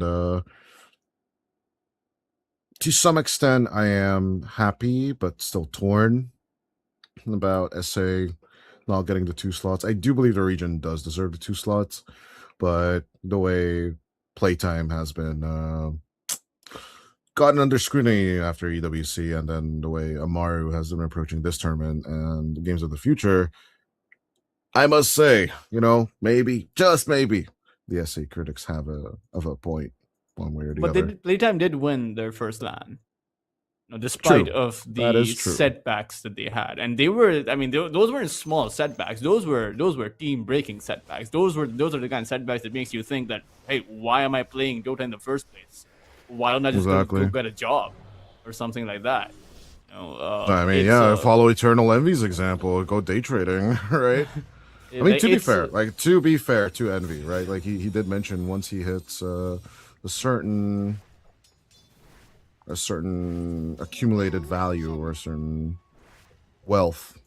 accumulated wealth, he will try, or he might, return to Dota because he just loves competing. At the end of the day, no matter what you think of the Dota players, these guys just love playing the game. That's the only reason why we even have this whole industry. And Parker would, if he didn't love the game so much, I'm pretty sure he would be doing something else. Yeah, Parker's love for the game is not the problem. No, I don't see Definitely. problems. I don't see problems right now as he's hearing a tier 2 tower on the bottom, that's for sure. Radiant structures. As the 10k net worth lead is just pressuring down straight onto Power Rangers' head.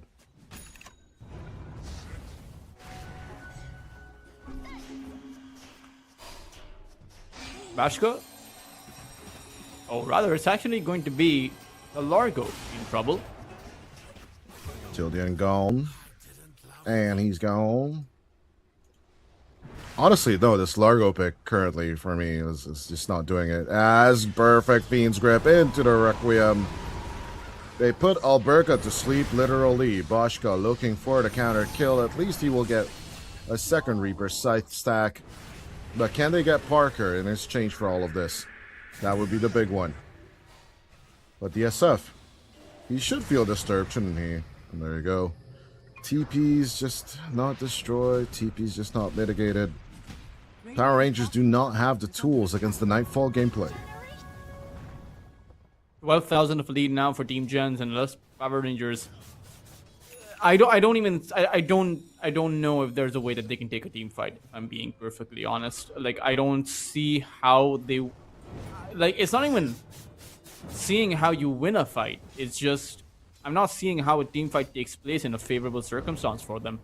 Like, they just get wiped out. They just get black holed or hit by the Fiend's Grip or hit by the Dream Goal or the Magnetized. Like, the one of 5 things that can go wrong for Power Rangers. Meanwhile, for Power Rangers, they have to get all 5 things correct for them. In order to win a fight, you need to get that vacuum off, you need to get that Reaper Sight. Somehow the Ember Spirit needs to dish out damage. He doesn't have the net worth to dish out. Look at... Okay, yeah, we are looking at the AD room being picked up as Russell. Falling a little low. The Bedlam is working overtime. He gets the kill before the Black Hole comes off. Actually, a great gameplay as Alberca looking for the follow-up. We'll put on the Lotus Orb just in case there is the opportunity for the kind of a counter. Boschka joining in just for the assist gold, or just even the XP presence. But yeah, Noob was actually playing right next to Kiyotaka, right next to the tier 2 tower on the top lane. That's the amount of disrespect and lead Jenz can afford themselves. And honestly, it's a risky move, but at the very same time, would you expect the puck to just be next to you while you're trying to shove out the top wave? Those are 2 very solid kills. I just don't think it changes anything. Because you're taking out the Bane, you're taking out Russell, who already has the Blink and the BKB. So it's not as if Russell needs some big next items and he's now shut down, right? He's just going to respawn and continue to be a threat. The real targets are the Shredder, to which Power Rangers have no answer to. Obviously, Russell and Noob will slowly but surely become expendable as time goes by, although a good Russell BKB Black Hole is all they truly need to just literally shut down at least 2 lanes for the next few minutes or so. Tier 2 pressure idea once more emerging. Now with smokes coming out on the Gen side. Radiant's bottom tower is under attack. They are huddled around this bot lane position, but they see multiple heroes from Power Rangers on that mid lane, at least Kiyotaka. Radiant's bottom tower And has fallen. it does seem like they want to intercept Power Rangers on their way back into their high ground. Do Jenz really want to fight high ground right now, though, Radiant's without bottom any tower is Aegis? under attack. This could be Looks risky. like they will try and go for it. Russell on standby. BKB Black Hole at the ready. Skiotaka coming out with the Shiva's Guard. Isla looking. Russell committing the Black Hole. Along with the BKB, there is nothing to stop Boschka's downfall. Although, why not just out heal yourselves till the end, playing the Island Elixir, and Boschka with his own BKB actually surviving the damage and the Radiant's onslaught. top tower is under For the attack. first time in the game, actually, the Black Hole / Fiend's Grip combination with the Requiem will not claim any victims on the side of the Radiant. Is Noob this the wasn't solution, there. Toltros? Tower is under attack. I mean, if Noob was there, he would have had the silence. He would have had, you know, the ability to snipe at that back line. So maybe they would have had more options in that team fight apart from just the Black Hole and the Requiem. But for Jenz, Out-regioning the damage. I think out-regioning the damage doesn't sound too bad. it's not. It's not. But regenerating the damage is also a lot harder when you don't have, you know, one of your biggest sources of magical damage. The Parasmon Noob, right, was not there. Dream Coil, Silence, Illusory Orb. This Puck can dish out 1,000+ magical damage in an instant, and he just wasn't there in the fight. And for Jenz, the bigger concern for me is the fact that they chose to probe that high ground without the Aegis. And the fact that they didn't take a successful team fight now means that the Aegis is in the hands of Bashka. So the Power Rangers have gotten a new lease on life. They've gotten breathing room now, or rather, it's Jenz who've just handed them the oxygen cylinder. They just taken at minute 30, the first one of the game. It's not an even Steven just yet, even though the kills would suggest so. A few key targets, though, need to die in order for all of this to be super worth it. Other than, you know, taking Roshan and his little bit of bounty gold that he gives you once you kill him.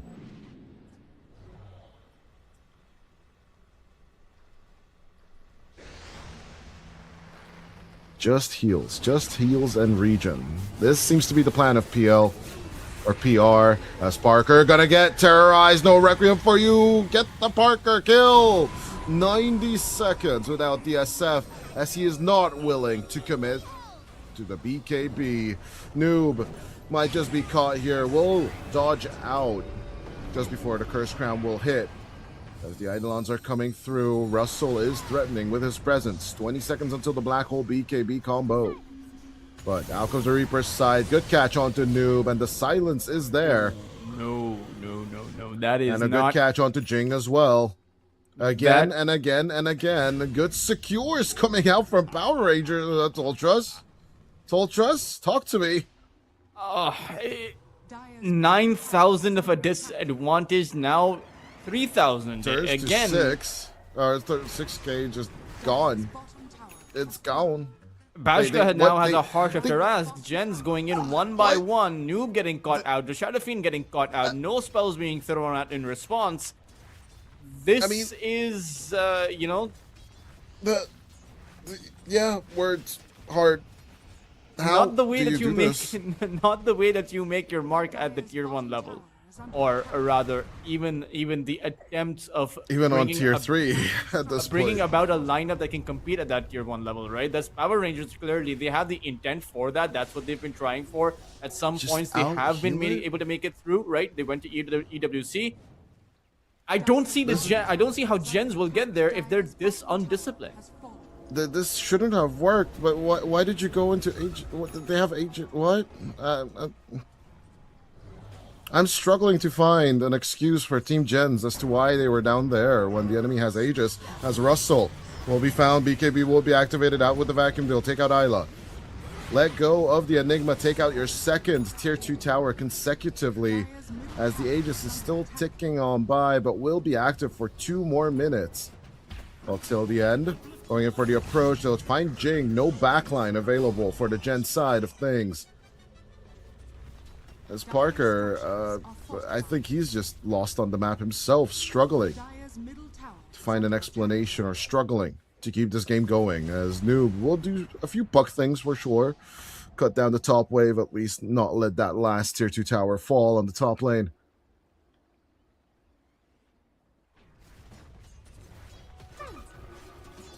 Dire's middle tower is is under attack. I'm at a loss for words, Dodai. Like, That's what I said. That's why I was like going bang bang walla walla bang bang. Dire's middle tower is under 3 BKBs available from Power Rangers right now. Parker, hold on. You cannot finish the thought, Toltrus, as Parker committing to the BKB. He will go at a little bit of play, but the Reaper Scythe is right there from Boschka. Go shrouded in. You can raise all you want.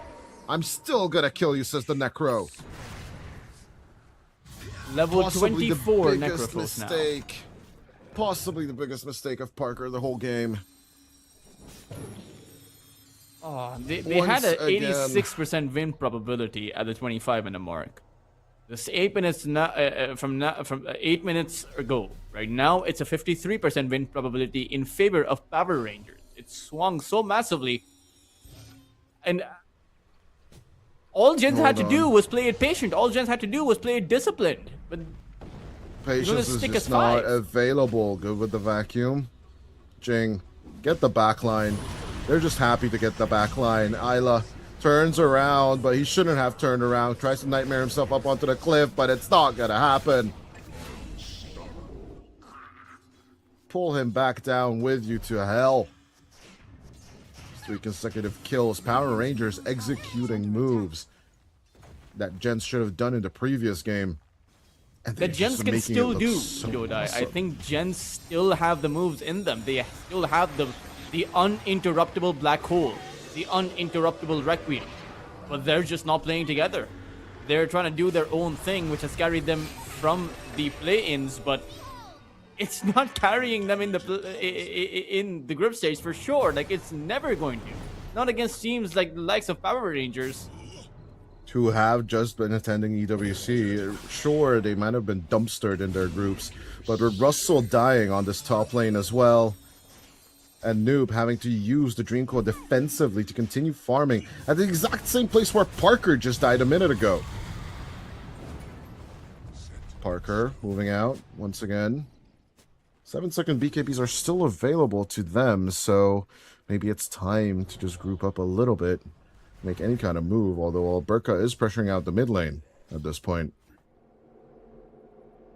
It is going to get harder and harder to stop this Ember Spirit, particularly because he's making his way towards that Eye of Scotty. He'll be... I'm not actually sure why he's going for the Eye of Scotty, Oh, but why not? Parker! I talked about the Hex. Yeah, the Hex came out. Alberca was the one who built it. He doesn't have a GG boots finished. He doesn't have, I mean, he doesn't have the blink. Dire's But you don't really need anything else. You get the Hex, you shut down Parker, and he's gone for 77 seconds. High ground will be broken by the Necrophos lineup at minute 36. This should be illegal, Toltrus. middle barracks are under Dire's middle barracks. I mean, it's completely fair because Jenz had the advantage. They're the ones who threw the game, right? They bungled it. Like, this was supposed to be This an was unwinnable circumstance for Power Rangers with how far behind they were. This was wrapped in gift paper, and there was a bow tie on it, and they just said, "Return to sender." And it's This one of was those. their It's one of those game. prank PS5 gift videos, Dodai. You know, you give someone a But PS5, there was it has legit rocks a inside. PS5 in there. They just sent it home. How could you mess up so hard? Hiya! As our good friend Yuheng uses, he says, no one actually read this one, I'm pretty sure. As they still have the Fiend's Grip catch, Jing could roll into the play, but without Parker, will he even have damage to even kill anyone? Noob? Definitely thinks so. We'll wait for the Yules to end. Could drop down the Dream Coil if he really wants to, but I don't think he wants to at all. Parker looking to return.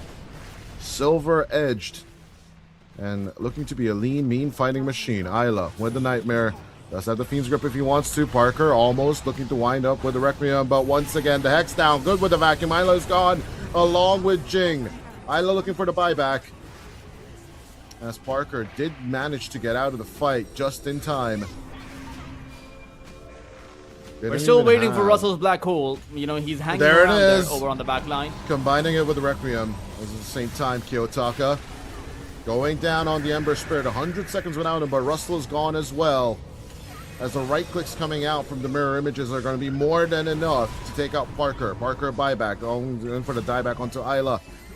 As Noob and Parker are running out as much as possible. Boschka broken and hurt, but they are looking to just fight back against this SF. Noob and Parker are running out of juice.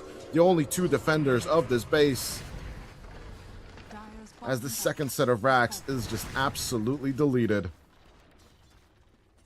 Noob, Parker, Noob, Parker. Arriving a little bit slower, but there's a dream call. At least can we get the supports? They say. They'll get the support, but they've lost 2 lanes of their barracks. I think this game is pretty much just done. And for Team Jenz, this should be a wake-up call, right? This is their second series that they're going to lose. First one against Syntax. Sure, it went the full distance. It went to like game number 3. It was a very back-and-forth game there. But I don't know. There's no excuse for this game number 2. There's just... You know, A total of 26,000 gold of a turner on Toltras. That is what Power Rangers have managed to muster just by healing and getting a stupid sheepstick.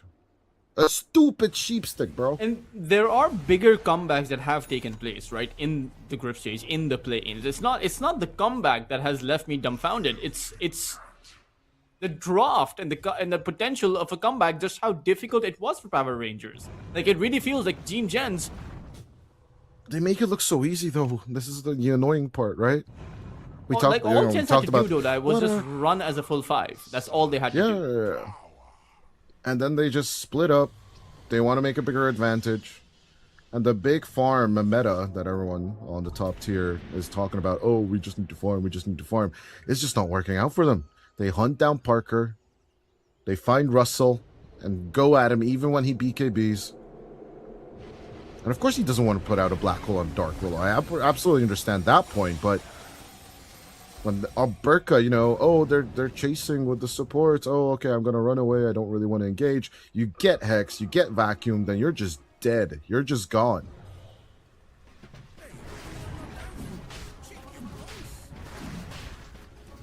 Not too many moves left now, because even if you do have that black hole, once the Sages is picked up, once you have that Roshan's banner, Power Rangers are just gonna come for your lost remaining barracks. And then what do you do with your Team Jenz? You're playing into the side of Weiss, since the ultimate disabled now.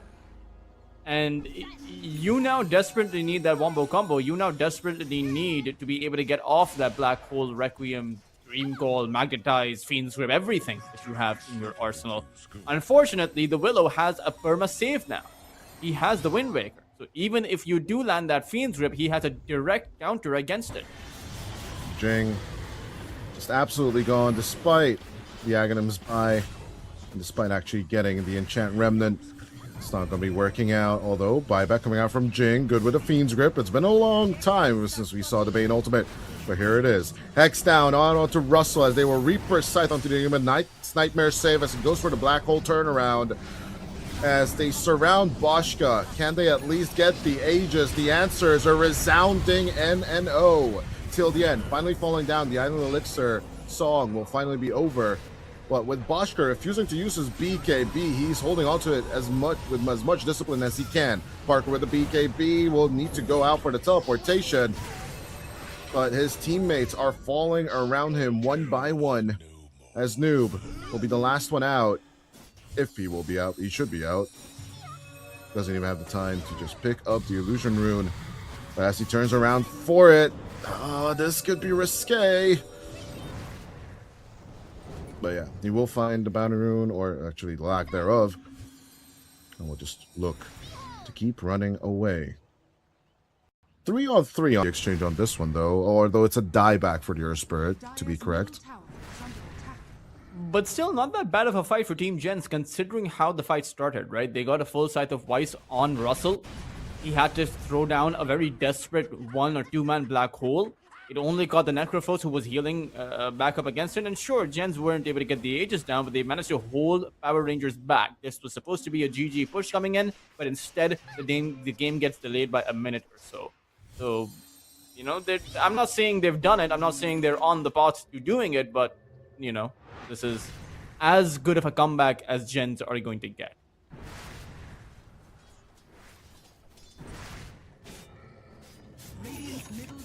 is under attack.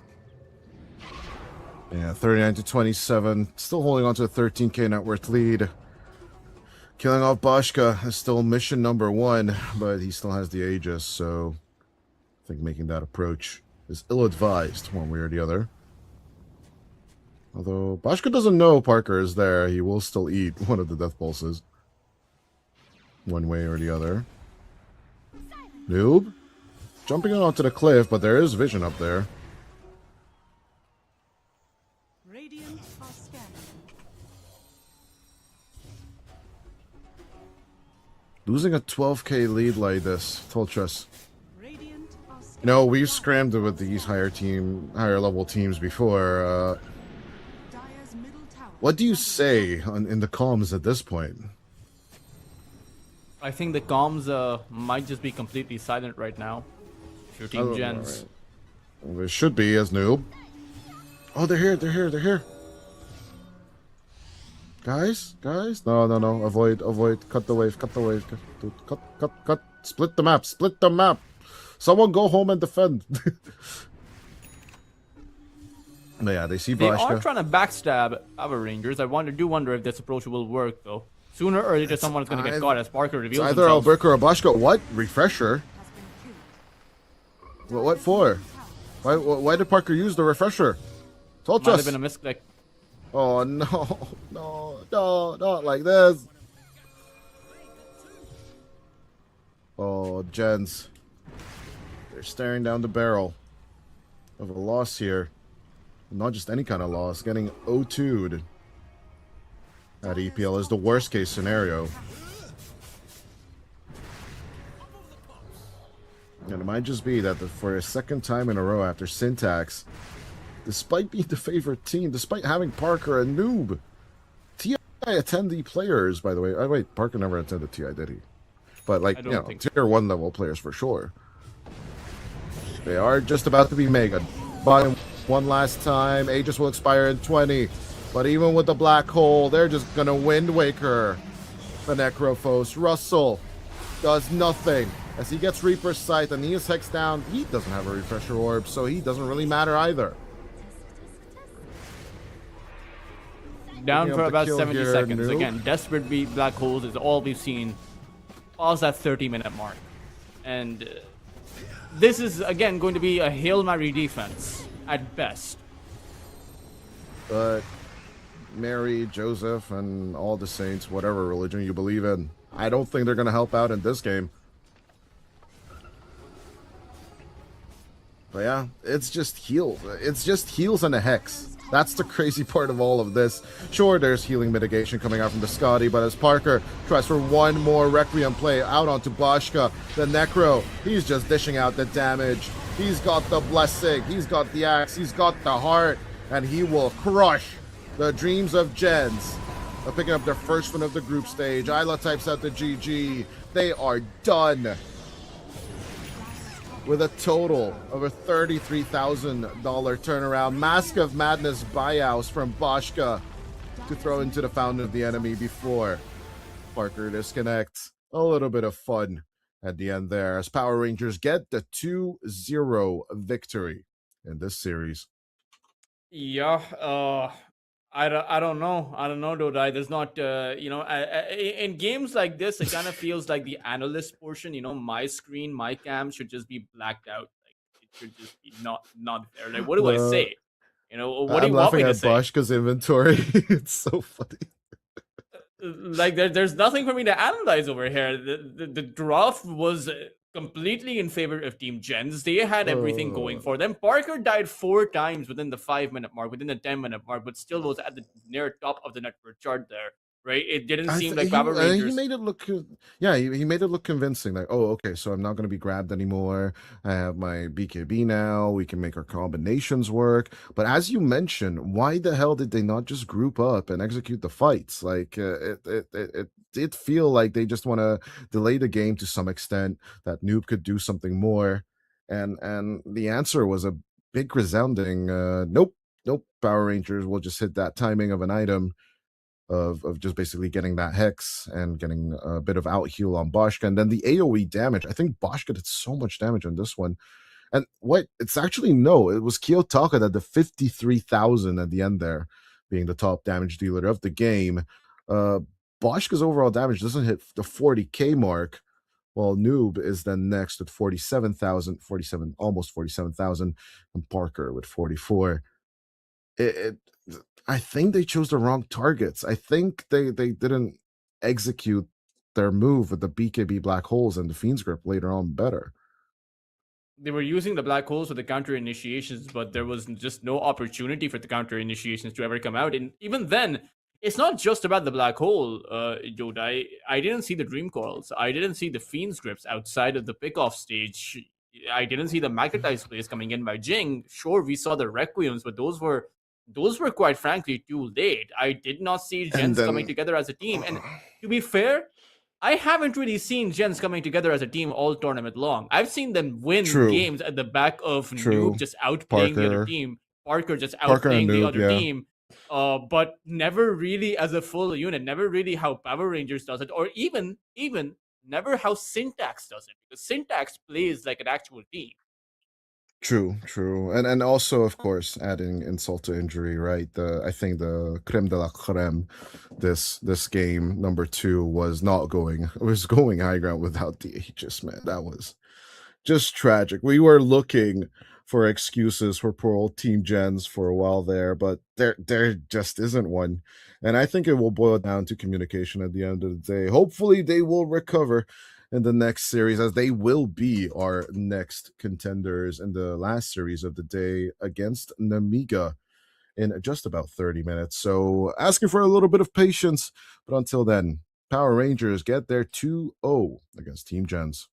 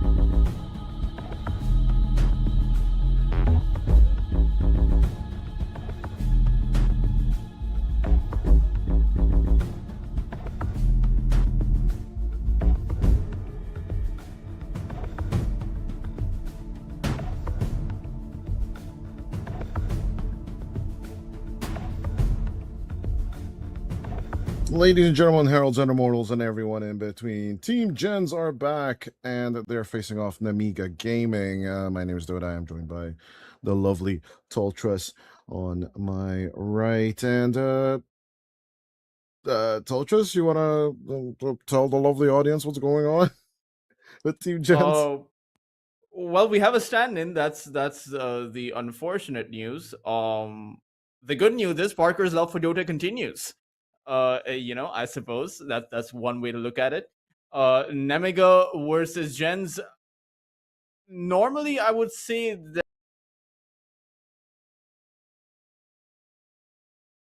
Parker, Toltrus. A little bit of audio issues on my end, but come again. So normally you would say, I think it was an audio issue on my end.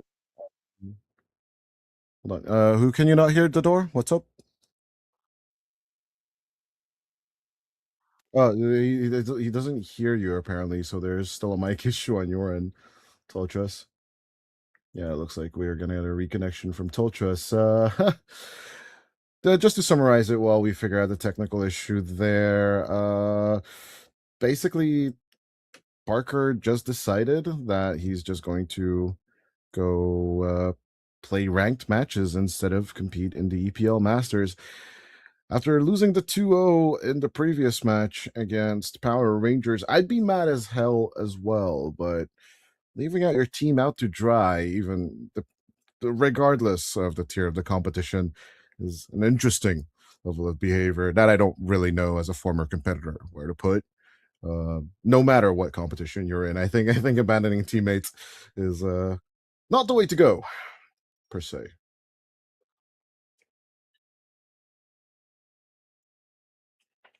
Dodor? There's still nothing. That's what he's saying. Yeah, this is gonna try and do a different microphone here. So hopefully that will figure things out. But yeah, for now, let's check out this draft in the meantime. As overall, so the Willow does come through along with the Largo and the Puck. Nemiga Gaming, they are trying to emulate a little bit of that tempo that was brought on by Power Rangers. And it looks like Toltra's back. I won't believe you guys will see him on the screen in just a second. With Imran and Bane coming through on Team Jenz, a classic basic. Let's see. I think that your mic is not working, right? There you go. Yeah, my There mic. you go. I mean, it's a backup mic. I have to figure out why my other mic is showing up on Windows, but it's not registering. But it's okay. This mic is also. It served me a long time, dude. It has carried us through many costs. This lovely Siren Mini, which has so much dust on it. But I mean, coming back to the point, right? If and I can't speak to anyone else, but I do have a competitive roster myself that's going to be competing in ENC. If one of my players did that, they'd get the boot. They did just be out. It doesn't matter how good that said player is. I would replace him immediately with someone that is willing to put in the hard work. It's as simple as that. Because it's not just about one singular person. It's about A team. the 5 that you have. It's about the 6 that you have. Including the coach, including everyone else who is putting in the hard work. But those are my 2 cents. How comes the Wind Ranger more than likely the carry position for Team Jenz? Our new player, by the way, on the team is going by the in-game name of Shushu. What we did find out is that he did used to play for Team Habibis from time to time. As Team Jenz. I don't know how many more games are there left for them in the group stage here, but this might just be the last one at the end of the day. I think for Nemiga, they have one more series to play after this. They're currently with 1 series win and 3 series losses, so they'll have to play 1 more game. I think, or rather, actually, no. This is the last. This is the last one for Nemiga, but for Team Jenz, they actually have 2 more to go tomorrow. And if Parker is basically out for the count, then this might just be their tournament ending run, which would be a tragedy because I think they did okay in the play-in stage. And I don't know, obviously at the end of the day, I'm speculating, but I think our reads on the enemy team, or actually the Team Jenz lineup was kind of correct. It must be boiling down to communication issues or disagreements within the Dota. Getting a 2-0 from Power Rangers doesn't really mean that you should stop competing. You should still play your last two series, no matter what happens, But It's an EWC team. I mean, you're losing to a team that has qualified to EWC, right? It's not as if they were invited and bombed out. Even if they qualified and bombed out, yeah, even if they bombed out on the LAN, right? Like that LAN experience will give you a bit more of an edge, a bit more of a camaraderie sense. And I don't really understand if Team Jen's this then seems to be more of an experimentation roster to some extent, and that is not something you should allow anyway. So like I'm just a little bit disappointed at the end of the day, but it is what it is. Overall, we shall see, what they will do tomorrow in their very last group stage matches. Hopefully it's not going to be a one match day, because that would be like a massive tragedy, because two of the games that should be played tomorrow are going to be Jen's games. And obviously Obers and Amara are going to be happy if they're going to get forfeits. But yeah, should be an interesting day one way or the other.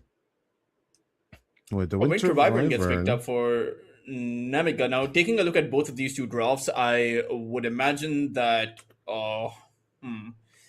Buck, Tiny, Winter Wyvern. It's a decent combo. Team Gens do have the Bane, but the Shadow Fiend is banned out. There aren't that many carry heroes that synergize well with the Bane, simply because the Fiend's Grip, you can't right-click into it. You have to drop magical damage into it. So I'm trying to think of magical damage carries. There aren't really that many. Maybe the Lina. Actually, Because magical you damage can- off lanes at this point, no? Because I don't think you'd want to do the True. ATF route and put the Wind Ranger on the off lane. Yeah, And definitely. They're going to Not go for a my number Darkseer. one choice, though. I don't know. I was thinking more along the lines of like Underlord for Russell, or maybe even the Timber. But yeah, with the Timber not being banned, I think I was actually thinking of oh wait, no, it was banned by Nemiga. They were paying attention, damn. But overall, interestingly enough, Covis 9 is what? Covis 9 is going to go for the Willow. What is it with offlaners and these weird picks today? It was Manga Q yesterday, now it's Covis 9 today. Explain. It doesn't have to be. You do have Hotoke coming in, so I am guessing Hotoke is standing in for Nemiga. Perhaps this could be an offlane Largo with a support Willow, maybe switching around their roster a little bit. We'll have to see, because the position 3 Willow doesn't exactly. Doesn't sound It's great. not. It's not great, because a core Willow wants to play with the Aghanim Scepter. You want to dish out those right clicks, but against that Darkseer, it's going to be really hard. And this Darkseer pick, as there's not exactly too much follow up damage into the vacuum. You don't have that massive AoE damage. Starstorm, as well as maybe even the Shard with the Bane, right? That's going to be additional AoE damage with the added Brain Sap, and then you have the Wind Ranger Power Shot. But that's just about it. Void is obviously new. You're going to go in with the Dissimulate, the shield, what was it, the resonant pulse. You have some spells. It's not exactly a whole lot, but there's no catch outside of the Fiend's Grip for the Spock, which is the real problem. As soon as this Spock creates a Lincoln Sphere, he's going to be able to dodge everything that Gens are going to be throwing at him. And so I think that Nemiga are probably the ones with the better draft. Overall, the tempo is on their side, I would agree. There are counters, of course, and the Bane Mirana combination is something I'm a fan of. It's just that the Darkseer doesn't really fit that tempo in my eyes, so I'm really pretty much surprised that this is the combination they go for. I am favoring Nemiga due to the fact that they only have one stand-in, and their carry did not just abandon them after getting a 2-0. And on the other hand, Team Jen's, it seems like you need continue to grind. So Prepare no for matter the battle. situation, still respect for the 4 players of the roster that stay. And of course, Noob, Russell, Lila. Jing, our heart does go out to you, no matter difficulty, but you are still here. You are still competing. And yeah, I can say it from personally, I will still appreciate four players still, doing their best and not just basically throwing in the towel, but then looking for a really, really quick stand-in situation solution. Noob, gonna be approached, not gonna be put away. Nightmare straight up onto Bune. That is the Tiny. Don't need to answer immediately. Despite the nice approach, there's not going to be an execution either way. Yeah, they're gonna get back. You don't want to be hit by that nightmare into the arrow. Even at the level 1 mark, the arrow max stun is pretty decent, 2.6 seconds. So it's enough time for you to grab first blood. And so I think for Nemiga, they should just play it safe for the first 20 minutes or so. You don't need to necessarily look for too many kills. Maybe the tiny lane can grab a kill or two, but it's going to be hard against that Darkseer. You should just play it safe. If you're team Jenz, though, you need to play aggressive because you need to shut down this puck, and that will require you to always have the advantage. Now, they do have the favorable matchup, right? You were mentioning how even in the previous series, you had the pucks come out, but no Void Spirit coming out from the other side. Finally, you have your wish granted. Even though I will say, my support players really like the Ember with the Darkseer, because what that allows you to do is have that Ion Shell with the Flame Guard. That's a massive amount of AoE, or rather just that follow-up damage coming in, constantly following you around. So you won't have that, but some decent follow-up still. Yeah, once again, a nightmare around the Bounty Rune.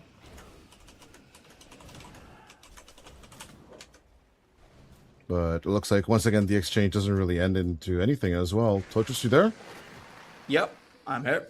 All good. Oh, they'll actually lick away the range sweep, so a bit of mana expended away from Hotoke. And that should mean that he is the offlane. He has the double gauntlets of strength. But Golvis 9 is buying the wards, so yeah, they did do a little bit of a cheeky roll swap here. Because the power shot just getting thrown into the Willow immediately. Hyla and Shushu is what we're going to be calling him due to his in-screen game tag. We'll get Kovis 9 down to less than half HP, but killing off the Willow is not as easy as one might think. Yeah, the Shadow Realm is probably it's a pretty good ability to make sure that you just don't die. And again, I would like to point out, Kovis 9 has an amazing color on his hair. I know I get distracted by this every time, Dodai, but it cannot be understated that it's such a wonderful color. Dixie does it just bonkers. Ooh, good dodge. But it's not good enough. They're still going to go on Kovis 9. Yeah, it is weird. No matter how long I look at the stats, Shushu seems to be a mid lane player. He is going to be playing the Wind Ranger as a carry in this position. On his pub profile and Dota buff, he did play a lot of Meepo in the last year until, of course, APIs were kind of closed on the 8,500 plus MMR ranking. But this is his chance, right? That was last year when they closed off the APIs, right? When Dota Pro Tracker called out for help from the community. At the same time, I'm not sure how much of a presence Shushu has. Even now, right, Toltros, you can't even watch top higher mortal games anymore. You can't. I tried it on a few of my friends. I don't know if you've been successful recently with it. No, you can't. I remember for the ENC qualifiers. Once again, the Pixie Dust is just working overtime. I remember for the ENC qualifiers, you had a while where you couldn't actually. The mid lane, as to be expected, is favoring the Void Spirit. They're usually, or sometimes, there's a little bit of a swing or a power spike for the puck in the early minutes, but doesn't seem to be the case this time around just yet against Noob.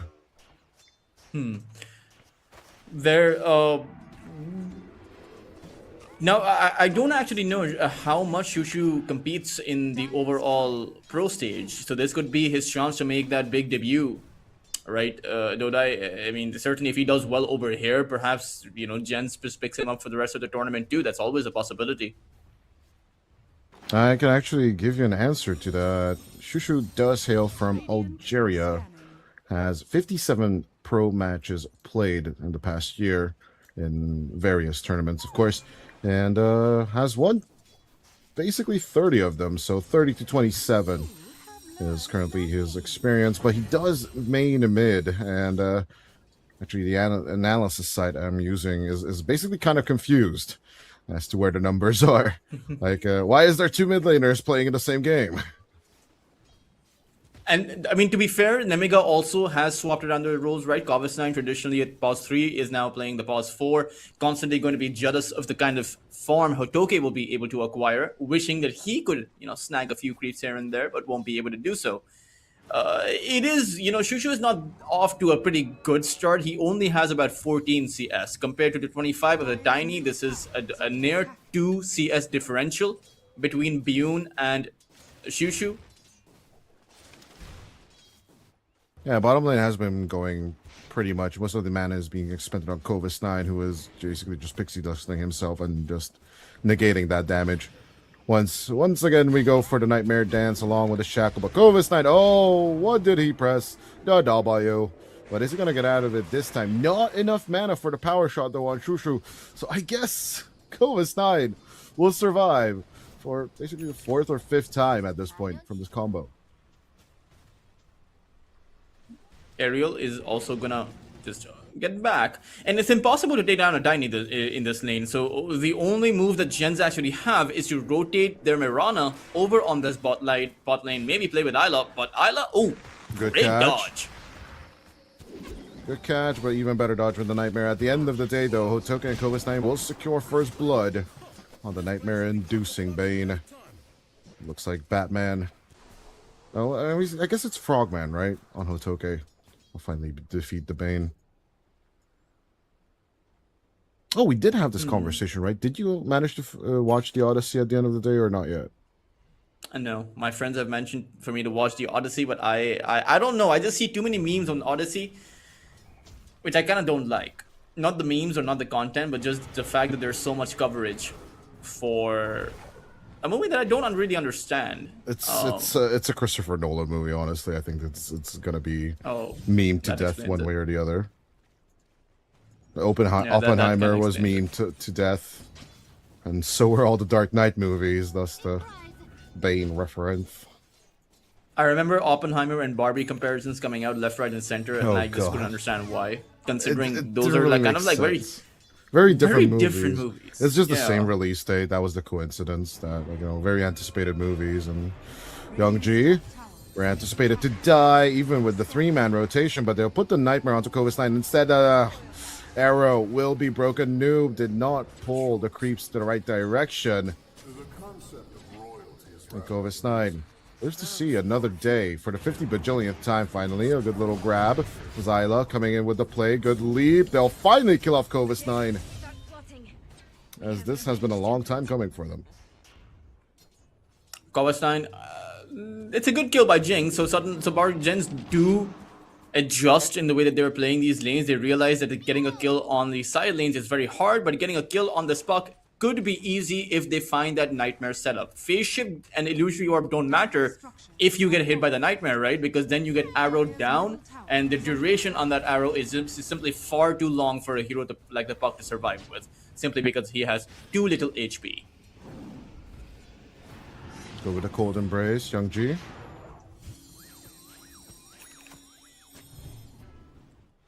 Unfortunate timing on that arrow. Creep wave was blocking it. Jing tried to leap to the side and then tried to send out that arrow, but the cold embrace came out a lot earlier. The good thing with Jenz is the fact that Russell is having a pretty good time. He has essential free farm with his Darkseer. Of course, even if Nemiga were to bring in a support, they couldn't really do anything to stop his farm. So the Winter Wyvern is now trying to enable Youngji on that mid side, but it is costing them a lot of experience. Noob is level 7 while Youngji is only level 6, simply because Nemiga have these two supports rotating in constantly, soaking up that experience away from the puck.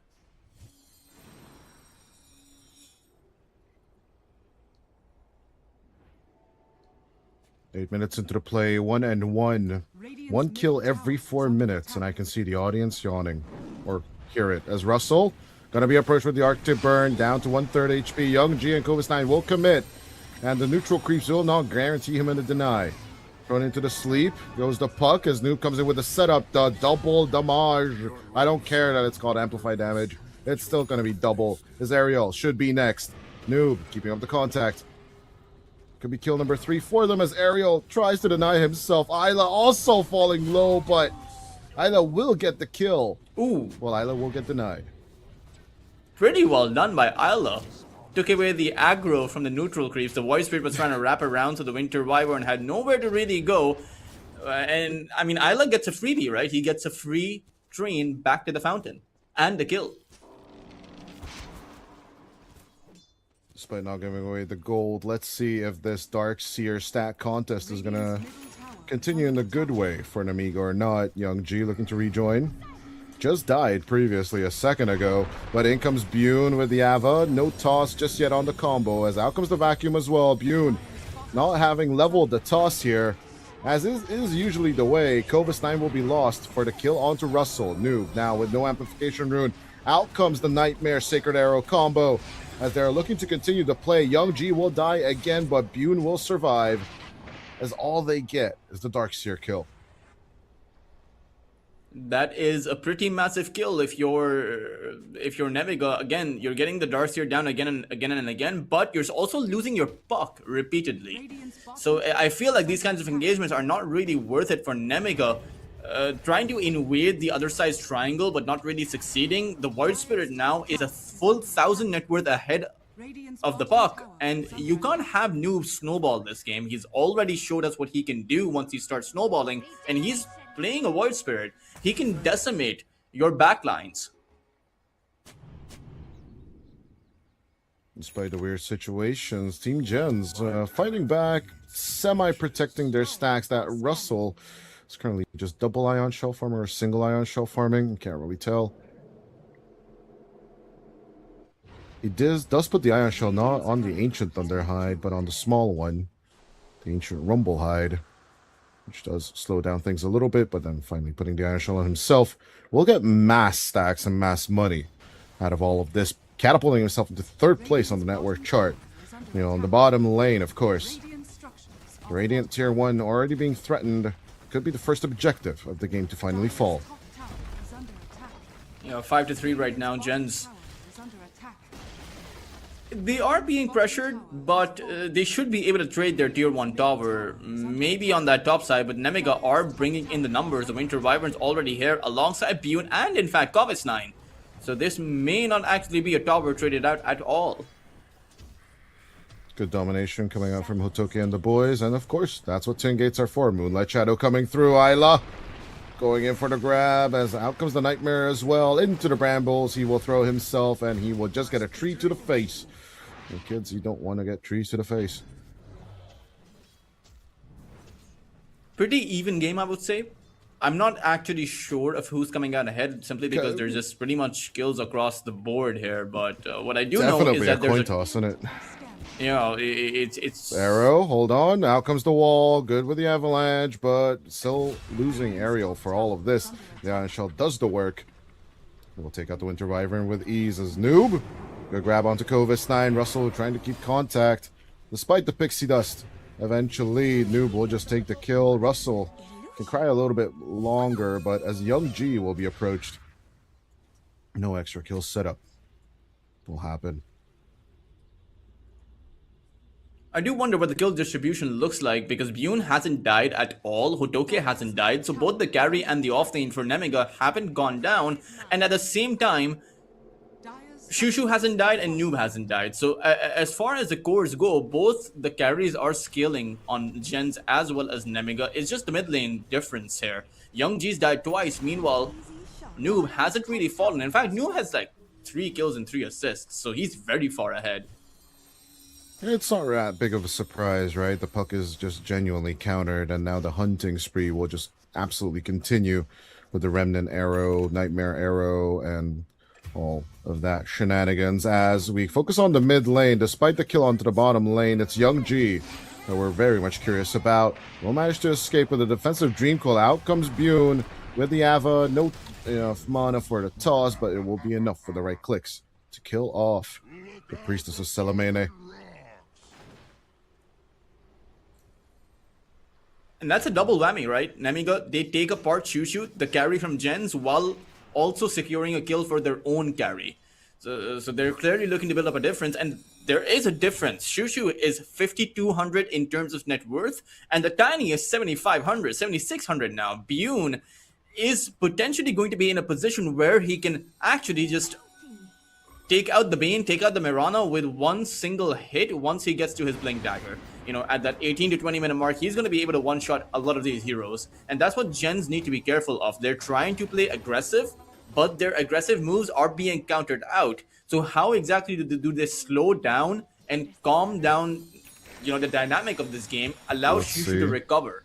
On the mid lane, good little grab onto Noob, but Kovasnine once again eating the combo. Russell is coming through with the Ion Shells as the Fiend's Grip comes out onto the Bane, but the Shackle is just perfect. Onto Shushu, Ariel with the Winter's Curse, trying to delay things over here. The Arctic Burn out onto the Bane.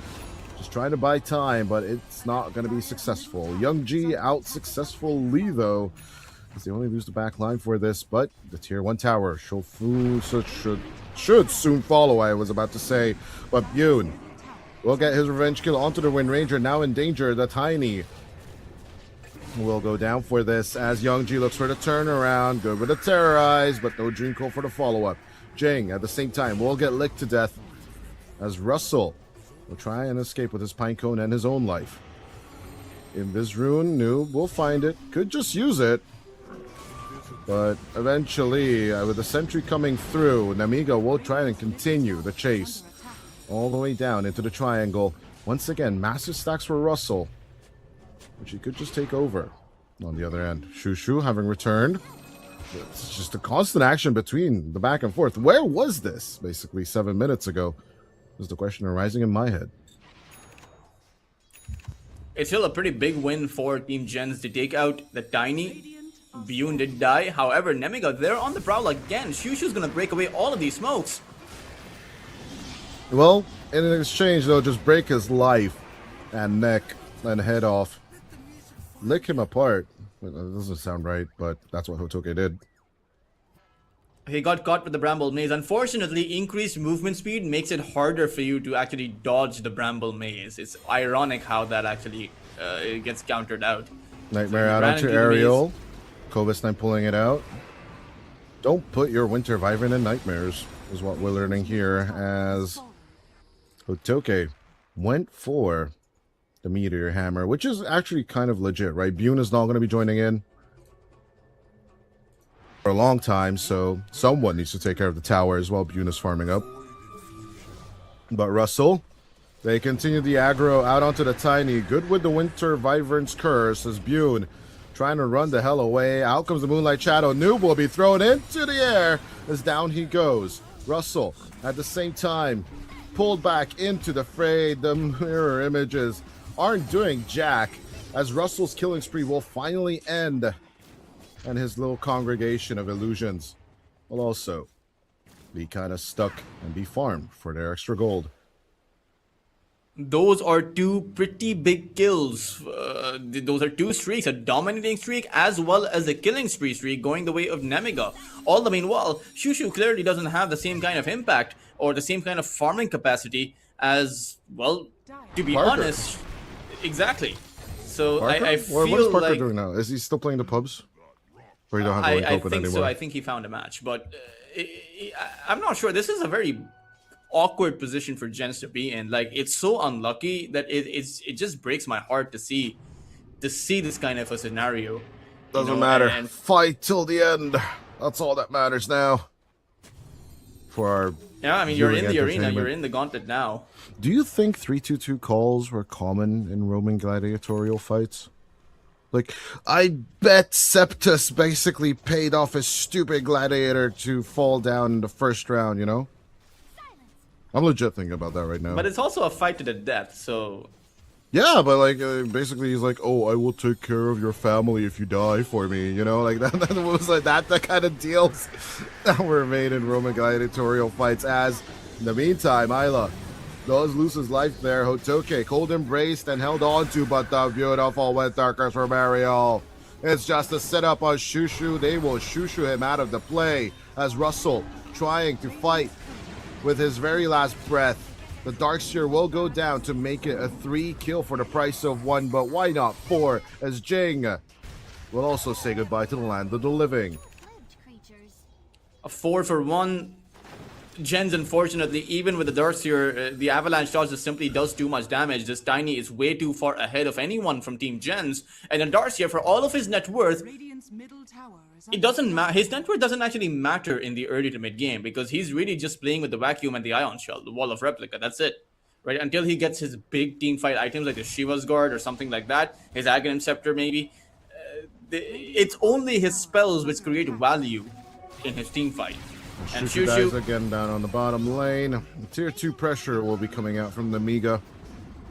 A little thing to add to what you just said, right? Like, as someone who plays several turbos a month with a little known caster called Lyrical, he always kind of explains the Darkseer over and over again and how he feels it in the patch. In the current iteration of it, right? Radiant's bottom tower I think as Isla puts the Tiny to sleep, I don't think the Bane is escaping in any shape or form. The Tree Toss gets the contact off, and Kovis 9 will just continue to keep contact with the Bane. Bune just gets the Avalanche catch.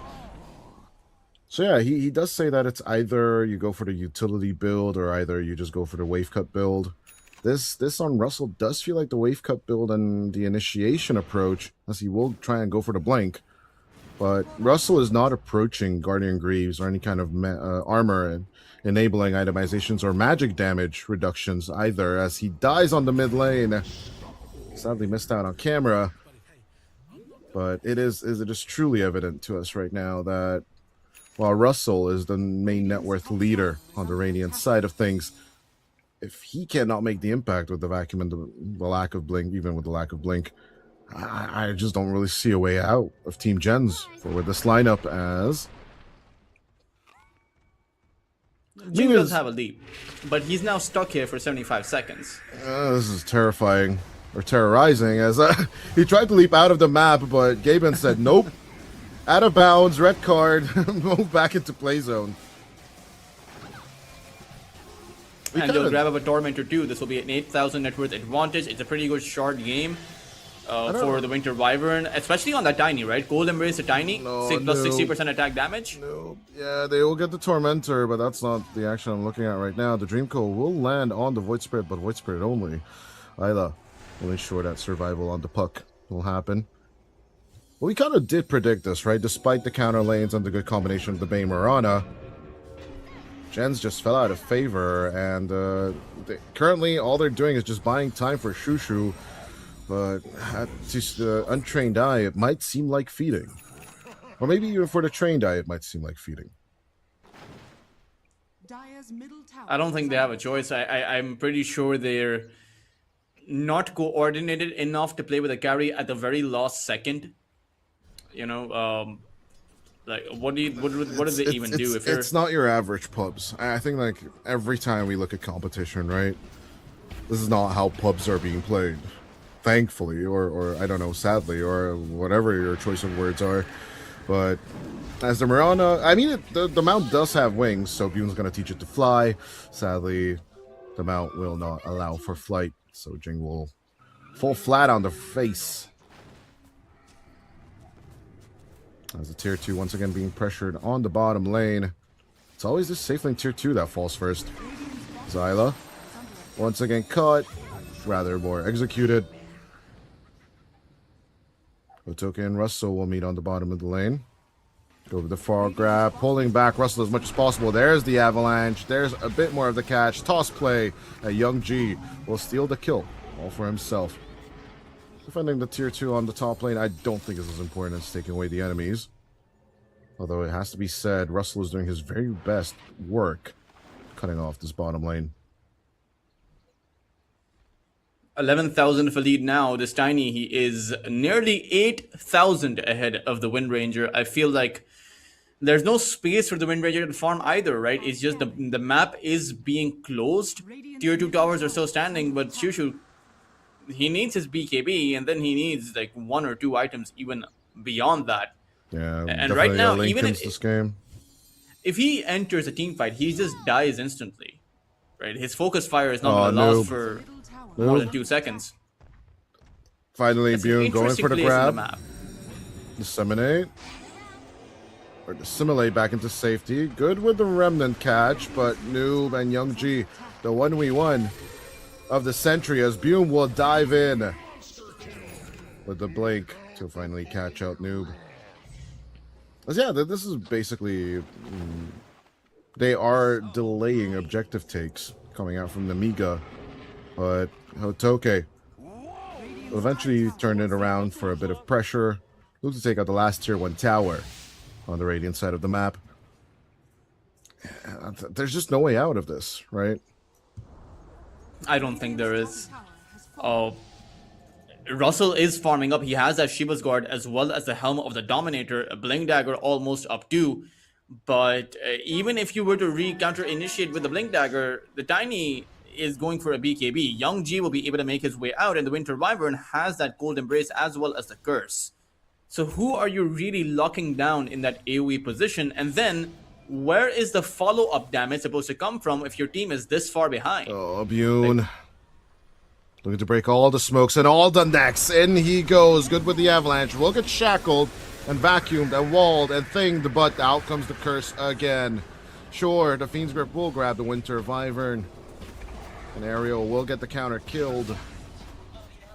But at the same time, Covis 9 and the rest of the boys, they are looking to continue the fun. Moonlight Shadow will be broken as the Dust of Appearance just shows everything. Covis 9 giving the info as Hotoke just trying to provide a little bit of damage and HP support. Losing both your supports, though. Young G, Hotoke, and Bune will be backing off.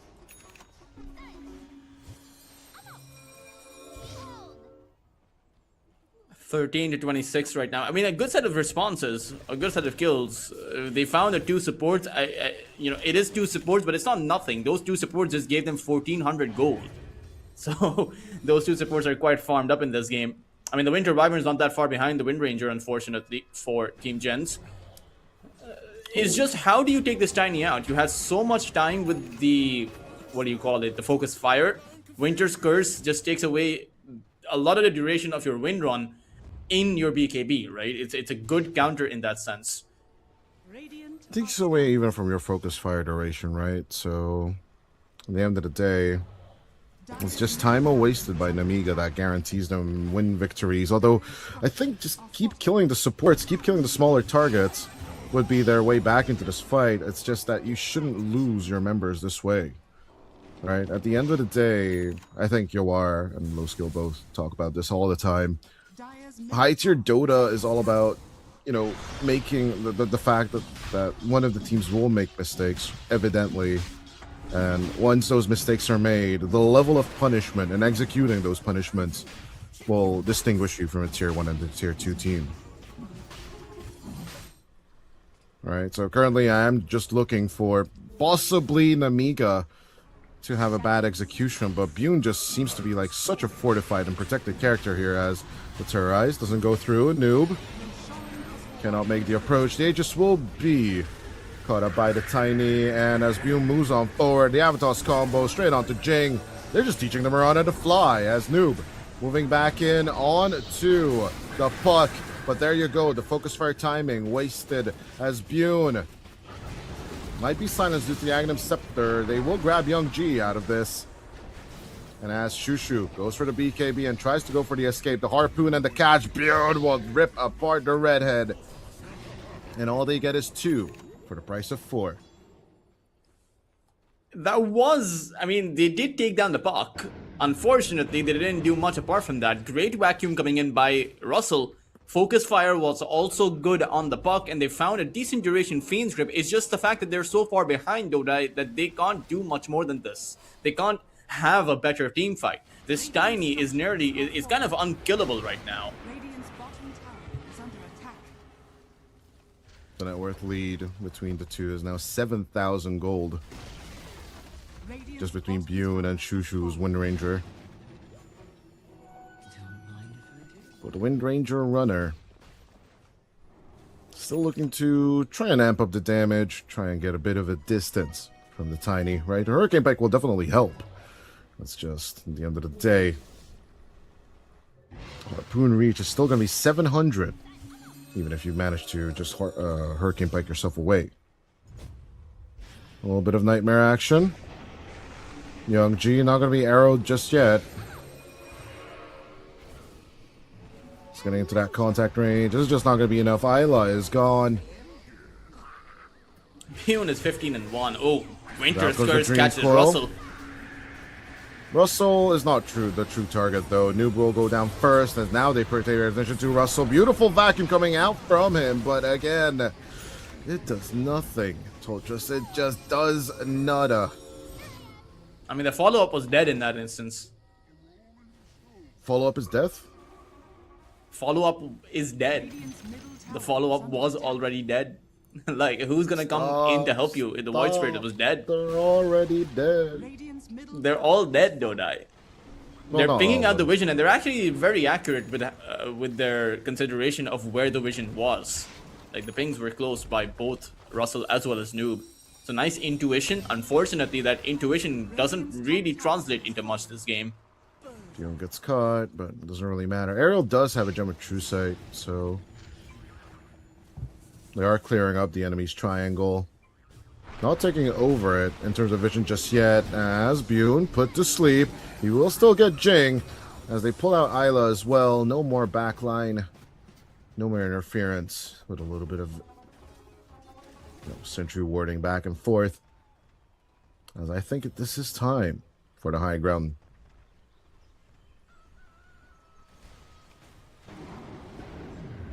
Yeah, tough decision or not, or tough position or not, Team Jenz just not up to par. They will buy back on the Bane, as that is the only buyback available to them. Everything else is just a question of money. Radiant's top And tower Russell needs 350 of it. Jing needs 430. And don't even get me started about good old Noob and Shushu. But, caveat, the Dire doesn't have buybacks either. They are missing several thousand gold on both sides for the BBs, but maybe Nemiga just doesn't need the BBs. Yeah, I don't think they do. I don't think they're afraid of dying anytime soon. Their tier 1 towers are still standing, so even if they die here, all 3 waves, or rather just the 2 waves on that mid lane and that top side are pushed in. So it's not as if Jenz will be able to do anything, even if they were to somehow miraculously win a fight here. Top Rax is just top tier 3 tower, excuse me, is just gone, as Noob will just get shut down in his own jungle. Bune will just continue to keep playing Wreck-It Ralph up on the top lane as he jumps in with the Aptos combo out onto Russell, and with the Darkseer dead, GG will be called as Shushu with one last focus fire hurrah will get killed before the Ancient will fall. Nemiga Gaming. True, they had a stand-in, but it definitely did not seem like Kovis9 is uncomfortable on the support position. And don't even get me started on how well Bune just did. Yeah, I mean that was a very good performance. I do feel bad for Team Jenz, but the fact that they're still trying, man, massive respect to their entire lineup for that, coming in with a stand-in. Even the stand-in, I mean, Shushu did try, right? He did get his BKB, he did have his Mjolnir. At the end of the day, with a lineup that has been playing for a while together, the synergy was always going to go in favor of Team Nemiga. And it's not as if Hitoke hasn't been here with Nemiga before, so they knew what they were doing. 7-0-13 with a stand-in Largo, with an offlane Largo. And everyone else, I mean, Bune 21-6, it didn't really feel like Nemiga were pressured at all in the early game, because they were having a tiny free farming. He was getting a lot of kills, and they were also taking out Shushu, the opposing carry. And Noob was really the only one in the game who was getting anything done. He was 3-0-3, but when it came down to consolidating your lineup together, the team fights, there was not a single team fight that went the way of Team Jenz. Yeah.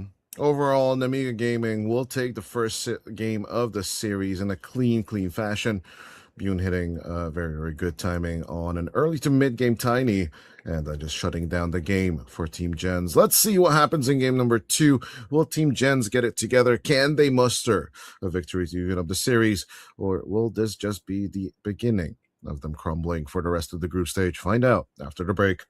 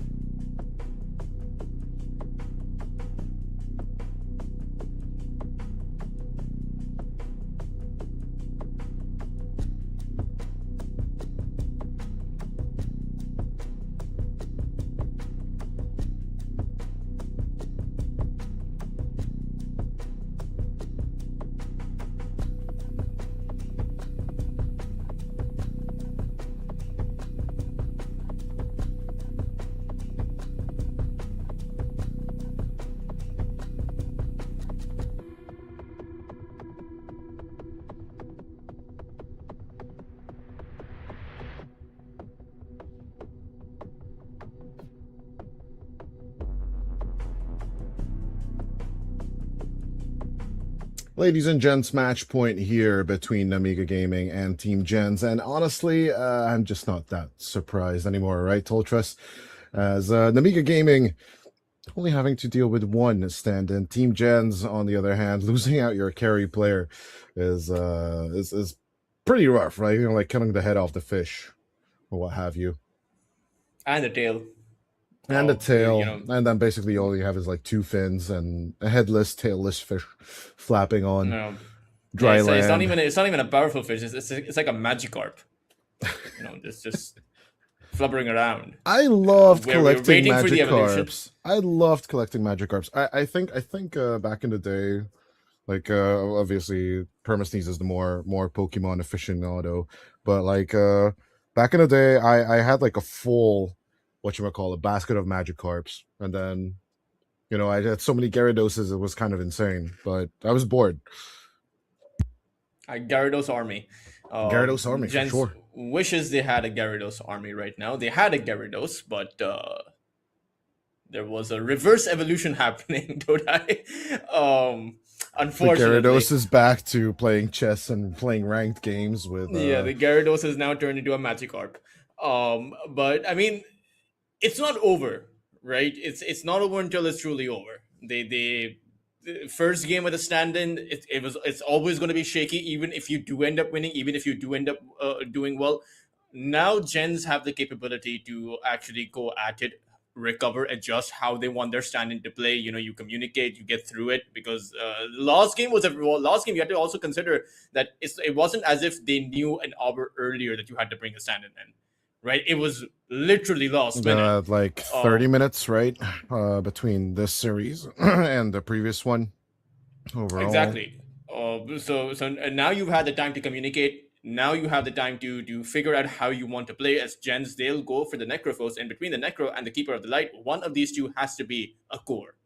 I would imagine it's just Necro, but you can also play with the Keeper of the Light as a core, right? Mid lane Kotl, carry Necro can work. Not my favorite combination, of course. With the Undying still being available, though, I think Team Gens do have. As for current coach of Pakistan, I think you are kind of aware of that little trick. Yeah, I we mean, we pulled it love out against you guys a few times. Yeah, but we liked it so much that we started doing it ourselves. The Keeper of the Light It's plus so it It's is so really good. dumb. It It's is. so good. You have the double decay basically faster than you should have it. The amount of strength you get is that you just basically destroy the tower. The way Ida used to play it, it had the phase It's boots and the also blink.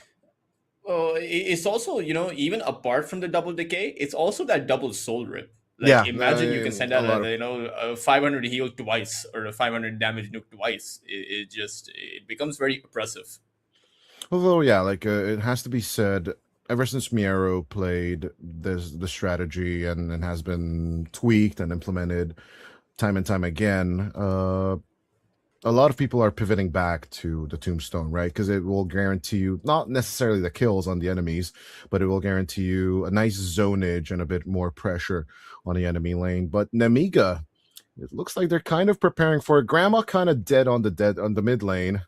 So in comes the Invoker as well. A lot of tools on the Nemiga side, and it does look like Hotoke will stick to that position 3, Largo, with the Mirana possible 5 and the Snapfire 4 is what I'm looking at currently. Or Grandma 5 is also a possibility, isn't it? Yep. I mean, there have been teams that have played the position 3 Snapfire too, so that's also going to be a possibility for Nemiga.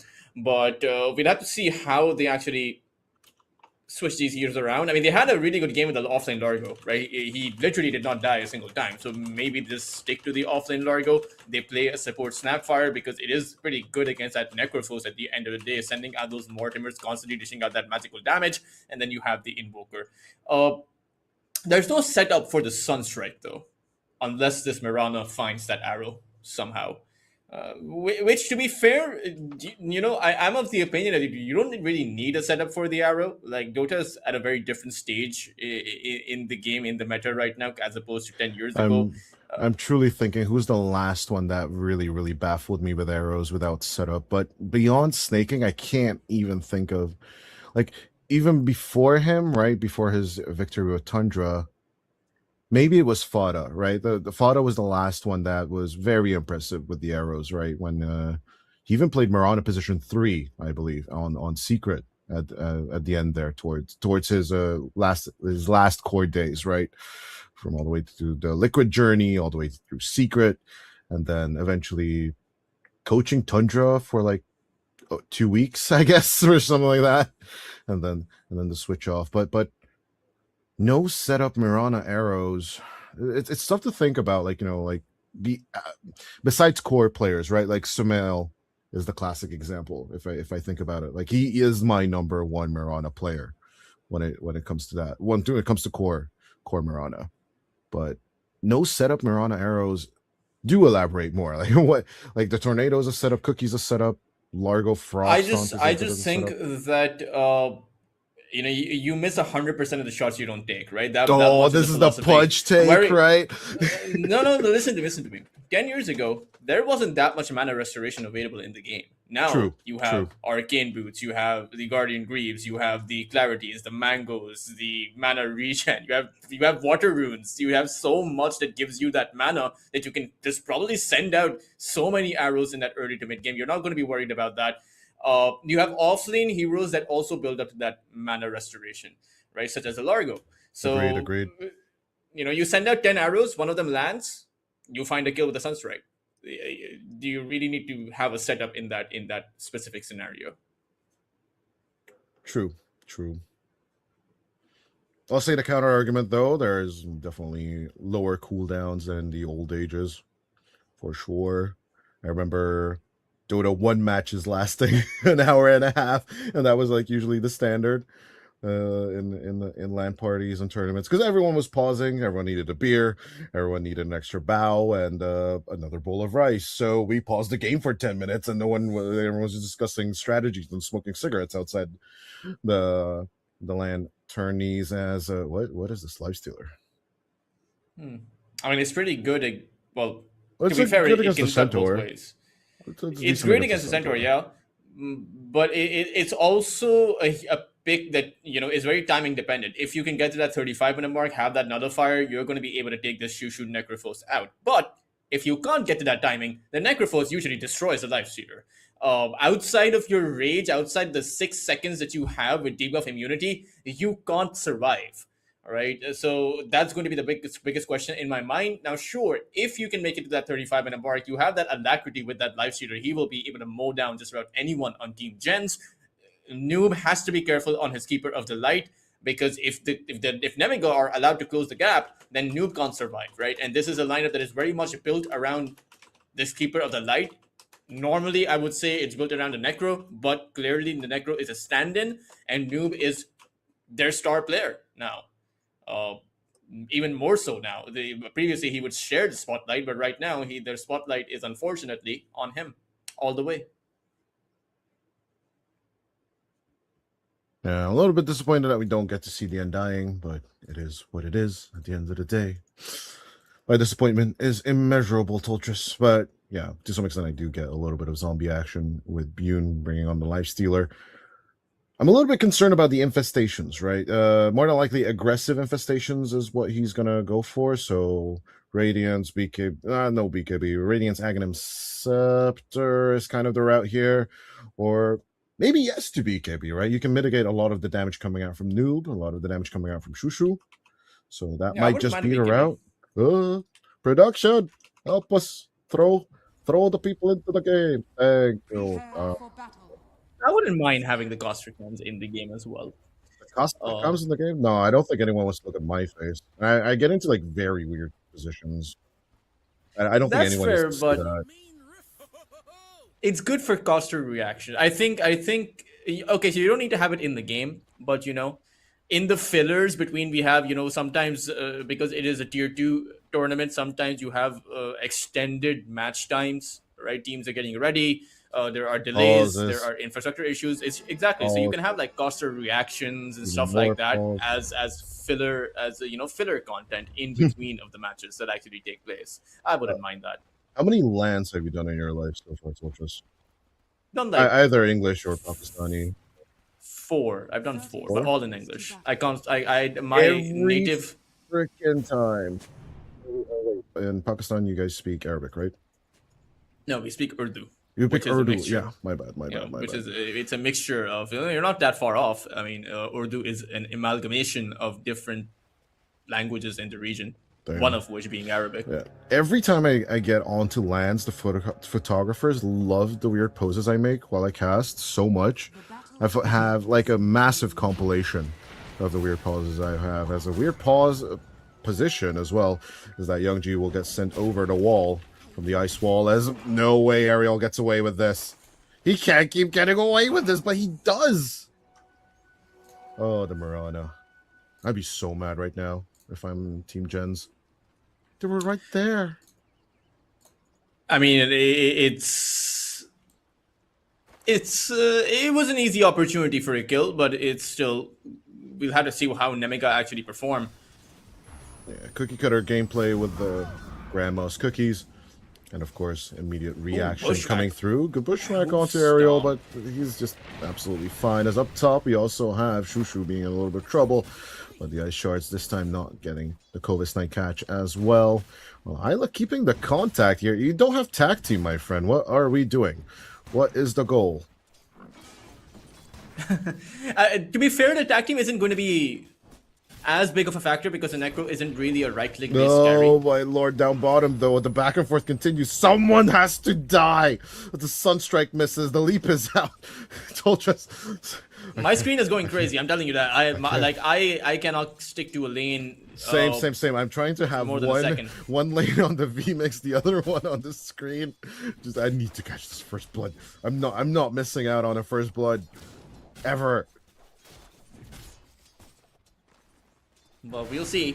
Is there a prediction though? I think the first blood is potentially going to happen on that top side. It's gonna happen in 30 minutes. We're gonna break the record of first blood in a pro match. That's what's gonna happen. As Isla tries to go for the ice wall, but once again the cookie will thwart the plans of the FB. I wonder what the timing for the latest first The blood, latest one, the record is. I think I talked about this with Knoxwell before. It's 25 minutes and 50 something seconds. It was done on BTS Southeast Asia in 2023, if memory serves me correctly. But it was like one of the last DPC events for sure. And everyone's like, no, they're throwing, blah, blah, blah, you know, the usual conversation. But I rewatched that game. I do believe it was MLP and John X Fire that were casting it. It was super funny how they were going, oh, a kill is going to happen. And then it was like, oh, the massive disappointment. They're like 60 minutes into the game. It's like, there's not going to be any kills happening in this game, John. It's not going to happen. You must face the reality that no one's going to die. It's a peaceful Dota match between two teams. Gobastan might just be dead. Nah, he's fine. He's fine. He cannot die. Get it, the link. He's gonna be pulled back into, but the death pulse. It's gonna contact. No. No record for us, I guess. 3 minutes into the game, Shushu will ruin our fun. Pretty good start for Team Jenz though. This is exactly what you need. You want your Necro to start snowballing, or at least have that early Radiance coming on 9. If between the Life Stealer and the Necro gets the earlier Radiance, then he will destroy the Life Stealer. Right, Life Stealer still needs to farm for a long time after he gets his Radiance, but the Necrophos doesn't. He can start to play active as soon as he has that Radiance up and farm up simultaneously. That is, it's a benefit of a hero that is strong in the early to mid game as well as the late game. Well, let's see. Of course, he's had some wonderful performances on Centaur Warrunner here at EPL Masters Season 1. And it's kind of hard to be against it in any shape or form, in my opinion, as Russell does get the kill onto Ariel. But sometimes the caster curse is a caster bless. I can't hold it back, you know? But yeah, overall BB3PX and other performances as well. Shushu gonna be grabbed. The Sunstrike is spot on the Necrophos. And Shushu will be shushed out. Pretty good kill. I can't help but wonder, there's no need to overextend if you're Jenz on this top side. Sure, you have a task, but you should just play it safe, look for kills while maintaining lane equilibrium towards your own tier 1 tower. Right? No. Pull the camps. Yeah, the standard question is why didn't he go for the pull as the Sunstrike hit, and of course Bune will secure kill number 2 on the side of Nemiga. Why didn't they get the pull off with Ayla and Shushu? Why did they overextend under the tower instead? I think it's easy to overextend if you're playing the Necrophos. You have the Snowball as your get out of jail free card, and you have this Necro that can heal up constantly with his death pulses. So the idea is that you can't really die, but often at times it works against you and you end up dying. Right? Because it's hard to play. The deeper you're in that tier 1 tower, the harder it is for you to make your way out. It's kind of a catch-22 for this Necro and Tusk combo. Yeah. Speaking of the last pick, Life Stealer, right? It was to make a counter for Russell. Finally, we might be able to see the kill onto the Centaur, but Russell, his spidey senses are tingling, and of course with the Bushwhack, Jing will shake off the chase. Waving goodbye to Mr. Life Stealer. Topside once again, Hotoke. Let's see the approach. Hotoke, will he die for the first time this whole series? It is a possibility, but Ayla, Shushu, and of course Noob will all be stopped in their tracks, but the ice wall, the ice shards specifically, will finally be enough. Kovis 9 all alone under the tower will be left behind all alone as well. Starstormer going through. But at the same time, Ariel, I think he was cosplaying the German mid laner Stormstormer with that jump. He's not playing a Storm. With that Pretty good kills overall, though. I mean, they got what? 3 kills over there. Ariel also teleported in Dodai, so that means when he respawns, he can't help his life stealer or that top lane or any lane, in fact, for while he has to walk all the way back. He doesn't even have a leap. This is the slowest walk of shame that we have yet to see. Mirana doesn't have that high of movement speed, so he's literally walking back with 285. Not even boots of speed yet. Not even a windlace. Yeah, sometimes when I'm doing, we have a lovely producer, Dodor, but sometimes when we have to do the production for the regular seasons, right? When someone has to make the walk of shame, I just... Hold! Bune! This is gonna survive, actually. Okay, never mind. There is still action impending, the Shrine of Wisdom play that Jenz wants to make, but Ayla, he's gonna get caught. I don't know, Noob is just standing there, Ayla. Turning it around, could just going for the jump. Snowball is going on with Grandma, but here comes the tornado setup. Jump into the middle of their Grandma, doesn't care about the Illuminate. Throw it all to hell, damn it all to hell, but a Shushu coming over along with the Blood Grenade. A bit of a slowdown out on the Overgrip, but the Ice Wall will be down. Kovis 9 Hotoke going in for the jump there, and the leap into it might be a slow Mirana, but they will get a bit more of an XP and gold. For 2 kills for the price of none. Lick damage is quite deceptive. I mean, 255 coming out of nowhere, 340 at that max mark. And the Snapfire, Kovis 9, I mean, kudos to him, he held his position. Even as he was stuck inside of the ice shards that Illuminate was being channeled up, he held his position until the Invoker came, and then that tornado set up into the Fire Snap Cookie. That was really well done by Kovis 9. I think Ariel was just mad about having to do the Walk of Shame, right? And then he just made a reactive TP with a good play. Also, an interesting stat. Did you know that Hotoke died already 100 times more than the previous game? 100 times more would be 100 deaths. Well, okay, 100% more death. Oh, wait. But 100% of 0 is still 0, Dodai. What is the math there, then? Like, he has... whatever. At the same time, Noob going in for the snowball save. Or snowball aggression in this case. Out comes the Stampede as well.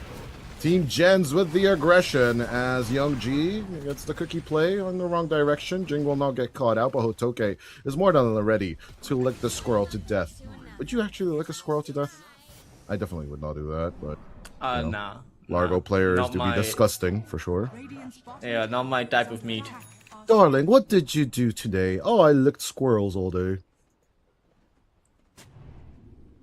Noob, again, Illuminate play on Hotoke. Along with a little bit of solar bind, but Hotoke should be fine.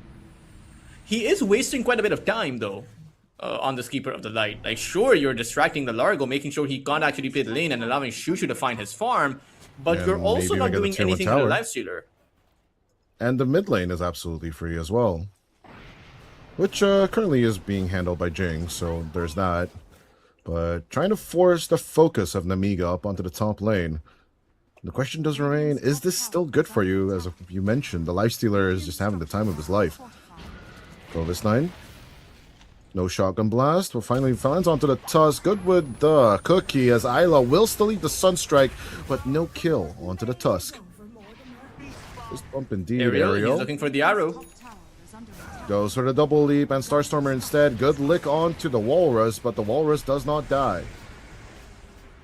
As Reaper Scythe number 1 from Shushu will land on the Mirana. And the stacks are made for the first time this game. And they'll find a tier 1 topper as well. Shushu is very far ahead in this game, but the Lifestealer, he's still keeping his place at the top of the net worth chart. So for all the moves that Jenz are making, they're not building up an advantage on their own carry, so to speak, but they are disabling Nemiga's offlaner. Hotoke, it doesn't have the same kind of game. 3-1 and 2 is a good scoreline, but he has 38 lost hits, so it doesn't seem as impressive when you factor in his overall net worth. Radiant's middle tower is under Well, attack. so the Tornado Rays as Clovis 9 jumps into the 2. Sacred Arrow will catch the Squirrel, and they will get the Walrus as well, as the backline pushing in, trying to distract so that the tier 1 tower will fall. The young G Ariel finally arriving. 300 HP left on the tier 1 tower mid. As pushing through onto the mid while you're losing side lanes could still be worth it to some extent, but the mid tier 1 on the Dire side is pretty healthy, I'm not gonna lie. And Jenz are setting this up so with this massive aggression. Observer rewards behind the tier 1 tower mid and right next to the triangle entrance. Radiant's bottom tower is under attack.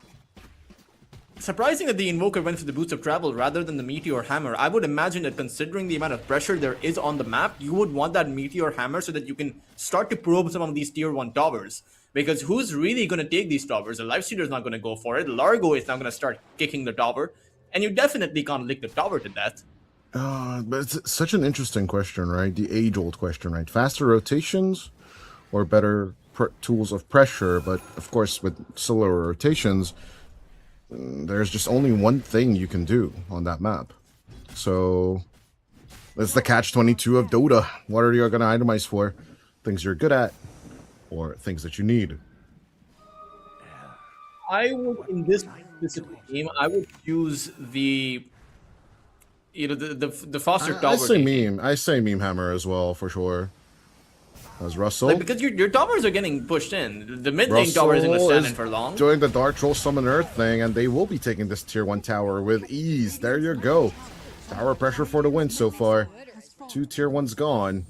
And Nemiga, will they be out pressured by a Centaur War Hunter? I always find that the funniest thing ever for no reason. It does certainly seem like it. I mean, Bune, sure, he has that Sacred Relic. But there's no way to defend his tower if you're this Lifestealer. Even if you bring in the numbers, even if you send out that signal for help, even if your team shows up, there's no way this tower stands. Bottom tower is under So now they're going to lose all 3 of their tier 1 towers. They're not going to be able to push out any towers from their own side because Youngji, his Boots of Travel, again, he can't kick the tower to death. Where's your beam hammer? Where's your meme Mjolnir? What, Isla? Doesn't make the good catch. Moonlight Shadow coming in. They want to counteract this. But they're still going to lose the tier 1 tower for sure, right? I mean, they should. They should. The Wild Wind Ripper. We followed up perfectly as Isla does not throw down the vision. Good Sacred Arrow catch with visually, literally no setup. Something you talked about during the draft. As out comes the Deafening Blast. All they get is the Tusk. And technically, Patrick, we saved the tier 1 tower? We do. I am surprised that they actually went back without any kind of a fight. I was a bit surprised to see that because Noob, he didn't even plant down an Illuminate. He just backed away entirely. So I suppose they realized that they can take that tower anytime they want. They'll fall back, leaving only their Tusk to die. And the Necrophos, he can continue to farm. You take a look at the net worth chart. All 3 cores from Team Jenz are at the very top. All 3 cores from Team Nemiga, the 2 of them, are doing okay, but the Largo, Hotoke, has no farm. He has the Kaya now, but I mean, he has 5,000 net worth as opposed to the 7,000 of the Centaur. Keep something in mind. Told just open up the graph. Gaben knows something that we don't, or actually, I think I've been suspecting it. Right, the Lifestealer effectively has still been on the free farm path of things. So Nemiga are truly not out of this game yet, despite the 4K net worth lead of Team Jenz. I do believe those tier 1 towers are still up for grabs. That is 2,000 gold out on the table. They still do have the better kill potentials at the end of the day, according to Gaben, at least. It is surprising to see the win probability so heavily in favor of the Radiant side, but you do also have to consider that the win probability is probably not accounting for the fact that this is a Necrophos carry. Right? It's also a Keeper of the Light. What is it thinking? Which It's is a Cuddle carry? No, it's, no, thinking it's probably thinking there's no carry. It's thinking that it's the Centaur Warrunner carry, for sure. Yeah. If you had to, you know, have AI hallucinate something in this game, it would probably just be just that. And the Keeper of the Light would be a support and not a mid lane hero. Absolutely. as So it it's carry, traditionally- Tusk, support Mirana. Well, it is support Mirana. Dire's bottom Yeah. tower is under Weirdnesses attack. aside, it looks like finally there's going to be tier 1 pressure coming out from the former Hive carry. In this case, Bune on the Nemiga side of things. Interesting that the Dire's Invoker, structures are fortified. Young Ji, chose to give the Alacrity to the Force Spirit, which has 60 damage, as opposed to Bune, who has 152. I always forget if the Fort Spirit negative armor stack, but I don't think they do. Do they? Or do they not? I always forget this one. No, it's only on heroes. Right. Oh, so it doesn't count According for to towers. Tooltip. Like, I just happened to read Tooltip it right now. lies! Yeah, Everything it is a does. lie, Kovestein! Well, I guess the speed booster to the river is not going to be enough to escape a squirrel shot. Because the squirrel is just mad enough for being licked so many times. Radiant's Ariel bottom looking to tower is escape under attack. out towards the dire triangle at the end of the day, Radiant's bottom tower as the domination of Team Jenz actually continues. Now they are at 7,000 of a net worth lead. Oh, 17 Futoke is minutes dead.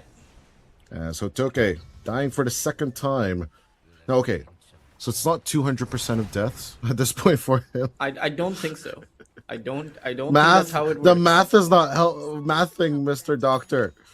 Yeah, he's created and he has 0 deaths. No, the percentages are not multiplications, basically. So the change of the mathematical equation would be 200% of deaths compared to the previous game.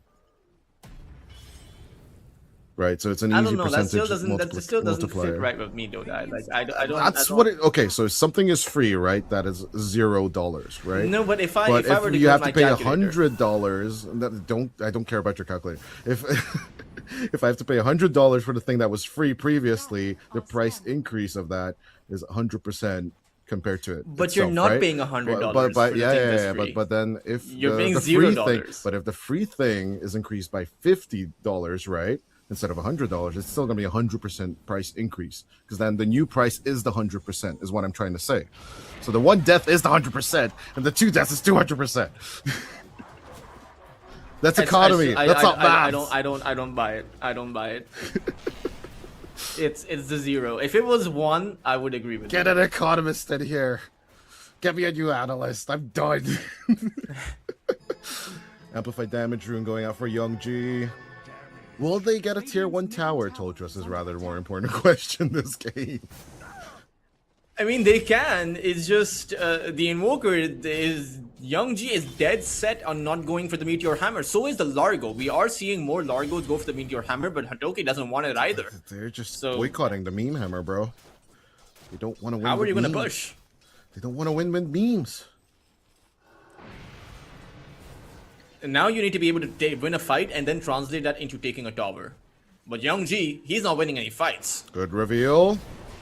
No matter that you Ghost Walker, still gonna get cut down to size, says Shushu. That is a killing spree taken away from Young G. Dire's top tower is No under matter your attack. 4 staff, it's worthless here. I have a question, Dodai. Do you think Parker is watching this match? Tower is under attack. I don't know. Open up the stream. We did link He's it. not on the stream, We did link but- it on the chat. But I don't know if you would be hate watching your team after you just abandoned them for a little bit of pubs on kick for sure. But that's Does some. he consider that's it some, his team? Like, That's a good you question. know, I mean, Noob is captain on this one, right? So technically, he might just be like no, but I'm talking about the spirit. oblivious Like, to it. do you consider like if someone like if I abandon my team at the last minute, True. there's probably a part of me that doesn't consider them my teammates. But I can't speak for him. I'm just talking about me personally, right? If I had that approach, I don't know if the Hungarian national team is losing out on football. I'm still saying we lost, so that's just me. But maybe if I abandon the team, it's a whole different ordeal at the end of the day. As Ariel died down on the bottom lane, Kovis 9 also just eyeing out Shushu, but super split on the Nemiga side of things. They are just looking to...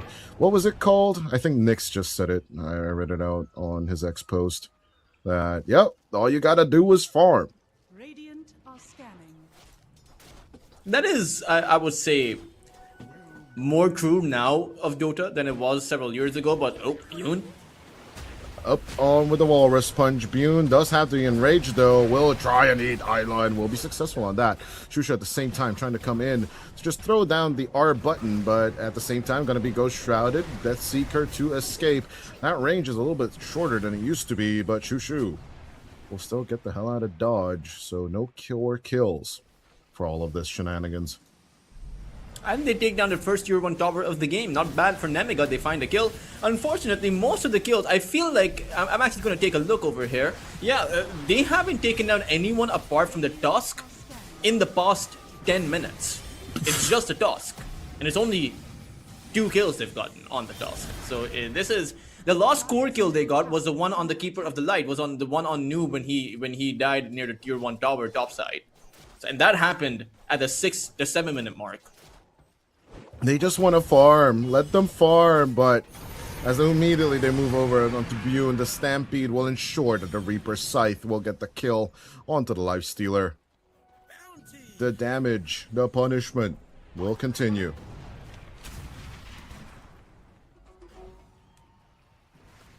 That's 22 minutes into play. We have 23 kills on the board. Are you not entertained is rather the question asked by both of these teams. But I must say, Team Jenz absolutely outperforming my expectations with this lineup so far.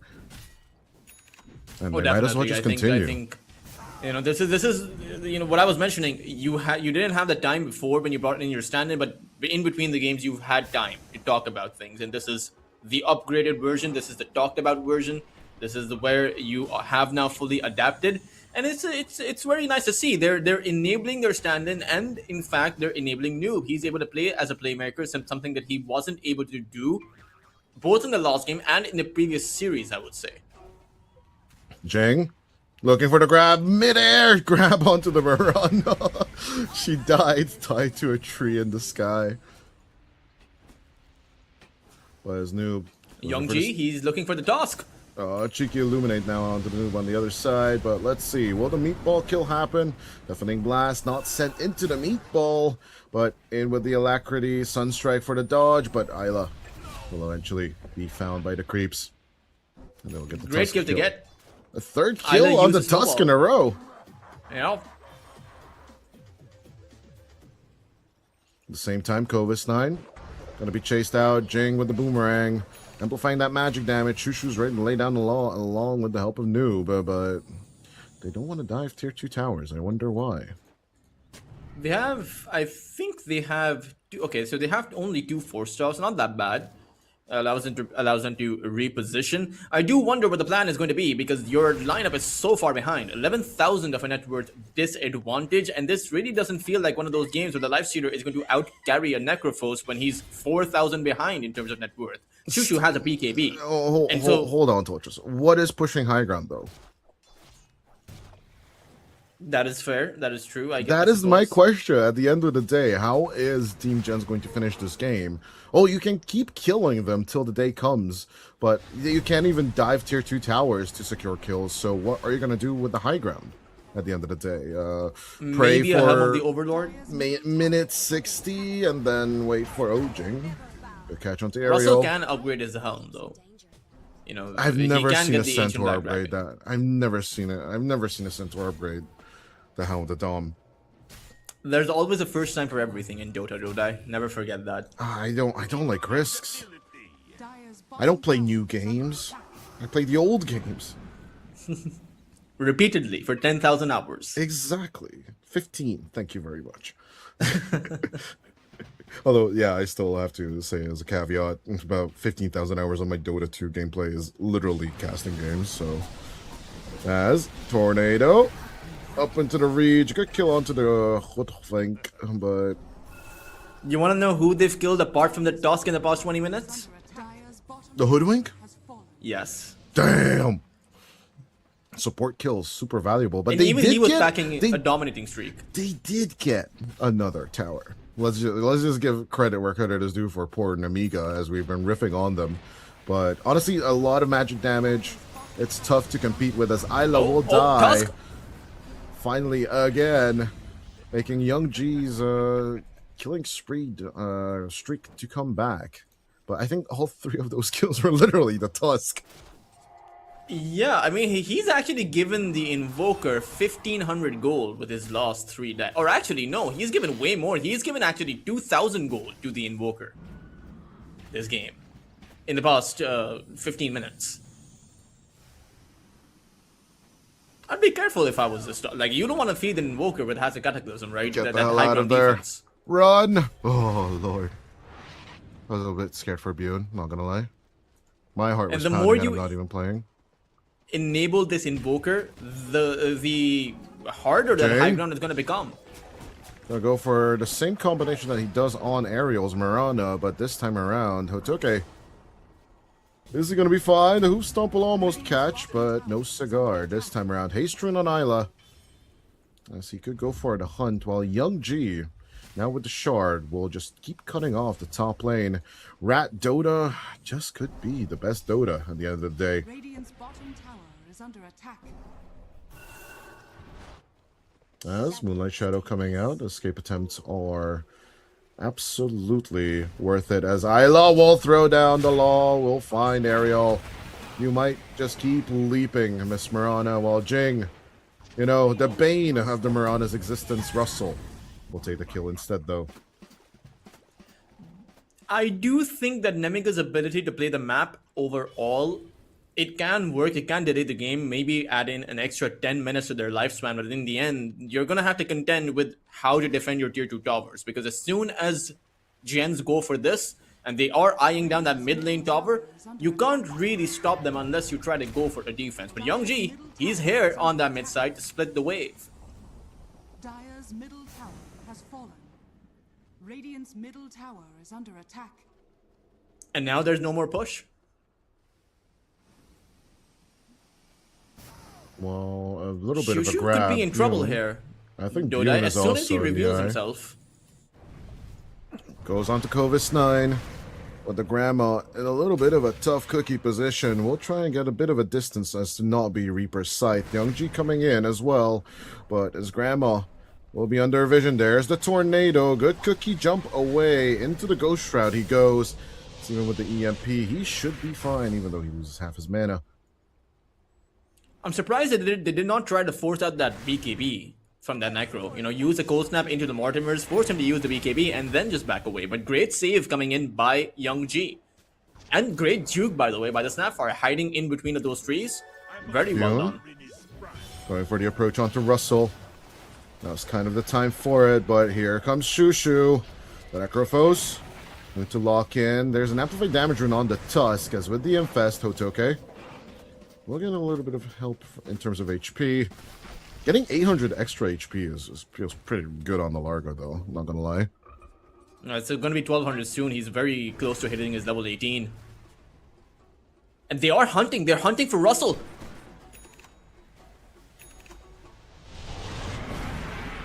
As out comes the Stampede. Good catch onto Russell, but I don't know if the damage is going to be enough. Force staffing. The Lifestealer forward, contesting those Lotuses. Nothing will be enough to actually escape for Russell, while Clovis 9 still on the chase. Out comes the Snowball. Throw a few onto the Largo as they go in for the cookie jump. Jing will go down along with Isla.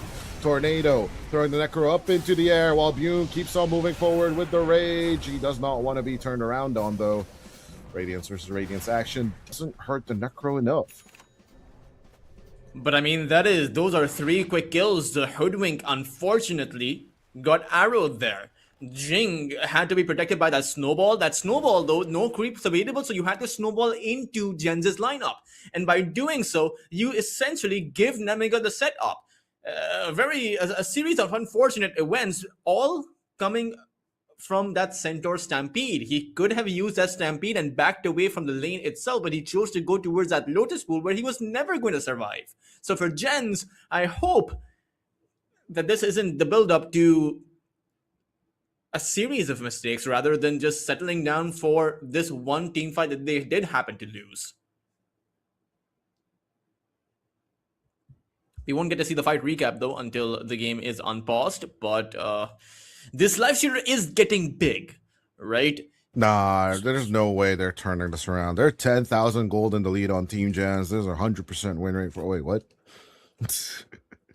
This is, although the Invoker, he's the same net worth as Noob. The Life Stealer is the same net worth as the Centaur. Sure, he's behind the Necrophos, 4,000 behind, which is very significant, but as soon as you hit this Nullifier timing, and to be fair, he's also not going for the Nullifier. So I don't exactly know how well that's going to translate. The real difference is between this Largo, though, and the Centaur. This Largo has 11,000 net worth, doesn't really have any items, just has that Lotus Orb. So I suppose if you're able to, again, spoke about this in the draft, if you're able to take this game past that 35-minute mark, unfortunately, because of the game Nemiga have had, you're now going to be forced to take this game past a 40 to 45-minute mark. That timeline has just been extended for Nemiga. But if you're able to do that, maybe you're going to be able to win or turn it around. 10,000 at the 30-minute mark is bad, but 10,000 at the 40-minute mark, completely playable. It does seem like we shall continue this road, while Bune, having started to build the Aghanim Scepter, should make things interesting. Good raise up onto Noob as the Cold Snap, and of course, the Chaos Meteors will meet, but Noob will be healed up by Shushu, and of course by his own Illuminate spells as well. Going for the Dagon, interestingly enough, on Noob. He loves this, right? Even on his Lina, he just loves the Dagon. I'm going to have to ask him one day, why the Dagon? I think he just likes Harry Potter. Get the magic wand with the Avada Kedavra spell? I would buy that any day. Could be. I can't wait for the next collaboration Dota has. Is it going to be Harry Potter? Please tell me it's going to be Harry Potter. Probably not. I wouldn't keep it Harry Potter. I'm going to be honest with you. I wouldn't dilute Dota 2 like that. Then what? Halo? Warhammer? Russell? Comes out of the Ancient Black Dragon, as with the Stampede, it's just going to be tornadoed. In comes the Chaos Meteor. But, once again, Shushu with the out heal. Stampede has been used, though. And Nemiga practically have all of their spells at the ready. They are on the chase. Moonlight Shadow activated. They want to take someone down. And Noob has to be careful. He might just run into their lineup. Let's see it. The Caudal in trouble. Trying to shove out the mid lane will have consequences, and these consequences are still not death. Kisses once back and forth. Eventually, Hotoke will lick a Pegasus Rider, which is even weirder than a squirrel. Unfortunately, they did lose Bune. He stuck around over on that bot side rather than join his team. I would imagine that he should just be helping his team out, take out that Keeper of the Light. Ariel blaming towards Young G, but Jing will not bite. That was the chance for them to get a clean kill on a very farmed up hero and also continue farming up. But because they lost their life stealer, that's a pretty much even exchange. And if you're Jenz, you're not too unhappy about that. Koteke looking for the chase. Tornado, EMP, along with the meatball. Can they finally kill off Russell? And the answer is going to be a yes for the first time. Russell's second death of the game. Oh, Russell's scoreboard as well now. Writing the Starting ancient. to rust, Dodai. He's starting to rust. But I think his KDA is truly the black magic right there. With 3 kills, 2 deaths, and 2 assists. I think the Illuminati shall absolutely be confirmed. And this lead, Dodai, that 10,000 lead is now an 8,000 lead. Doesn't have the same effect when it's now down to the 4 digits rather than the 5. Oh, I can absolutely feel that the late game Lifestealer turn is going to be side-eyed by some people, but at the very same time, I'm actually pretty much a believer of Lifestealer late game versus the Necrophos late game. Despite the percentage-based damage and the Reaper's Scythe, Bune can go for the BKB eventually, although he is planning to just hunt down the Necro himself. We'll go towards Shushu, who does have the aggressive Aghanim Scepter. Hex down, Infest into him, and Shushu will be ripped apart. Did I say that I believe in the Lifestealer? I do believe in the Lifestealer. That Scythe of Wise coming in from Youngji's pockets, I didn't even spot out that one, but that is the alternative to the nullifier, right? You don't need a nullifier if you can just accept the Necrophos, and all you really need is the first 2 to 3 seconds. Now they also have the Aegis in their hands, and I kind of feel like despite the 6,000 lead, Jenz aren't the ones ahead. They just never had the push. Bune, I just lose the Aegis here, but does he care? He does not. Aggressive infestation inside the tusk. Rip the walrus out from apart. From the inside, as Ariel will go down along with Noob on the other side of the river. Kisses keep on landing on nothing, but it doesn't really matter as Ariel is looking for the contact straight onto the Hoodwink. Jing will push himself down onto low ground, but we do have Kovis 9 coming in from the other side. Stomp, Frog Stomp that squirrel as quick as possible. Tier 2 rushes? Tier 2 rushes, I guess. I mean, most definitely, there's nothing to really wait for. This Lifestealer is still in possession of that Aegis for about 4 entire minutes. Jenz, 10,000 of lead for how long was it? I think 15 minutes or so? They failed to push a single tier 2 You can't tower. do anything with it, right? If you overextend and you show up, Shushu did his very best to just rejoin, heal back his teammates, but neither Noob nor Russell can push a tower. Like, legit, even if they would have went for the Helm of the Overlord, I'm pretty sure there's just no way they push towers. Like, legit. I don't see it happening. Ever. Dire's structures are fortified. An unfortunate circumstance to be in if you are this Dire team. Dire's top tower is Unlucky. under attack. Or rather, actually, I wouldn't say this game was unlucky. This game is all on them, right? My sympathy ends where you're ahead and stomping the other team, but the other side finds a comeback. Dire's Well, they're just Standing delaying in the row standing. game, they're farming, and they're finishing the game. I mean, Nyx just said it, Sumail just said it. That's all that Dota is now. Farming, large map, delay the game until farm condition met, execute. As Ariel, they're looking to just catch Russell once again. In Lotus, can you infest into the Lotus? That would be funnier, but it's not going to happen. As the Centaur Warrior dies, Shushu's trying to push on forward, at least catch something. We'll take out Kovis 9, but I don't know if it's going to be enough in any shape or form. As Bune is kind of in a pickly situation, but he still has the Aegis. Is he scared of anything? I wouldn't be. is under attack. He'll just infest and he'll back up. He Acorn should. shot, going for the nut shot. Jing looking for the grab, will not go for the Aegis just yet. Eventually, Noob will Avada Kedavra the Lifestealer, but double lickage onto the Caudal could put him in a bad position.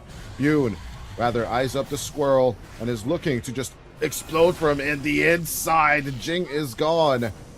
As this Aghanim Scepter is just doing so much work for the Lifestealer. One more set of the Chaos Meteor as they will crush Shushu into a million pieces. 90 seconds without the Necrophos. Will we get a second tier 2 tower and beyond?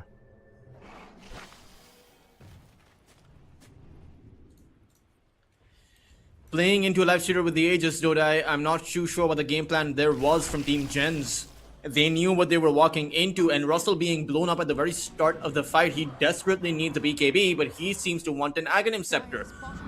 Have you heard the Who are saying, you you can't saving? save someone else if you Who are can't you save yourself? saving? Yeah, I'm being told that by my mom every day. But You know, in What is order Russell to help thinking? others out, you need to help yourself. I don't want to. I don't want to look in the mirror as Kovis 9. We'll go suicidal mode as well with a cookie, and he's still surviving with a sliver of HP, but eventually Young G will lose his companion. In comes Hotoke to help him out, as with a little bit of a lickage, they'll take out Noob. In goes Ariel with a massive leap. And as soon as Russell dies, it's once again infestation from the inside. Another 4 die. As the 1x1 setups coming in from Nemiga are just perfectly layered. This is the opposite of chain feeding. This is chain killing. You know, it's pretty much a massacre. Is under attack. Oh, Dire's middle tower. the Necro can't survive in those team fights. Even with the BKB, he can't survive. Noob doesn't have a BKB. Centaur desperately needs a BKB, but he's not going to be able to purchase it in time. Now it's a 10,000 lead for the team that was 10,000 behind just 15 minutes ago. And again, past that 35-minute mark, Lifestealer versus Necrophos. It's very simple.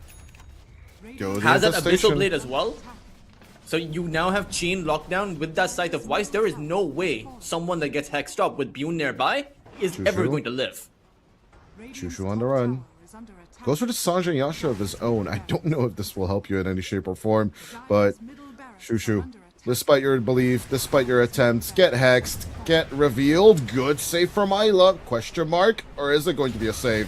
Shushu, still stuck. Will need to BKB away with a cold snap and try and go for the TP while Ariel will just run out of there. Isla, the savior of the Necro, but his sacrifice might just be in vain. Young G does see the Invoker, but will get cold snapped. Hex down as well. The combinations were done by the Hoodwink previously, but now he's the one tasting his own medicine. Tower is under attack. Out comes the Shiva's Guard.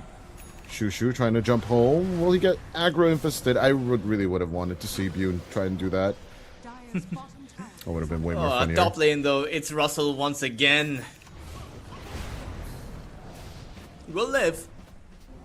But I don't know Will if he? chasing after Nemiga is the right idea. You don't have two of your Sure. heroes here. Where's Young G? All they need is the Hex. Out comes the cart. Bune is just chasing down Russell. But honestly, Shushu is the one he should be worried about. The cart does nothing, as even the follow-up Stampede is just going to be in vain.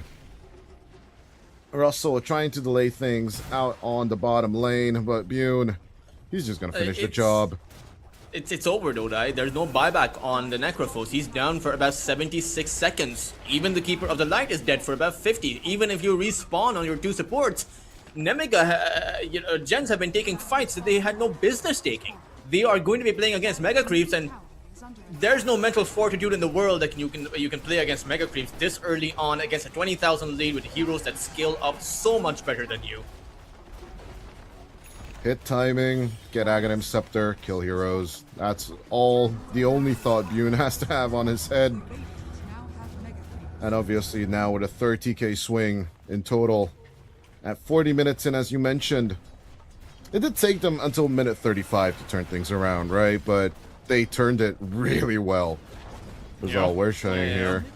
It's like my predictions somehow working out very well. It's like we cast Dota for a living, Toltrus. It's insane. While Bune will still keep on going. He wants Russell instead of the tier 4 tower. He'll finally turn back to the objectives, realizing that this game is about buildings instead of kills, as Russell tries to work hard back into the fountain, but Bune just ignores him. Easy lick back, as Bune will just survive all of this. One last set of Chaos Meteors and Snowballs, but it will just be Lotus Orb back, as the Chaos will continue. Another Tornado. Shushu looking for a Reaper Scythe kill, something to just improve his stats.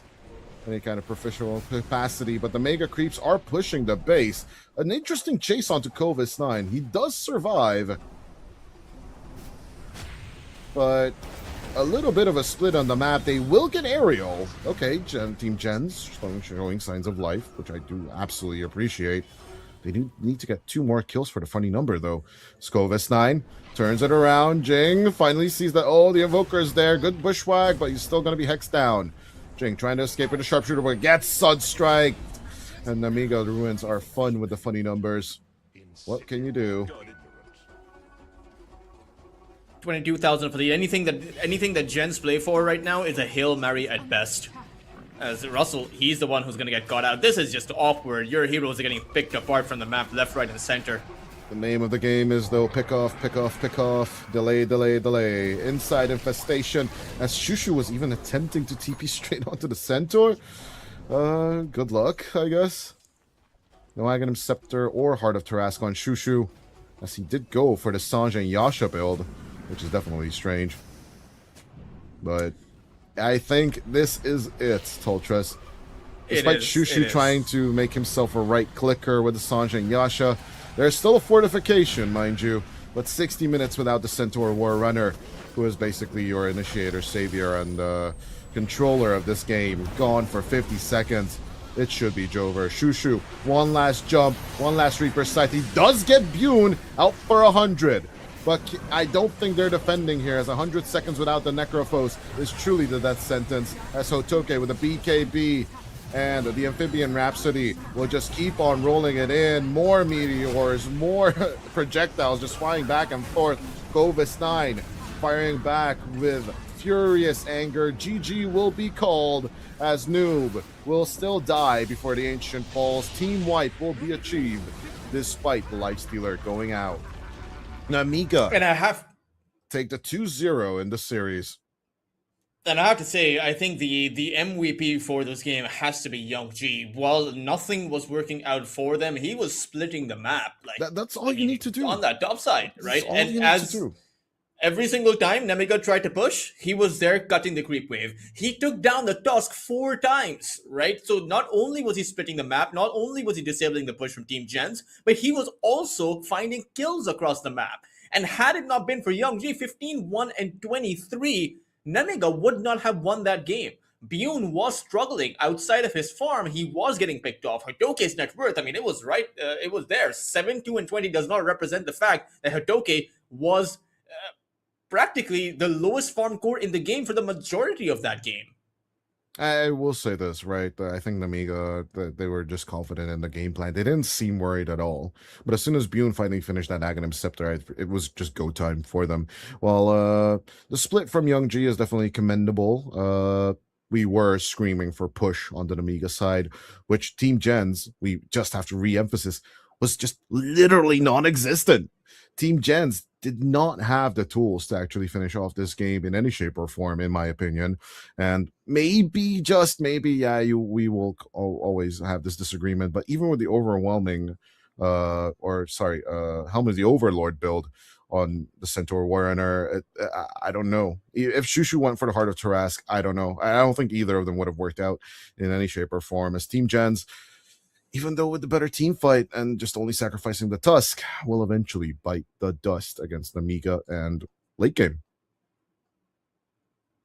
And with this, I think it is going to be Nemiga's run at the play-ins complete. They're going to end up with about 2 series wins and 3 series losses. Unfortunately, Dodai, I don't know if it's going to be good enough because only the top 2 teams from each group make it into the playoffs. Nemiga will be behind both Ilbers as well as Power Rangers. Ilbers already have 3 series wins, only 1 series loss, and Power Rangers, they have 4 series wins here. Well, let's see what will happen at the end of the group stage. That is it for today here at EPL Masters. Ladies and gentlemen, thank you for your attention. Hope you enjoyed the show. Let's see if Nemiga will get into that top 2 slot tomorrow, as hopefully Team Jenz will still play their series, but if not, that is a shame for their run. And I guess it's time to watch the Parker stream at the end of the day, isn't it? Well, no, I'm probably not going to tune into I'm the not stream. going to tune into that stream either. But I'm a bit disappointed. I really, it's you should stick. If you decide to play, then play. Play some Dota. That's play just, some Dota. Playing Dota is fun. So, but yeah. I hope he finds what he's looking for. Like, I hope, because I remember he made a post as well that he wants to compete at the tier 1 level. He's unsure of whether or not there's something left in Dota for him. It's undoubtable that he's got the talent. It's just, yeah.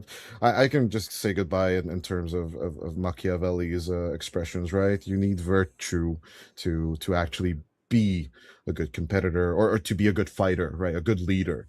And I just don't know. If you don't have the virtue to be dedicated to the craft, then what are we doing at the end of the day?